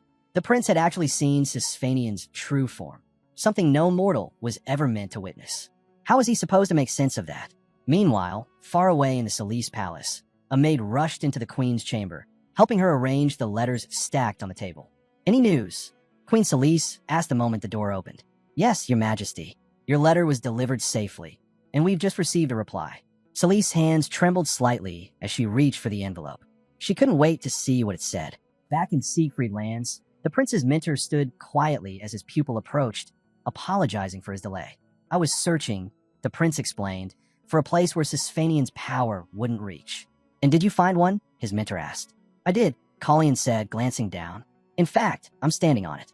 The Siegfried family cemetery. Yin had led his highness to a secluded area near the castle, a quiet, untouched place beyond Sisfanian's influence. At last, they could speak freely. Did your audience with Roselda go well? The mentor asked. Colleen gave a faint smile. That's a long story. He decided to keep it short. Let's just say I witnessed Sisfanian in her true form, and Elon missed it. His mentor raised an eyebrow. You saw her? I did, Colleen admitted. She told me to find her again when I'm ready. When that time comes, I hope you'll join me. The mentor sighed. I would have if not for the business that's kept me here. Has the queen noticed Renan's disappearance yet? Colleen asked next. Elon nodded. She's had no word from him for 10 days. If she pretended otherwise, it'd raise suspicion. This morning, he continued, Evan Breeson visited her. You might think he told her about us, but no, he wouldn't dare. Everything between us is sealed by oath. Still, Colleen frowned. Isn't that risky? Perhaps, Elon said quietly. But don't trouble yourself over it. One of my students has already surpassed his mentor and proven that point quite clearly. Colleen chuckled softly. Then I suppose I'm the guilty one. In any case, Elon went on, you can rest easy. Renan and Bryson's are no longer our problem. That left only one concern. Renan had been Solis' personal agent outside the palace. He handled every task she couldn't be seen doing, including obtaining the poison used in the assassination attempt on the prince. The queen would no doubt be searching for his replacement soon. And then, the mentor's tone shifted. A rather interesting letter came into my possession recently. One that your father must never see. Colleen tilted his head. Let me guess, it's from the Count? Elon nodded. You're right.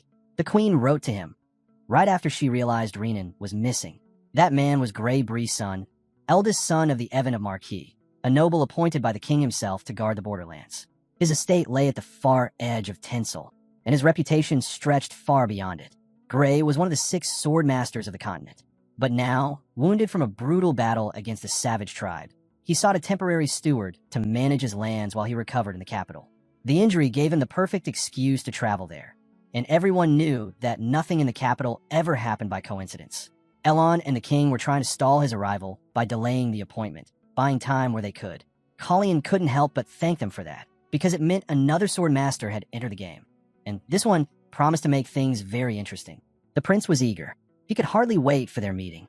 The duke, noticing his anticipation, suggested they take a short rest. A bench would have been better, but a fallen log would do just fine. As they sat, Colleen spoke first. Sisfanian granted me an audience today. Slayman's brow lifted slightly. How did it feel to stand before her will? It wasn't her will, the prince replied quietly. The duke paused, realizing what that meant. You saw her in the flesh? Colleen nodded slowly. It sounds unbelievable, I know, but Slayman didn't let him finish. A knowing look crossed his face. I knew it, he said. I always knew she was still alive. For centuries, people had whispered that the Siegfried family had wasted 500 years guarding an empty dragon's lair that didn't even exist. But they were wrong. Every generation's vigil had meaning. None of it was in vain. Seeing the duke's joy warmed the prince's heart. I still have one more meeting with her, Colleen said. If it's possible, I'd like to open a teleportation portal between Kairesis and Siegfried. It would make things much easier. Now, Slayman understood why the prince wanted it, but the question remained. Will the king allow such a thing? A direct link to the capital could become a gateway for attack. Colleen thought for a moment. If it's only a matter of safety, I have land not far from the capital. It once belonged to Witherin. It's ideal for the portal's anchor point. Slayman considered it carefully. A day's journey from the outer walls, accessible only by royal authorization. That could work. And if there's ever a threat to Siegfried's domain, we'll have the right to destroy the portal ourselves. If the king agrees, I do too, the duke added. That was all Colleen needed to hear. He smiled slightly. I'm glad to hear it. The duke chuckled.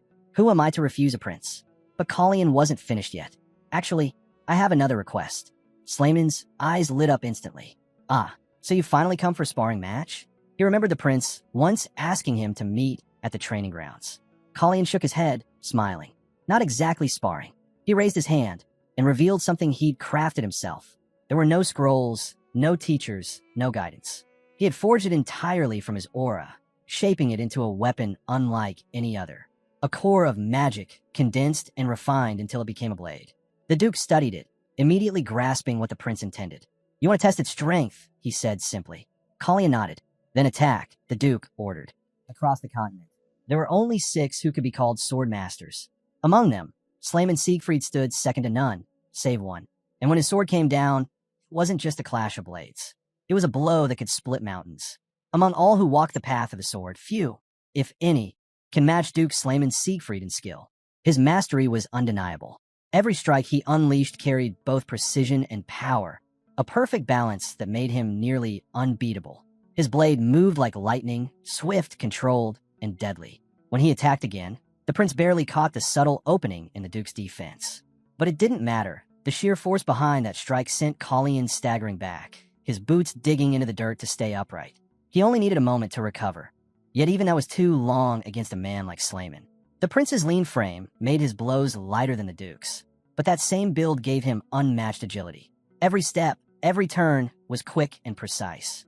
Still, holding his aura and blade, form demanded immense mana, draining him with every clash. Perhaps this spar wasn't just for training.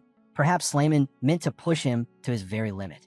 Even so, Colleen held his stance with confidence, parrying each swing with sharp precision. The Duke couldn't help but think, this boy was no longer the frail child he once knew. How did that scrawny brat become so strong? But strength aside, His Highness still wasn't on Slayman's level.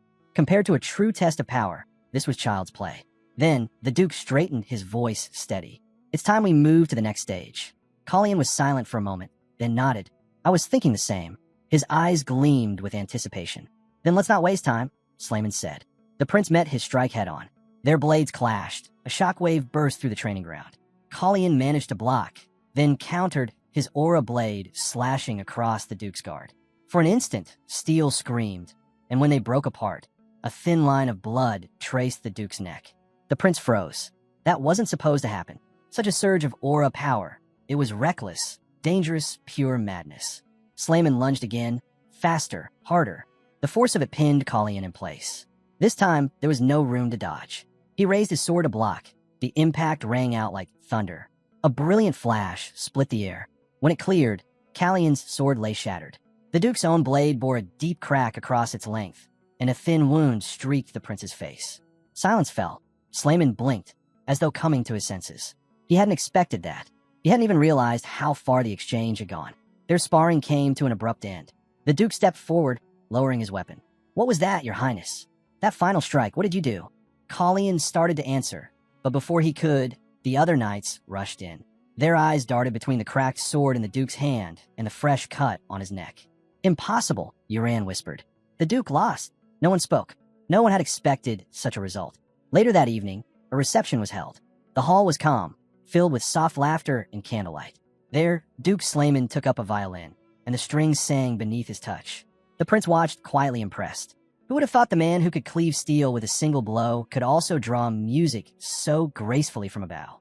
Colleen thought such a magnificent performance shouldn't be heard by him alone. The Duke, lowering his bow with a smile, said quietly, It's in our blood, Your Highness. Even if not every Siegfried can handle a violin, we're always in tune. He bowed slightly. It's an honor to share this with you. If Your Highness ever wishes to hear more, I'll always be ready to play again. Colleen smiled, though a hint of guilt lingered in his eyes. The wound he'd left on the Duke's neck still bothered him. I only hope that a little cut doesn't interfere with your playing, he said. Slayman chuckled. If a scratch like that could stop me, I'd hardly deserve the title of Swordmaster. Then his expression shifted, a hint of warmth under his sternness. No, the real blow landed here. He placed a hand over his chest. Just then, his son stormed in. Father, how could you? You've scarred His Highness's face. The young man's outrage filled the hall. After all he's done for you, is this how you repay him? The Duke groaned. Oh, listen to that. My own son, turning against me. Despite the commotion, Colleen couldn't help but laugh softly. Please, he said, there's no harm done. Truly, this duel was invaluable. I learned more from that exchange than from months of practice. He raised a glass, offering a toast. The Duke accepted, the corners of his lips lifting. Praise like that, especially from a pupil, was music to Slayman's ears. Now he finally understood the limits of his own aura blade, how much power it could endure before shattering. That, he realized, was the missing piece he'd been searching for. Colleen had seen it too, that brilliant flash when their energies collided. He still had a long path ahead, but knowing there was more to reach fulfilled him with quiet determination. The Duke turned to him again. How's the cut? Just a scratch, Colleen replied. I'll be fine. Slayman nodded slowly. You handled yourself well, but I noticed something I didn't expect. Colleen tilted his head. When you swing, the Duke continued, you use your back to amplify the strike, especially when you sidestep or stop mid-combo. It's subtle, hardly noticeable, but I caught it. Colleen frowned slightly. I didn't even realize. It's a common technique among the Knights of Secretia, Slayman explained, studying him carefully, but not among those trained in Kairos. Kairos-style fencing is all about footwork. The power comes from the hips, not the spine. In your case, it's your back that drives your balance. That's unusual, Slayman explained. He folded his arms, thoughtful. Be more mindful from now on, Your Highness. Of course, Colleen said, nodding. But what surprised him wasn't the advice. It was that Duke Siegfried hadn't asked a single question about who he truly was. As if sensing his thoughts, Slayman spoke again. You're under Siegfried's protection now, he said calmly. And we value one thing above all, strength. Whether you're a prince or a pretender, that's none of my concern. The Duke cared for one thing only, whether he and the prince would ever have the chance to cross blades again. Colleen smiled faintly and thanked him. His gaze drifted downward, lost for a moment, as though he saw echoes of a past life reflected there. Then he asked quietly, Do you think Grey Breeson could sense my aura? Grey Breeson, the eldest son of Marquis Evan Breeson, had long since left the influence of his family, settling near the borderlands. They said his father had disowned him, unable to accept his son's choice to dedicate his life entirely to the sword. But perhaps it wasn't duty that drove him away. Perhaps it was pride. After all, the son had surpassed the father, and that was a wound no noble ego could bear. Whatever the reason, Grey was a true master. A man like him would instantly recognize another's aura, especially one as distinct as the prince's. That meant Colleen needed to be careful, to be ready, to train harder than ever before. 10 days later, the crisp air of Siegfried's lands carried the sound of steel once more. Elon expressed, hearing as the prince practiced. I assume your highness is enjoying the fresh air, he said. But don't you think some people are taking this wandering spirit a bit too far? Colleen lowered his sword and smiled faintly. My apologies, master. I had business to attend to. I'll be leaving again soon.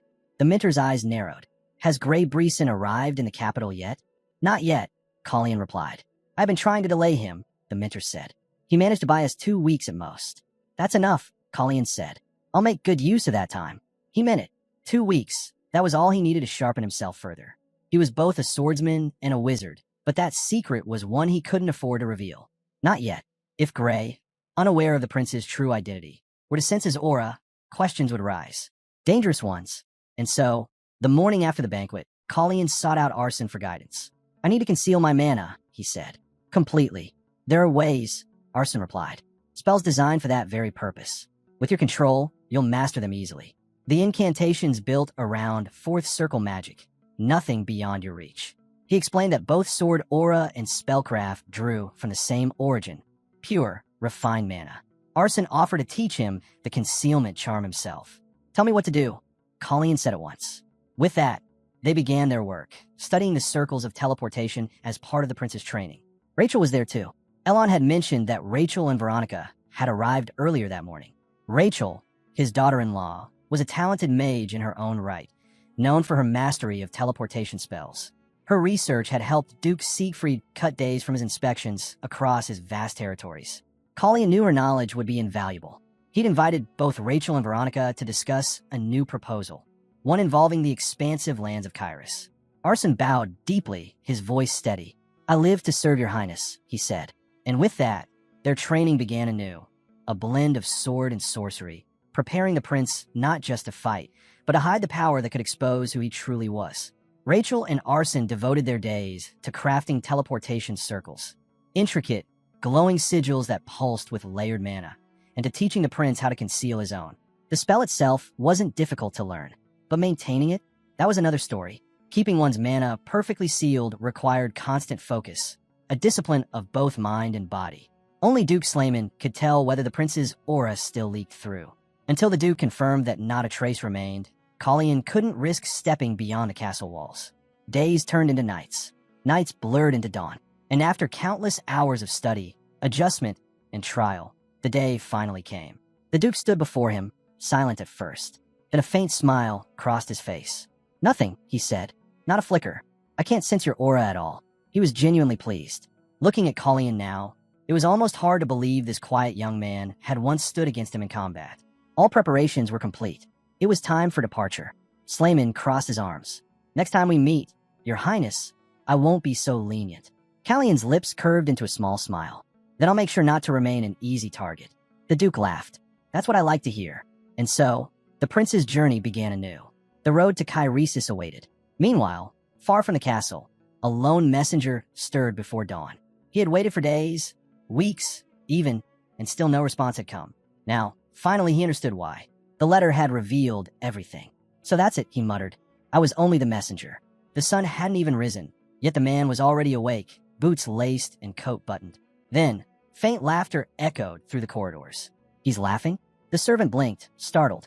The court, it seemed, had grown far more lively in his absence. As he turned, a shadow loomed over him, tall, confident. Count Grey Breeson. The man's expression was unreadable, but the thought crossed his mind.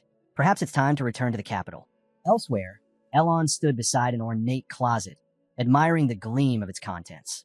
Each visit felt like the first. A treasure trove so grand it rivaled even his famed onyx bathtub. All of it, of course, had been gathered by Whit Lin, whose lands yielded the most fertile wheat in all of Kairos. It would be improper, Elon mused, to let the prince shoulder the expenses of a guild that bore another man's name. So he arranged instead to dedicate a portion of their income to His Highness, a gesture of loyalty and respect. Thus, the guild that once served House Breeson now quietly lined Elon's coffers instead. And he was very good at making sure that gold never stopped flowing. A servant approached. "My lord, have you finished? Shall I lock the doors?" "Yes," Elon replied calmly. He stepped into the hallway, satisfied, only to collide with someone. "Planche," he said, startled. "What a coincidence." It's been some time. Planche inclined his head in greeting, but said nothing at first. Then, turning to Elon, he asked softly, "Tell me, was it you who changed Colleen, or has he become someone new entirely himself?" Elon smirked. "You'll have to answer that one yourself." His eyes narrowed and nodded. "Perhaps I could ask Prince Planche the same thing. Has he given up his drink because he's found clarity, or because he's lost control of his own mind?" No one answered. Planche gave a bitter laugh. "Still, there's someone out there who misses the man I used to be." "That's a shame," Planche said softly. "But people aren't meant to stay the same. Everyone changes, whether it's crawling out from the bottom of a wine barrel, or finally finding the courage to stand up to reckless brothers and their foolish impulses." Elon replied. He smiled faintly, though there was no joy in it. Change catches us all eventually. When it happens, or how, that hardly matters. With that, he bowed politely. "Have a good day, Your Highness." Planche watched him leave, his words still echoing in his mind, especially that line about reckless impulses. Time passed quickly. 20 days had gone by since Colleen left Siegfried's lands. Now, their party had reached the tranquil shores of Raddington Lake. Kiri took in the scenery with admiration. "There's peace here, and beauty too," he said quietly. Colleen nodded. "You're right. It's almost a shame we can't stay longer." Even amidst their troubles, this calm lakeside felt like a blessing, if nothing else. The gentle view eased the tension from their long journey, though the same couldn't be said for Veronica's poor horse, which had been startled by Rachel's rather vigorous use of acceleration magic. Perhaps she'd overdone it a little. He turned to Yin. "Deliver my message to the lord of the estate. Ask whether he wishes to inform the guest of my presence." Yin bowed and left at once. The Viscount, overhearing, sighed quietly. Even a man like me, far removed from court, knows the tension between the third prince and the House of Breeson. If that's who's arrived, I'll send him away at once. The prince was here first, after all. Yin soon returned with the prince's answer. "His Highness's wish is just that, my lord, with one exception. If the visitor is Hale Grey Breeson, His Highness would be pleased to invite him for tea." The Viscount blinked, then nodded slowly. "So if it's true, he's really here." Moments later, a servant's voice echoed through the hall. "His Highness, Prince Colleen, is entering." The Viscount stood to receive him, then bowed low. "Your Highness, Hail Grey Bree-sun has gladly accepted your invitation. The air grew tense the moment Grey entered the room. His calm posture couldn't quite hide the heaviness around him, the quiet strength of a man who'd seen far too many battlefields. He inclined his head slightly. Your Highness, he said, forgive me for not rising. I'm still recovering from my wound. The pain becomes unbearable if I try. In the kingdom of Kairos, there was only one man permitted to remain seated before a prince, Slayman von Siegfried. Now, Colleen understood the unspoken rule being tested here. He gave a faint nod. You need not strain yourself, Lord Breeson. Grey smiled faintly. My thanks, Your Highness. The silence that followed was heavy, not hostile, but charged. Two swordsmen, two worlds. And soon enough, both would understand exactly what kind of man the other truly was. Men like Grey Breeson, however, were never meant to enjoy such privilege. Callion's voice cut through the silence, calm yet commanding. Then the Grey should bow his head.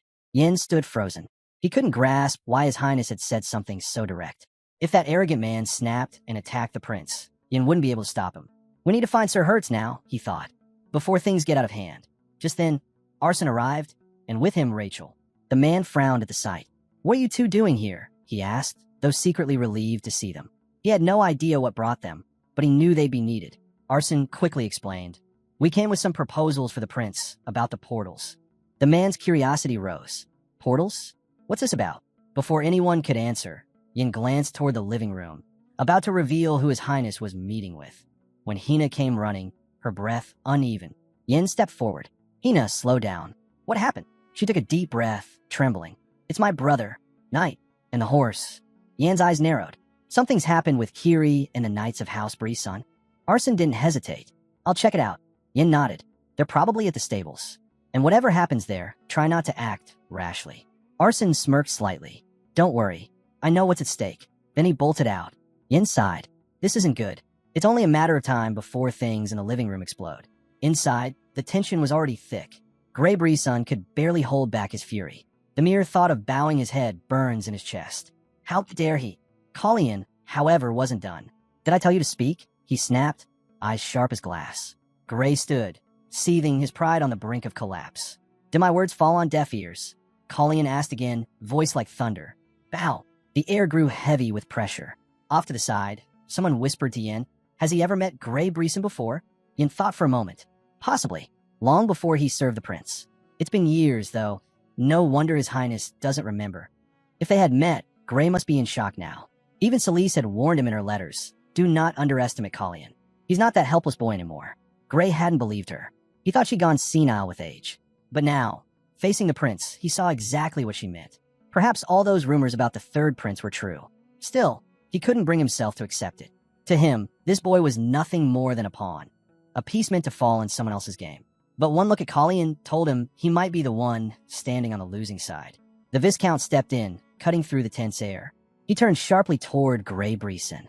Show respect to his Highness, he demanded, and return to your seat. His hand trembled, though not from fear. A Viscount daring to raise his voice at the lord who guarded the borderlands. How ironic. Such courage, wasted on a fool like Grey Breeson. The man didn't even realize that the Viscount had just saved him from walking straight into his own ruin. But first, they needed to deal with the little prince. Grey had never realized how desperately the third prince sought acknowledgement. Very well, he would give him what he wanted. He bowed slightly. Count Grey Breeson expresses his deepest respect to his Highness, Prince Colleen Rain Kairos. But Colleen, clearly exhausted, dismissed it all with a wave. That will be enough. I'll take my leave to rest. The Viscount bowed in agreement. As you wish, Your Highness. Grey clenched his jaw. The prince had turned his back on him, as if the entire scene had been beneath notice. Before leaving, Prince Colleen looked to the Viscount. While I rest, make sure Grey receives proper attention. He looks unwell. Grey's face darkened. Unwell? The audacity. Did they have any idea who they were talking to? His anger burned hotter. But before he could speak another word, a sudden explosion of flame tore through the street behind them. The night lit up with a roaring blaze. Both men spun around, startled. Callion's eyes narrowed. He recognized the magic instantly. Arson's fire? That wasn't like him. The mage was known for his control over ice, never for something as loud and reckless as fire. Which meant only one thing. This was a signal. The knights nearby jumped back, startled, as a massive fireball burst into the air. Arson stared at the chaos. I don't know what's happening, he muttered to Kiri. But the prince, he's not going to like this. Kiri's expression hardened. He already knew. He just hadn't realized whose carriage had gone up in flames. Arson strode forward, fire still flickering around him. "Tell me," he said coldly, "how could you provoke him, knowing exactly who he serves?" The knight froze. The realization hit hard. You serve the third prince." "Correct," Arson replied. "And I suppose that makes you the Greyhound's lackeys." That name struck a nerve. The knights bristled with anger. "Watch your tone." Before the situation could spiral further, a familiar voice cut through the tension. "I heard my lackey," said Prince Collian, stepping into view. His tone was calm, but sharp as a blade. "So tell me, who's the brainless mutt making noise here?" The knights turned pale. None of them had expected the prince himself to appear. Collian glanced at the smoldering wreck of the carriage. "Should I assume this belongs to Gray?" Arson bowed slightly. "Yes, your highness. I'll reimburse the damages from my own salary." Collian nodded. "Then that settles it." His gaze swept over his gathered servants. Everything seemed in order, except one thing. "Where's my maid?" he asked quietly. "She's usually with her brother when he's at the stables." Arson's eyes darkened. "Those knights tried to seize her," he said. "They were going to drag her away. They thought they'd found an obedient, soft-spoken girl, the perfect plaything for Gray's amusement.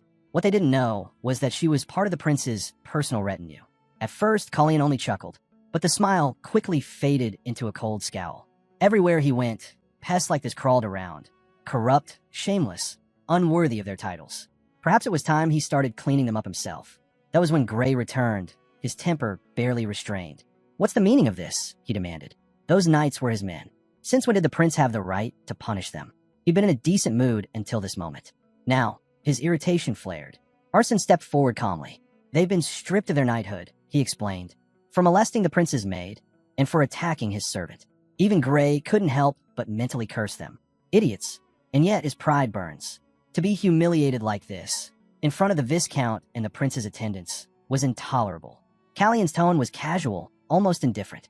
"Lord Manisil will see to your carriage once you reach the capital." Gray's jaw tightened. That insolent brat would pay for this. As Collian walked beside Kiri, he glanced at him. "Nothing to say for yourself?" Kiri stayed silent. What could he even say? He'd endured this kind of thing too many times to count. Inside his head, his thoughts churned. Who does this half-blood think he is? Always silent, even with that pretty face. He should be grateful we let her curry favor with the Earl. The knights taunted him, their voices dripping with mockery. "What's wrong, clever tongue? Lost your words." They wanted a reaction, something to justify another beating. To them, this was nothing worth the prince's attention. But Kiri only said quietly, "I have nothing to say." Collian gave a faint nod. "Then do as you see fit." With that, he turned and walked away. For once, there was peace. A cup of tea in his hand, the tension fading from his shoulders, exactly what he needed. The Viscount smiled. "I'm glad your highness approves," he said, though a hint of concern lingered. "But do you truly think this is wise?" Collian looked up. "Wise? What are you referring to?" The Viscount hesitated. "Gray. He's furious. If he decides to act, he could threaten your safe return to Kairesis. Count Brisson isn't just any noble. He's a sword master." Collian remembered the aura he'd sensed the first time they met. Powerful, yes, but not beyond his reach. "I recognized his strength the moment we met," he said calmly. "If it comes to it, I'll put him in his place." The Viscount studied him, surprised. There wasn't a flicker of worry in the young prince's expression, only steady confidence. For someone barely past adolescence, his composure was remarkable. And yet, something about that unshakable calm made the Viscount uneasy, something he couldn't quite put into words. The Viscount noticed the prince staring out toward the training field and wondered what had caught his attention this time. It was the prince's servant. The young man had been running laps for hours, circling the field without pause. "Is his highness truly planning to leave him out there all night?" the Viscount asked, half in disbelief. Callian's answer came without hesitation. "Yes, he'll stay until I say otherwise. A proper lesson takes time." The Viscount hesitated. "Don't you think that's a bit harsh?" Collian shook his head. "If he can't endure something this small, how could I ever trust him to guard my back? Everyone bears their own weight here. It's his turn to carry him." At that moment, the Viscount realized this wasn't just about punishment. The mage who had set fire to the Count's carriage had gone unpunished. Clearly, this wasn't about blame. It was about loyalty. The servant's mistake wasn't his action. It was his lack of endurance, his wavering strength. The prince demanded absolute trust from those beside him. And the Viscount, though he wouldn't say it aloud, almost envied that servant, to be deemed worthy of serving a lord like this. Soon after, word reached them. Count Gray had requested a replacement carriage from the Viscount for the one his servant had destroyed. But to his surprise, he refused. All my carriages are under repair, he claimed. Colleen said nothing, though he already knew the truth. The wheels weren't broken. The man simply had no intention of welcoming Grey Breeson into his home. He would rather lose a few carriages than offer hospitality to that man. The prince understood perfectly, and he respected it. The Viscount's resources were modest. He couldn't afford to part with anything unnecessarily. If he did, he might not even be able to leave this remote region. Colleen also knew his family resided in Kairesis. Your home must have its own charm, the prince said casually. But tell me, do you ever long for the warmth of your family? The Viscount blinked, unsure where this was leading. I'm not sure I understand, Your Highness. Colleen reached into his coat and produced a sealed letter. He handed it over. This will grant you an audience with me at any time, even in the royal capital. I'd like you to travel with me to Kairesis. The Viscount paused. He hadn't expected such an offer. Should he really accept? After a moment's thought, he nodded. It would be an honor, Your Highness. Hopefully, my carriages will be repaired by the time your horses are ready. Callion's expression softened. Excellent. Then it's settled. Meanwhile, far from the estate, the quiet hum of conversation filled the Queen's residence at Planche. A tea party was in full swing. Queen Celise had, of course, already heard the news. Prince Collion would soon return. Wherever he went, whispers seemed to travel ahead of him. She smiled faintly into her teacup. It's been 5 months since I last spoke with Planche, she said softly. Planche frowned, and the first thing we were talking about when we meet again is my brother Collion. Her son, listening nearby, couldn't help but wonder why she'd come at all. If she missed her half-brother so deeply, why hadn't she gone to see him sooner? The Queen's voice carried a quiet weight as she set her teacup down. Grey Breeson will be arriving soon, she said. Planche frowned. And what does that have to do with me? Celise sighed softly. She couldn't understand her son's irritation. You were born to walk this path, she told him. Your moods won't change that. You have no other choice, so stop clinging to this childish defiance.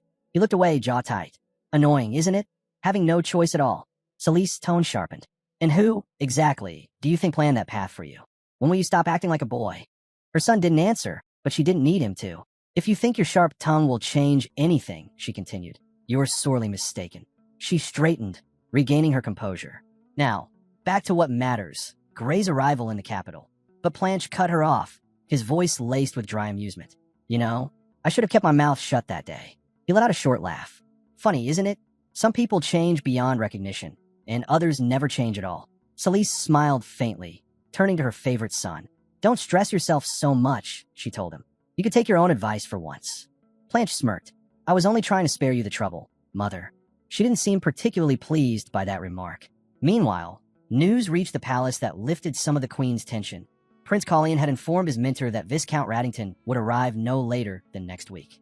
At least, she thought their dear Planche wouldn't die of worry before then. But elsewhere, the protagonist, Collion himself, let out a quiet sigh. Do I really have to suffer through all this? He vented to Elon. Elon informed him the servants whispered constantly about him. The prince who couldn't stay out of trouble. The one who made the entire court buzz with gossip. He wondered what his father, the king, thought of it all. Elon told Collion his majesty had decided to accelerate the formation of Valkan. The incident at Siegfried Manor had made Collion the talk of the entire kingdom. That alone would have been enough to infuriate Breeson. But now, with his family's name publicly shamed, things had escalated beyond repair. The royal advisors were concerned. If His Majesty moves forward with Valkan now, one said quietly, it's practically a declaration of war against House Breeson. The king didn't deny it. If it keeps their attention away from Collion, he said firmly, then so be it. He knew it was a dangerous gamble, one that left him exposed. But his decision was final. Valkan would be formally announced once the prince returned to the capital. The ceremonies were already scheduled for next week. Even so, there were problems. It's not that simple, one of the mentors warned. Even with all our knights gathered, none of them can match a swordsman of Grey Brison's caliber. If he reaches Kairesis early, Romaine's life could be in danger. Collion turned to Yen. Is this the only road to the capital? Yen nodded. Yes, unless you plan to wander in circles. Callion's expression hardened. He speaks to Elon again. Looks like I'll be causing you more trouble, old friend. He looked out toward the horizon, voice low but resolute. I won't let that ogre set foot in Kairos. Count Grey Breeson, forced to ride in a lady's carriage. His pride burns hotter than the sun. Coachman, he barked. Faster. Drive these horses to their limit. How convenient that every other carriage had suddenly become unusable. The insult gnawed at him. Who dared deprive him of his lady's own carriage? But before the thought could settle, the coachman spoke up. My lord, someone's following us. Gray leaned forward, irritated. What are you muttering about now? He shoved open the window and froze. Riding close behind, gaining on them with impossible speed, was Prince Colleen. Gray's jaw tightened. So the brat found me. How'd he close the distance so quickly? Some cheap trick his mage Minner must have taught him, no doubt. In the end, he was still just a useless royal heir. Colleen, however, had no intention of waiting. He could already see the Count's arrogance written across his face. The man still didn't know how to properly greet a prince. That single realization pulled Gray from his thoughts. How dare he snarled. He kicked the carriage door open and shouted, "Stop the carriage, now!" His rage boiled over. "Today, I'll cleanse the royal line of that stain left by your low-born mother." The next moment, an explosion of force. Colleen had him by the throat before Gray could even blink. The sheer power in the prince's grip left him stunned. How could someone so young radiate such strength and such killing intent? "You started this," Colleen said coldly. "I'm merely defending my honor. Wouldn't you agree, Gray?" Gray gasped, struggling, choking on his own fury and fear. He tried to shout something, anything, but it only came out as a strangled plea. "Stop, please. You insulted royal blood," Colleen continued, his voice steady. "And now you beg?" The man broke. His words turned to desperate cries for mercy. Callion's tone didn't change. "Tell me, Hale Gray, did you never wonder why your brother vanished so suddenly?" Gray's eyes widened. What are you talking about?" "The Marquis's prison," Colleen said evenly. "Someone paid quite a hefty price to make sure Renan never left it. And then he simply disappeared." The realization hit Gray like a hammer. Colleen leaned closer. "Tell me, Gray, was it you who wanted him gone? Or your father, perhaps?" Maybe the Marquis thought it best to remove the firstborn son who threatened his precious heir. Callion's gaze hardened. "Answer carefully. What's the name of the one who killed him?" Gray's lips trembled. He had no choice. Evan Bree's son," he whispered. "My father." A chilling silence followed.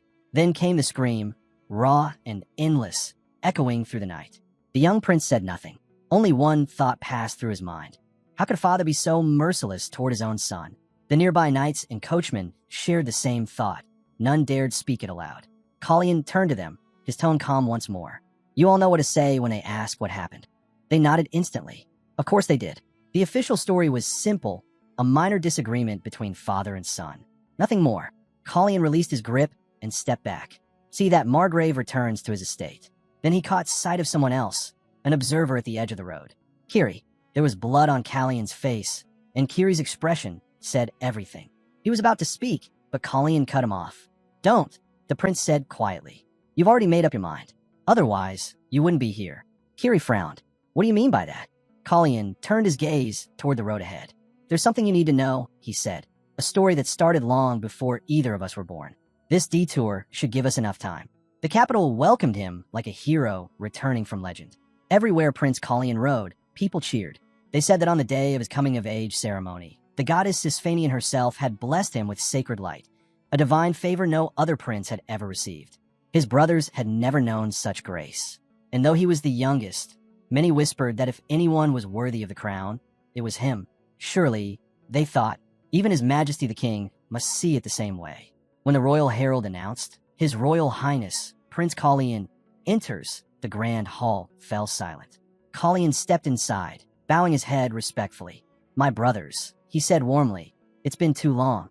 I apologize for my late return." Randall gave a curt nod, polite, reserved. Blanche, however, smiled faintly. "Welcome back, Colleen." Colleen blinked. That was unexpected. Blanche had greeted him, just like that. What was he planning this time? Still, he returned the smile. Then, the hall's mood shifted. A servant's voice rang out. "His Majesty, King Romain, approaches." The king entered with a presence that seemed to command the very air. "I hear," he began, turning to Randall, "that you've been reading Cyredia's treatises." "Yes, father," Randall replied. "I've finished them." "Good," the king said, his tone approving. "Someday, I'd like to hear your thoughts on them." Then his gaze turned to Blanche. "And you've been training, I see. You filled out nicely. We should hunt together soon." Blanche's reply was dry. "As you wish, father." Romain chuckled. "Better yet, let's make it a full hunting tour." Colleen smiled politely, but inside his chest tightened. The entire scene felt off. The king was different now, warmer, more engaged than before. The man who had once been cold and distant toward his children now spoke with ease. It was almost unsettling. A servant hurried to the king's side and whispered something. Romaine nodded. Invite her in, he said. Colleen immediately knew who he meant. Moments later, she entered, regal, graceful, every step deliberate. Her Majesty, Queen Celise. Callion's heart lifted. Your Majesty, he said, bowing deeply. It's an honor to see you again. Celise's eyes softened. And you, Colleen, she said with a warm smile. You look wonderful. I trust your journey was safe, she asked. Yes, Colleen replied. Everything went smoothly. Good. I was worried you might fall ill again. As before, she said gently. You've been through enough cold winds for one lifetime. He smiled. No worries there. The trip was far more pleasant than expected. In truth, it was good for me to be away from the palace for a while. I'm glad to hear it, Celise said softly. You can't imagine how anxious I was after hearing about Siegfried Manor. The reports of your bravery reached even my chambers. Surely His Majesty agrees. The king said nothing, though the faintest curve of a smile formed on his lips. Celise continued, such praise, and all in Callion's honor. Truly impressive. But her tone shifted. There were whispers, persistent ones. The room tensed. So I must ask plainly, she said, her eyes fixed on the king. Is it true, Your Majesty? Do you truly intend to name Colleen as heir to the throne? The hall fell into absolute silence. Servants froze in place, unsure if they'd just witnessed courage or madness. It was clear now, the queen was no longer hiding her ambitions. How desperate had she become? Not long ago, she'd spoken with Lord Manisil, and according to him, there was only one truth left to tell. Why not send to Camelon the son King Romaine cares for the least? The words hung in the air, dripping with quiet bitterness. That's how you get rid of a problem child, isn't it? Romaine had no son for whom his heart didn't ache. Yet because of Celise's quiet maneuvering, doubt now pressed against him like a weight he couldn't shake. Let's see how long the king's confidence lasts, someone murmured. He'll regret the way he treated her today. And when he does, regret will be all he has left. With that, Celise turned and left the room, leaving an uneasy silence behind. Romaine exhaled slowly, then turned to Planche. Forgive me, he said. Don't misunderstand my actions. I meant no slight. Planche shook his head. I know, father. We all do. His tone was calm, but there was heaviness behind it. None of us would ever wish to see our uncle suffer the way he did. Romaine nodded grimly. Then remember that. We can't afford to repeat his mistake. It was an unspoken law in Caresis. Once a prince reached the age of 20, he had to leave the capital. Only the crown heir remained. Each was granted their own territory to govern, but their visits to the royal city were restricted to 5 days a year. And none, under any circumstances, were allowed to raise an army of their own. Yin considered it a fair precaution, but not everyone agreed. Prince Asnan, Callion's uncle, had defied that law. When Callion's father ascended the throne, Asnan rebelled. His ambition failed spectacularly, and now he rotted in a solitary tower deep in the desolate Varika Canyon, a living warning to every royal heir that came after. That, more than anything, was why the king so desperately wished his sons would set aside their rivalries. If they could only live in peace, no blood would have to be spilled again. Yin looked at Callion. Do you think it's possible, Your Highness, for you and your brothers to get along? Callion's gaze drifted. I honestly don't know, he admitted quietly. Not with the way things stand now. As they walked, something caught his eye, a single flower blooming at the edge of the path. Yin followed his gaze. Strange, he murmured. At first, Callion thought Yin was talking about the flower itself. But then he noticed it, a faint glow from his pocket. He reached inside and pulled out a small stone. As the light pulsed softly, the nearby flowers wilted, their petals falling one by one. All except for the lone rose, which remained in full bloom. What is this? Yin whispered. Callion stared at it. The rose shimmered faintly, reacting to the light of the stone. But before he could reach out, the rose began to crumble into dust, scattering into the wind. Time itself seemed to still, the air frozen, sound gone. And then, like a snapped thread, it all rushed forward again. Memories flooded Callion's mind, fragments of visions.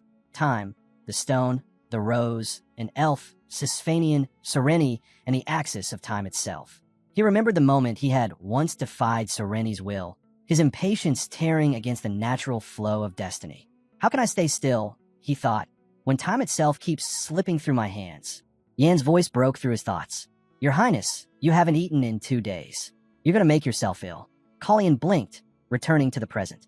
I'm fine, he said softly. Just tired from the journey. Yin frowned. Should I tell the servants you'll rest tomorrow? Callion nodded. Yes, tomorrow will be fine. And as Yin turned away, Callion's hand brushed the pocket where the faint warmth of the stone still lingered. A quiet reminder that something beyond time itself had begun to stir. After a long day, Yin wished him a quiet night and left. Colleen lay down, trying to let sleep take him, but the feeling came swiftly. Someone was there, watching. He sat up, scanning the dimly lit room. "What do you want?" A familiar voice answered, casual and amused. "You really do jump at every little sound, don't you?" It was Planche. Colleen frowned. "It's late, and you're uninvited." His brother only smirked. "Since when do I need an invitation?" Typical Colleen thought. He comes and goes as he pleases, just like his mother. Planche folded his arms. "I came because something's missing from the royal garden. A rose, to be exact. I suppose that wouldn't have anything to do with you, would it?" Colleen sighed and, with a subtle flick of his hand, erected a soundproof barrier. "One flower goes missing, and you come barging in at midnight? You must care about that rose quite a lot, dear brother." Planche's smile didn't fade. "It wasn't just any flower. That rose doesn't bloom easily, and I couldn't help but notice that you've been skipping breakfast lately. You wouldn't happen to know why it's gone, would you?" So he knew. The rose he'd seen had come from Randall's private garden, and his mother, Randall's mother, was from Tinsel, the land of holy light. Could it be that what he saw was connected to that divine power in their bloodline? Planche's gaze sharpened. "I asked Randall about it," he said. "About the never-fading rose. He always denied knowing anything. I wonder how long he'd keep up the act." Colleen frowned. "Act?" He tilted his head. "You'd think that one day he'd just admit it. Yes, I know. Only someone with holy power could make a rose live that long. But instead, he hides it. So, Randall could use holy power." Planche stepped closer. "I thought you should know that I burned the rose." Callion's eyes narrowed. "You can play dumb all you like," Planche said, turning toward the door. "But maybe tomorrow you'll thank me." Callion's voice stopped him cold. "Don't move." Planche froze mid-step. "What are you doing?" Colleen asked quietly. "You went out of your way to interfere, to stop me from clashing with Randall." "Why?" Planche didn't answer. His sigh filled the silence instead. Colleen continued. "You and I were never close.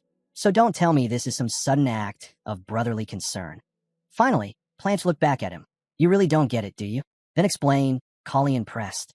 Planche met his eyes. "No matter how strong you are, you can't defeat Randall. The same goes for me." Colleen blinked, caught off guard. "What are you saying?" Planche's tone was calm, but there was something else hidden beneath it, a quiet conviction. "You heard me," he said. "Randall's power isn't his own, and even he can't win against Queen Celise." For the first time, Colleen saw something in Planche's expression he hadn't expected. Not arrogance, not rivalry, but resignation. He didn't say another word. He simply left, closing the door behind him. Colleen sat for a long moment in silence, the soundproof barrier still humming faintly in the air. So Planche never wanted to be crowned prince in the first place. The realization struck harder than he expected. As the night deepened, Colleen returned to his bed, his thoughts circling endlessly around his brother's final words, about Randall, his hidden power, and the unseen forces moving behind the throne. A flower sustained by holy power, and a black stone that reeked of blood. They resonated with one another. Colleen could feel it, the faint hum, the pulse that tied them together. The pieces were starting to fit. Randall, it all pointed back to him. The prince leaned back in thought. If Randall truly possessed holy power, he would never reveal it willingly. No, he'd have to be provoked. Force him to make the first move. Only then would Randall's secrets spill into the open. But to do that, Colleen would have to strike at the one thing protecting him, Queen Celise's power. And time was running short. Meanwhile, far away, the sound of a palm striking would echoed through the royal chamber. Queen Celise slammed her hand against the table, her patience snapping. "What is this nonsense?" she demanded. Her maid, Clea, flinched. "Your Majesty asked about the incident with Hale Gray. I only repeated what was reported." "Then repeat it again," the queen ordered sharply. Clea bowed her head. "Count Hale was gravely injured and returned to his estate to recover. That's why his reports ceased just before your Majesty arrived in the capital." Celise's eyes narrowed. "And his injuries? Are they true?" Clea nodded hesitantly. "He was attacked by men under Marquis Evan's command on his way to Kairesis, though I don't understand why your father would." The girl's words faltered under Celise's glare. "Speak," the queen snapped. "Tell me everything." "The Marquis warned him," Clea whispered. "He said Gray must never return to the capital." Celise's mind raced. So, Gray Breeson had intended to seize a Marquis title? Did father find out? Her letter to her brother came to mind. The one asking him to help Planche secure the title of crown prince in exchange for elevating their father's rank. Could that message have been intercepted? No, impossible. The timing was wrong. Her father wouldn't act so recklessly now, not when his position was already fragile. But still, if it wasn't her father who attacked Gray, then who could have possibly injured a man as powerful as him? Gray was a master swordsman. Few could even touch him. Perhaps his previous wounds had weakened him, leaving him unable to defend himself properly. Salise's expression hardened. "Send medicine to his estate," she ordered, "and find out exactly how badly he's injured and who struck him." Clea bowed and hurried out. The moment the door closed, Salise let out a quiet laugh. "How unbelievable," she murmured. "Gray Brisson, injured? Whoever staged this farce, their little game is doomed." She leaned back, smiling coldly. To think someone would try to involve my father in all this. A clever move, but pointless. After all, it had been her idea to have Gray use his supposed injury as bait. A soft sound broke Salise's thoughts, the faint jingle of a pouch. A man entered, kneeling before her. He picked up the bag she had tossed toward him, weighing it in his hand. "It feels heavy, Your Majesty," he said. "Quite a list of tasks." Salise's lips curved. "Just one." The man raised a brow. "Only one. For you," she said with quiet venom. "I'm feeling generous." The man smirked, slipping the pouch into his cloak. His name was Tail, deputy commander of the Knights Pable. To the public, he was a charming noble, refined, courteous, unassuming. But behind that mask lay something else entirely. The cold, methodical mind of a killer. He bowed low. "Then tell me, Your Majesty, what would you have me do?" A man was chosen to escort Prince Colleen to his coming-of-age ceremony. His real mission, however, was far more delicate. He was ordered to find out if the prince had met her missing brother, Gray, and if he had, to uncover exactly what happened. And should Tail silence him in the process, another bag of gold would be waiting. That kind of offer was too tempting to ignore. The man agreed and asked for the name of his mysterious employer. The name he received? Arson Hertz, the magician. Yet, despite her careful plans, the queen couldn't shake the uneasy feeling that Colleen was somehow behind it all. Whispers had already spread through the capital. Rumors of Evan Brisson, a noble accused of attacking his own son. No one knew if it was true, but it was clear someone wanted the story buried. The Marquis himself was desperately trying to trace where the rumors began. He hadn't appeared in court for weeks, skipping even the latest council meeting. But that wasn't what occupied everyone's minds today. The real question was, why had the king summoned all the nobles at once? When His Majesty finally spoke, the hall fell silent. He declared that for generations, their kingdom had turned its back on magic, relying only on the blade. But now, he intended to correct that mistake. He would create a new order, a unit of mages under his direct command. The announcement sent a shock through the room. The nobles, especially the knightly houses, were furious. Magic in Kairos? Impossible. Unthinkable. Even as disbelief filled the air, one question burned louder than the rest. Where was the Marquis of Brisson when all this was happening? The king pressed on. The new unit would be named Valkan, and their official ceremony would be held in a week. The Knights of Pable's barracks and training grounds would be reassigned to Valkan immediately. When the meeting ended, the king dismissed everyone, saying he needed time alone. As he walked the corridor, he overheard a familiar voice, Prince Callian's. The prince commented quietly that the nobles didn't seem too thrilled by the announcement. The king assured him there was no need to worry. Everything was already in motion. Then he turned to the boy. "You wanted to ask me something, didn't you?" Colleen nodded. "I plan to visit the Knight families. Will that be a problem?" The king paused. The boy wasn't just paying polite visits. He was moving to gather allies. A bold move for someone his age. Still, the king gave a faint smile. "Do as you wish." Colleen bowed deeply. "Thank you, father."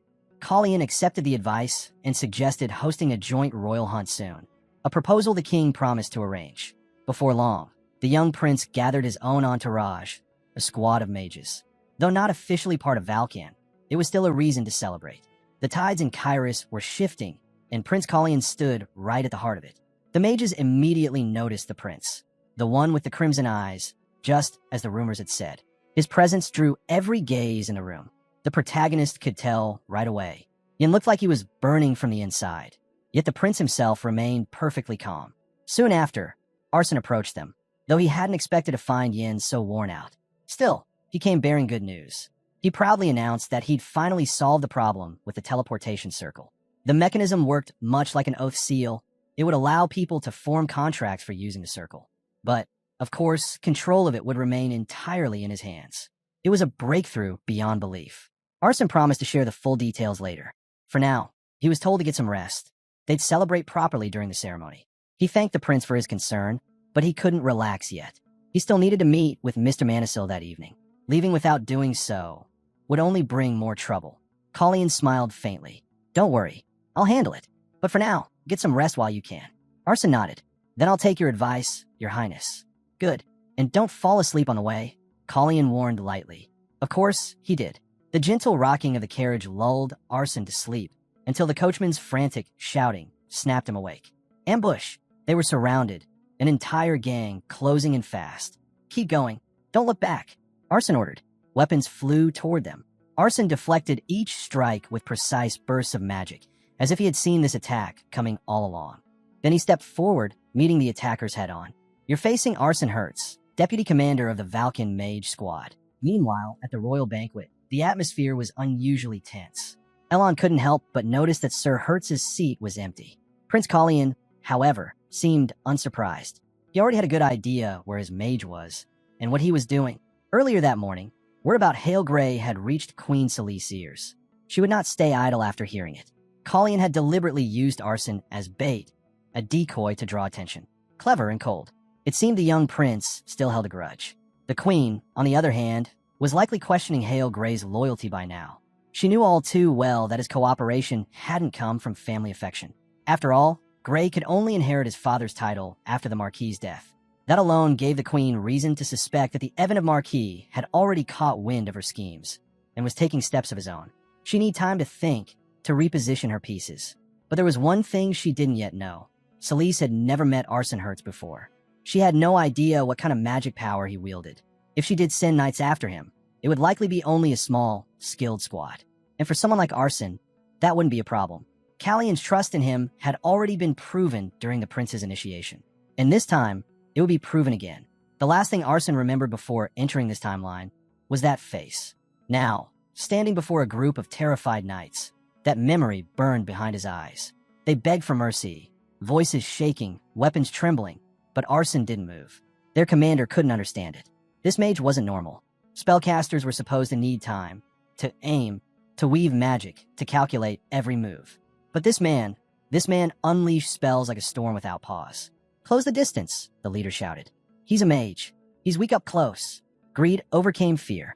There was a massive bounty on Arson's head, enough to make anyone risk their life. They rushed him, desperate to strike gold. But Arson raised a hand, and in an instant, a shimmering barrier surrounded him. The leader's eyes widened. That fast. Impossible.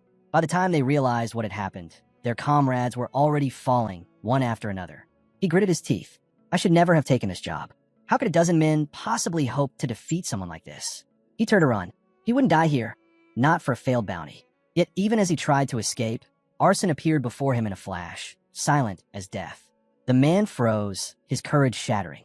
He dropped to his knees. Please, don't kill me. I'll talk. I'll tell you everything. Arson's gaze didn't waver. Then speak. Be specific. The queen, the man blurted out. It was the queen who ordered the prince's assassination.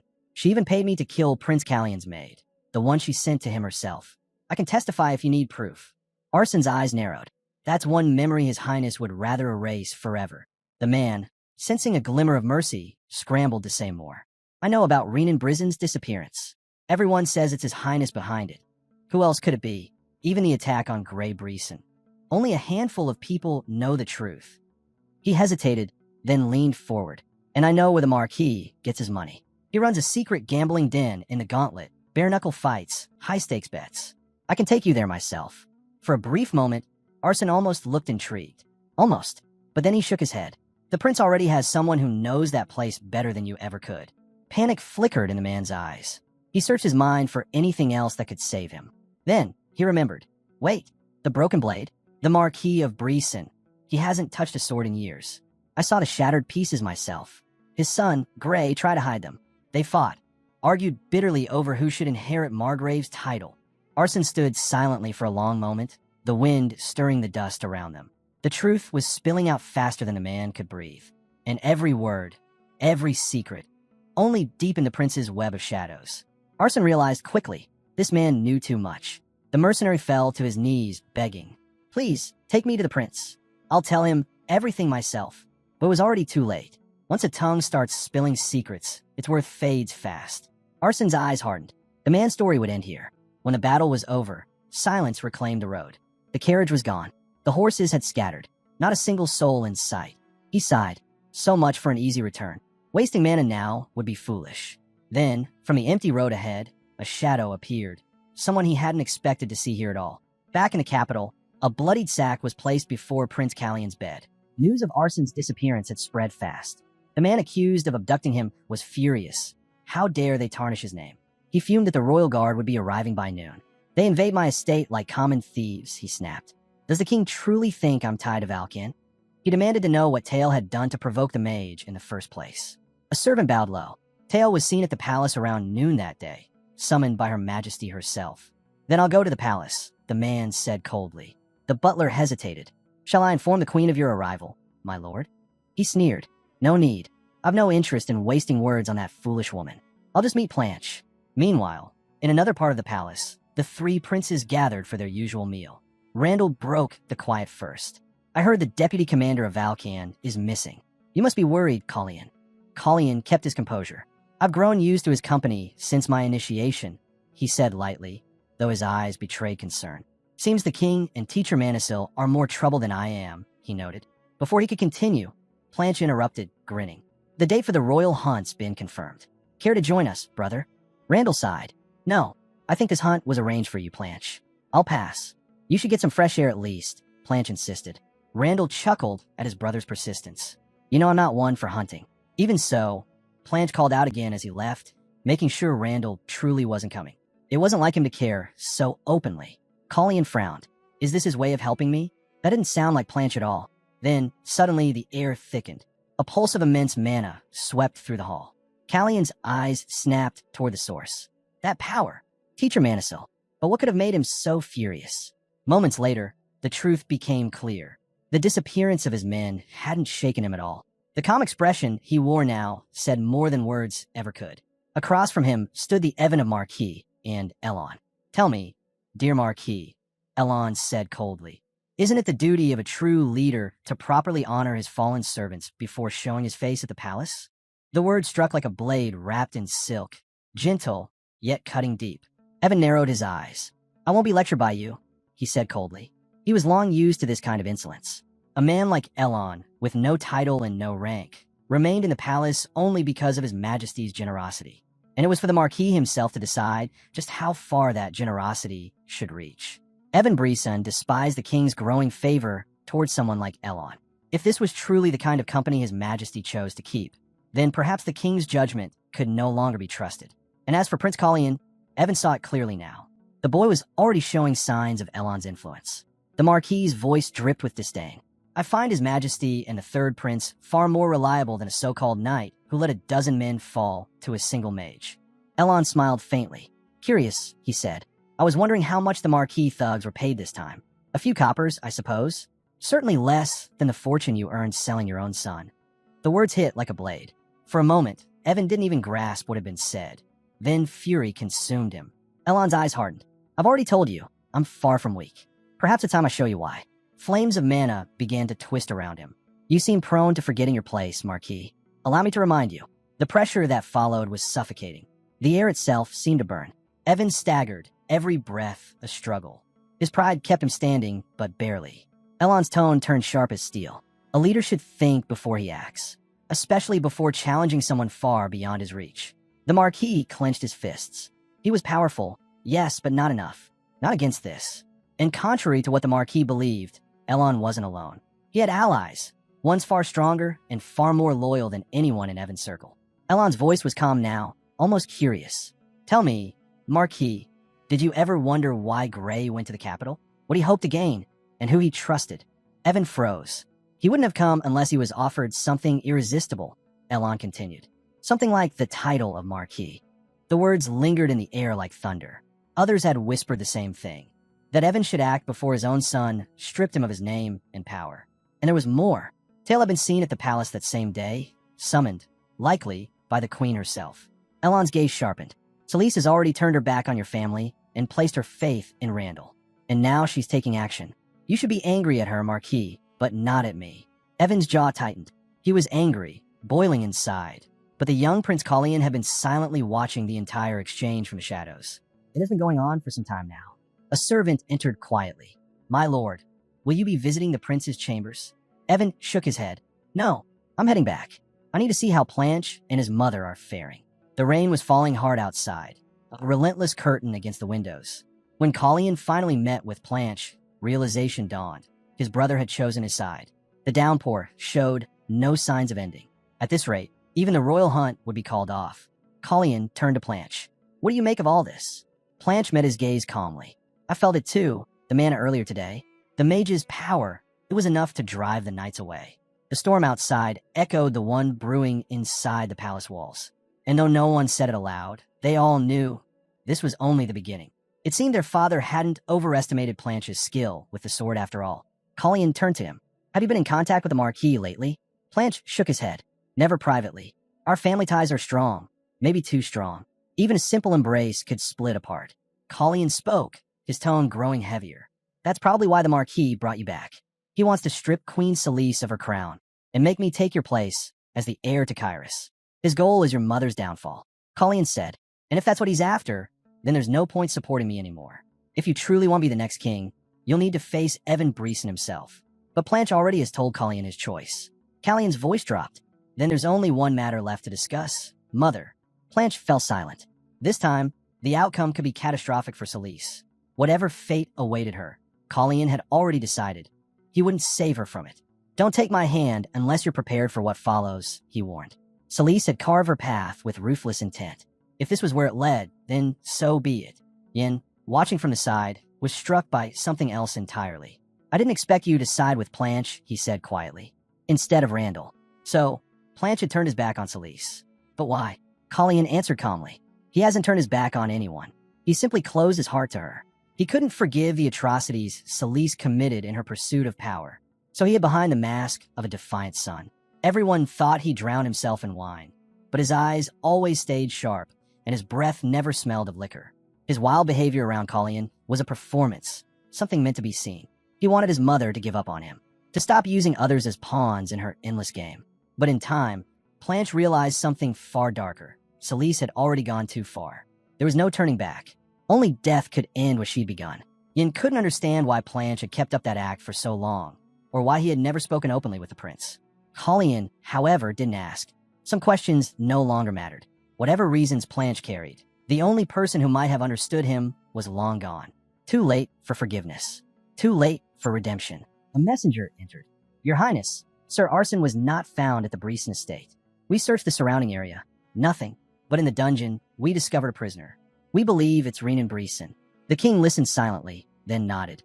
Understand. You may go. But as the door closed, a shadow crossed his face. Was that truly the right call? Perhaps not.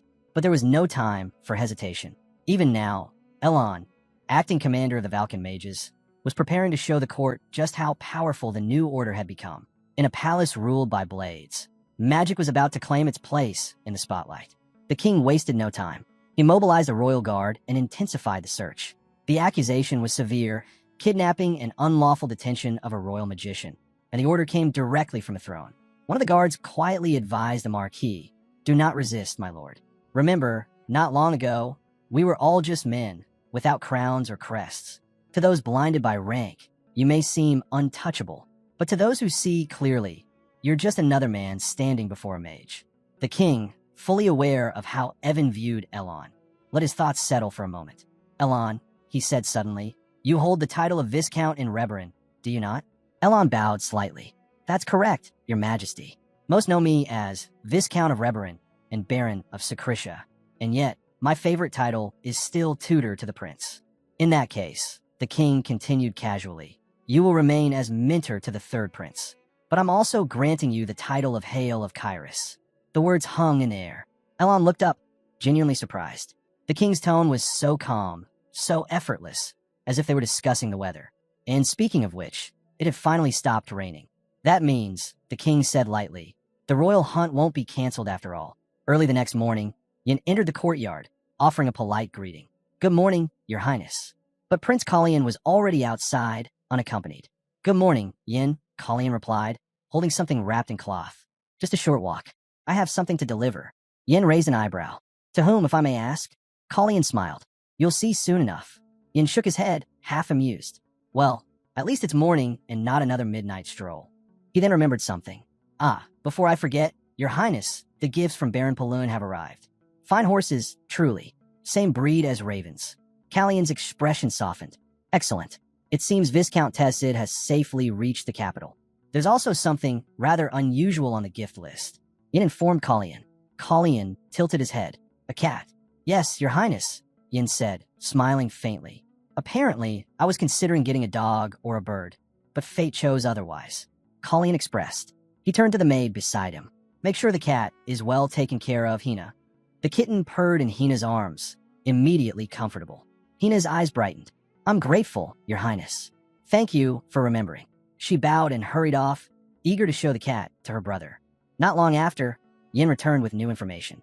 Your Highness, the royal guards searched the Breeson estate last night. Sir Arson was not found, nor in any of the nearby buildings. Callion's expression hardened.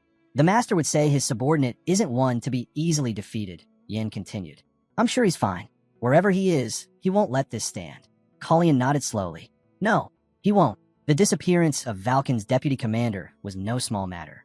It had to be addressed, and soon. The House of Brisson would be repaid in kind. By midday, preparations for the royal hunt were underway. This year's hunt is held in honor of the second prince, someone said cheerfully. But the second prince himself was nowhere to be found. Will he skip it again? Another whispered. They say his health has worsened. The air was heavy with rumor and unease. And somewhere beyond the palace walls, thunder rumbled again. A reminder that even when the rain stops, storms can still return. This wasn't the first time anyone had heard that excuse, the second prince claiming to be unwell. But this time, it looked like it might actually happen. Callion remembered his earlier conversation with Planche. Brother, don't take part in the hunt. Planche had raised an eyebrow. So, I'll be lying in bed with a terrible cold then? Callion gave no answer. Planche chuckled softly. Very well. I'll make sure to be unwell on the day of the hunt. That brought a faint smile from Callion. Good. Don't worry. I'll handle the king myself.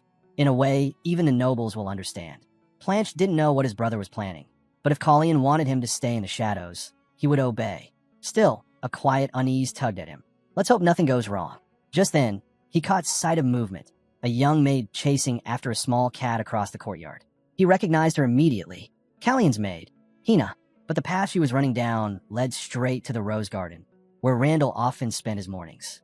Sure enough, Randall was there. The moment he noticed the intruder, his knights stepped forward.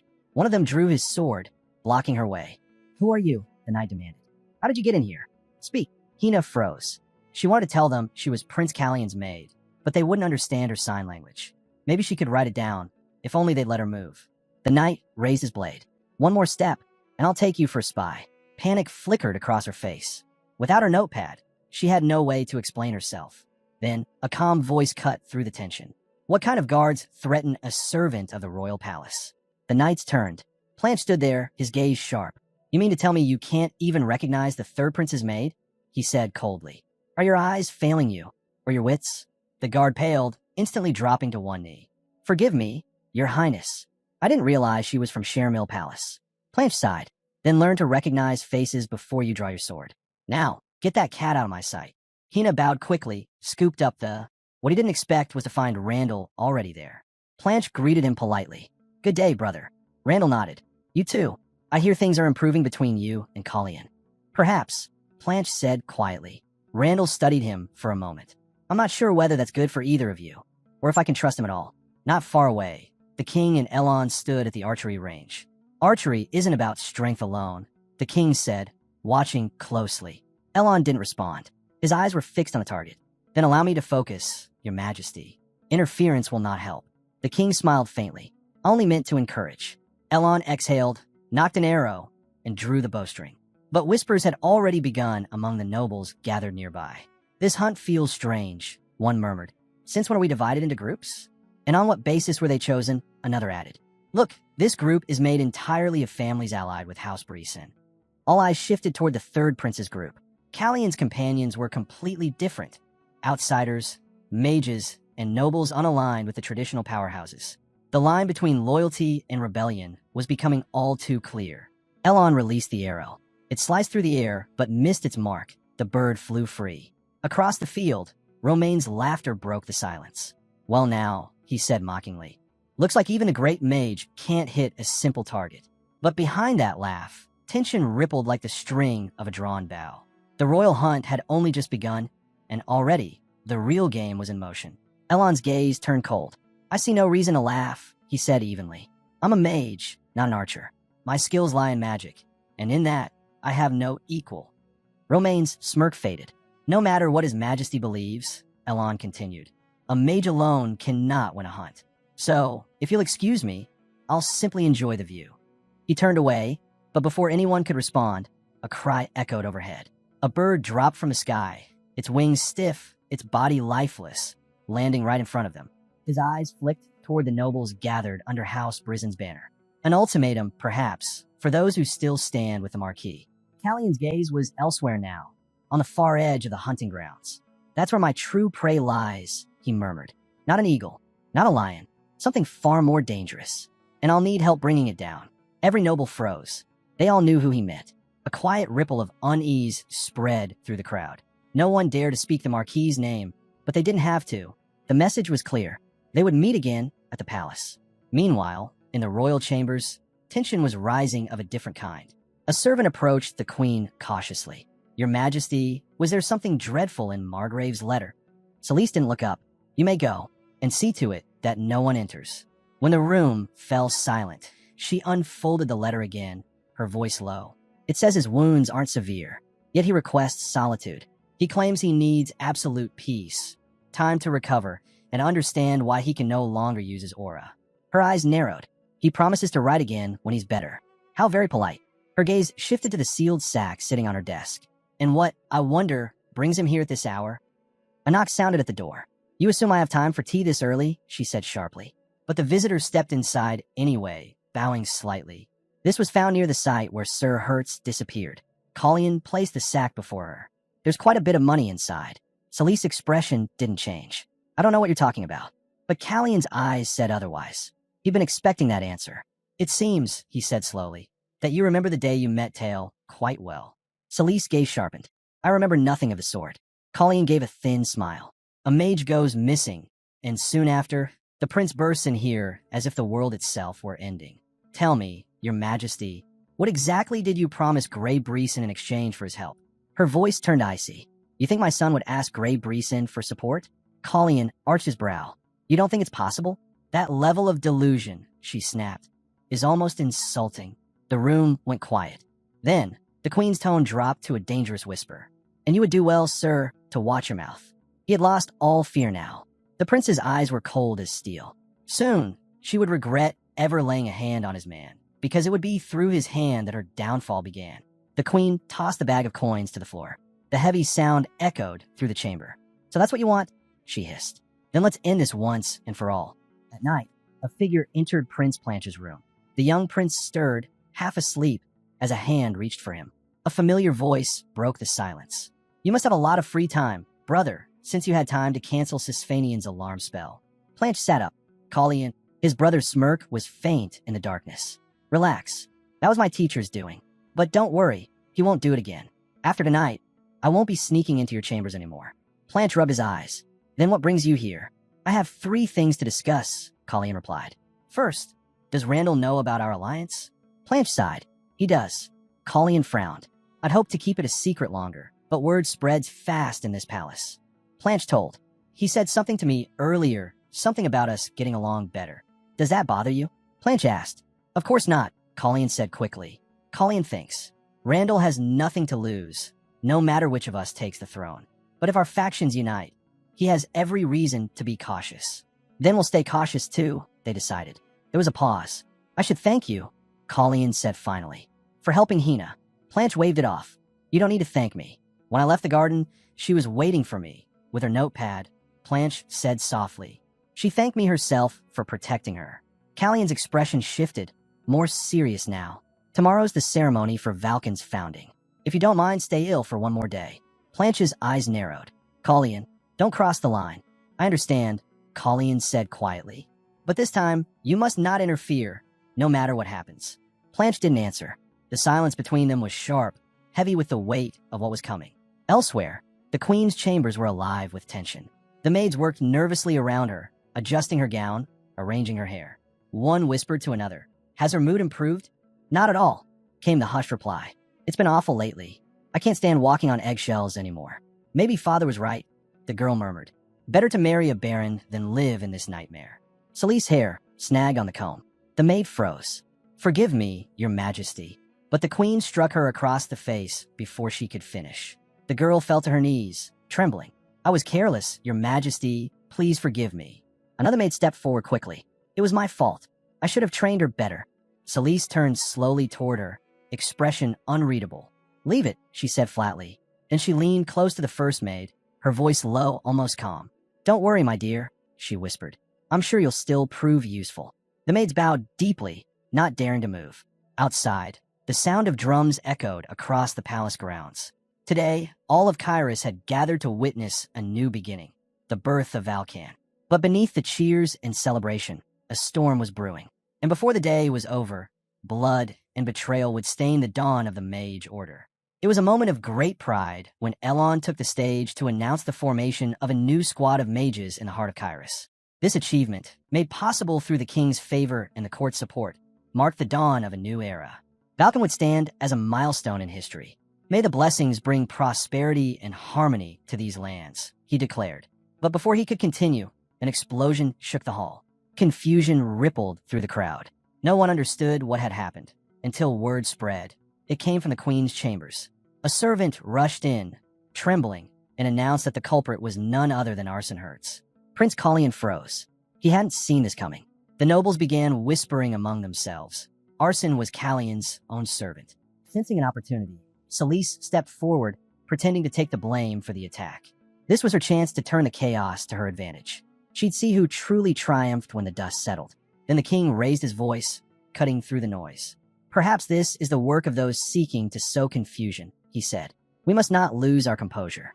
Panic will only serve our enemies. No one will act until we uncover the truth behind the explosion." But the queen suddenly spoke up. "What if I've already seen the perpetrator myself?" she said coldly. "I saw who destroyed my chambers." The court fell silent. Even Planche looked uneasy. Everyone had heard the blast, and though the queen was unharmed, her words carried a sharp accusation. She glanced at the prince, her expression filled with disdain.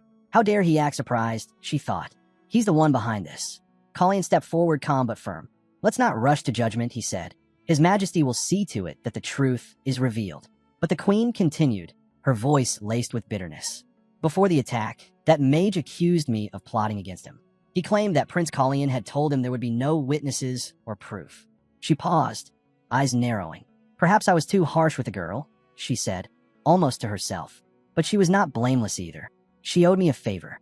The queen then ordered her maid to take an item and place it inside a box at the entrance of the drawing room. The maid, visibly nervous, obeyed without question. She entered the room, approached the box. Moments later, another explosion erupted. Flames engulfed the queen's palace. "If Collian insists his mage isn't responsible," the queen declared, "then let him bring the man here. If he truly believes in his innocence, he'll face the evidence himself."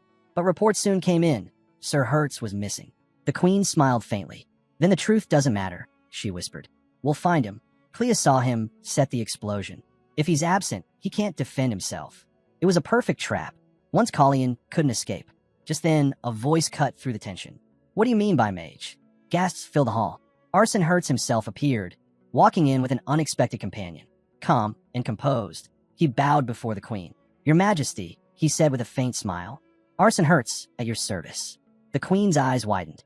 She couldn't comprehend what she was seeing, or why this man stood beside her own father. How could this even happen, she thought, her mind racing. Only then did it strike her. This had all been part of Callian's plan. She could almost see him now, and in that moment, she realized they were talking about her own downfall.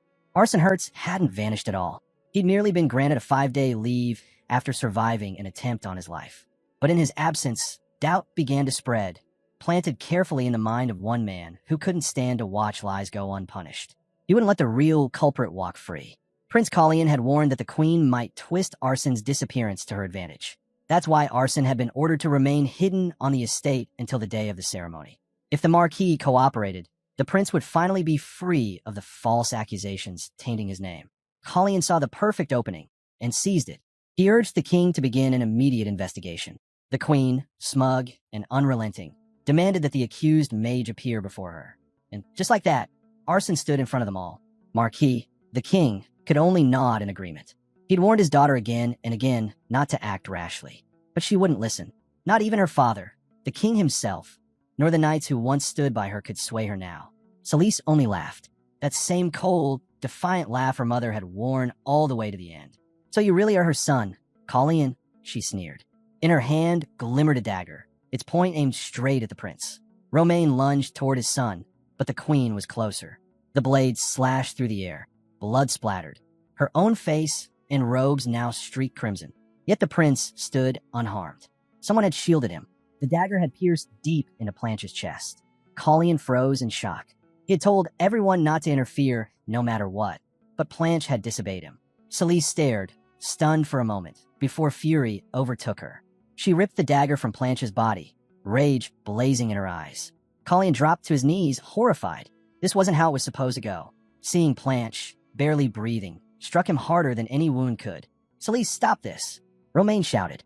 Guards stormed forward, but the Knights of Brisson blocked their path, loyal to the queen until the bitter end. "It's over," the king roared.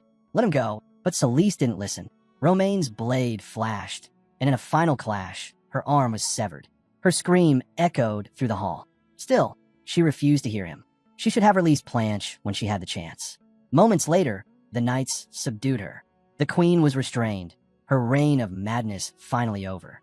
As silence settled, all eyes turned to Colleen. He stood with the faint glow of aura surrounding his blade. The realization struck everyone at once. Prince Colleen was a sword master, but even as gasps filled the hall, his attention was elsewhere. He knelt beside his fallen brother. Planche barely stirred, unaware that Colleen had even used aura at all. "Colleen," he murmured weakly as his eyes fluttered open. The queen was dragged away, her cries fading down the corridor. Around them, shouts filled the chamber, calls for a healer, for protection, for order. Romain's mind was in turmoil. His son lay wounded before him, and the healers were nowhere to be found. Then Callion's voice broke through the chaos. "Teacher, get His Majesty out of here." Elon stepped forward at once. "Your Majesty, please. It's not safe here." But the king shook his head, his eyes locked on his son. "How can I leave?" he whispered, "while my boy is lying there?" Elon understood the king's pain. He had lost a son once too. But Romain wasn't just a father. He was the king. "Your Majesty," Elon said firmly, "you must think of the kingdom. Let the prince handle this." After a long pause, Romain finally nodded. "Very well," he whispered. "I'll leave it to Colleen." Orders were given to secure the area. Knights formed ranks, their armor glinting under the dim light. But tension filled the air. "Why hasn't the healer arrived yet?" someone shouted. "We're losing him." Blood kept pouring. They used every cloth they could find to stop it, but nothing worked. "That fool," Colleen muttered through clenched teeth. "He doesn't even know how much this means to me. He can't die on me. Not now." Even the Sisphanian blessing wasn't enough. The magic failed. The bleeding wouldn't stop. "Bring the healer here. Now," the prince demanded. Kiri, breathless, replied, "We've already sent for her. Sir Yin is on his way to the prince's chambers too. It might be faster to bring Haina here." Then a word caught Callion's attention. "Prince's healer?" He turned. The healer was already there, Randall. But turmoil has a way of revealing what people truly are. And Randall was not who he seemed. Beneath his calm mask was something cold, calculating. Could he really be thinking of letting his brother die? To keep his secret buried forever? Callion's hands trembled as he pressed harder on Planche's wound. "Please," he thought, "don't die here. Not like this. Open your eyes, just once more." Moments later, Hina arrived, her robe singed, her breath uneven. She rushed to the prince's side, magic flaring around her hands. Afterward, when the chaos subsided, Colleen was summoned to the dungeons. There, in the cold stone chamber, sat Celise. For a while, silence lingered between them, broken only by the echo of dripping water. A question had been haunting her mind, and now she finally spoke. "Let's be honest with each other for once," she said quietly. "You're hiding something from me, aren't you?" Her words struck right at the core. Everyone carries secrets, things better left unseen. Celise knew that well, and Colleen could see in her eyes that she already knew the answer. So he asked his own question in return. "Tell me, Celise, was Queen Aisha's death your doing?" She tilted her head slightly. "You mean the poison?" she replied, as if recalling a distant memory. "Yes, that was the first life I ever took." Callion's expression hardened. His suspicions were confirmed. He turned to leave, murmuring, "Then I suppose we're done here." But Celise's voice stopped him. "We agreed to be honest, didn't we?" Colleen had expected her to ask about her son, to show even a sliver of concern. But instead, she only laughed softly. "He is still the obstacle, even now," she said. "You can believe what you want, but everything I did for him." He just never understood. Her tone grew bitter. He has always been foolish, always making the wrong choices. He never helped me. He only ever stood in my way. She looked down at her hands, still faintly trembling. That's why I'm here. Because people rush to protect those they love, even when it destroys them. Colleen stated. Her mind flashed back to the moment she struck Blanche. The movement had been clumsy, slow, proof she'd never truly been trained for combat. He could have easily dodged. He didn't even need to block her attack. The Mentor Shield spell would have activated before she could reach him. He knew that, and yet, Blanche chose to take the blow. Was he really trying to protect her? She thought to herself. The idea seemed absurd. Why would Blanche ever do that? She hadn't needed saving, not like that. If only she had stopped, just for a moment. If she had turned back, maybe she would have understood. The image of Blanche flickered in her mind. His expression, his resolve, and she laughed bitterly. Some people change so much, you can barely recognize them, she murmured. And others never change at all. Celise felt no regret, not even a trace of it. She laughed again, low at first, then louder, the sound spiraling into madness. Colleen stood silently, watching her descent, her laughter echoing through the dungeon's stone walls until it faded into despair. In the days that followed, the nobles who once swore loyalty to House Brisson quickly abandoned her. Some out of fear, others out of duty. None dared defy the crown. The queen's crimes were made public, her schemes laid bare for all to see. But the man who had exposed her remained a mystery. Her execution came swiftly after the verdict. That day, the square was eerily silent. The marble steps were bare. No petals, no flowers, no farewell. They offered her a vial of poison, slow, agonizing. That was her final punishment. And so, without a single red blossom to drift down the river, Queen Celise's story came to its bitter end. A week later, workers were still dismantling her grand greenhouse, a massive, overgrown monument to her pride. It was said the vines clung so tightly to the stone that even time itself struggled to tear them away. No one dared to speak her name anymore. Anyone connected to her was either imprisoned or exiled. But silence never truly lasts. Whispers filled the court. Prince Colleen, a swordmaster, he was only 15, the youngest in recorded history. And not just that, he could wield magic too. It was almost unreal. Imagine seeing that power in action, someone whispered. But since that fateful day, Colleen hadn't left Blanche's room. Blanche was still unconscious, but stable. Colleen sat by his bedside, a piece of fruit half-eaten in his hand, lost in thought. He was still trying to figure out how to explain what had happened, how to hide his aura without raising suspicion. Blanche stirred slightly, opening his eyes just long enough to scold him. If you're going to eat that much, do it somewhere else, he muttered weakly. You're making a mess. Colleen smirked. What happened to your hospitality? I'm the one who saved your life. The least you could do is let me stay. Blanche sighed. You showed your aura in front of the entire court. Idiot. You shouldn't even be here. If they see you again, they'll start asking questions. Questions you can't afford to answer. He turned away, still pale, but determined. Get out of here before someone sees you. Colleen frowned, but handed him a banana anyway. You're mean when you're injured, he said lightly. Blanche didn't reply, only groaned in irritation. Seriously, leave? Colleen chuckled as he got up. It's been a while since you last kicked me out. I guess some things never change. Blanche really did throw Colleen out, completely disgusted. Still, for days wasn't so bad, considering Blanche's temperament. Elon had expected him to stay for at least a week. Honestly, that had been Callion's plan too. Everyone in the palace was still buzzing about the third prince who wielded aura. After all, that wasn't something anyone could ignore. Elon, ever the skeptic, doubted that Colleen had left simply because they'd told him to. Knowing him, it was more likely that he'd decided there was no point in hiding anymore.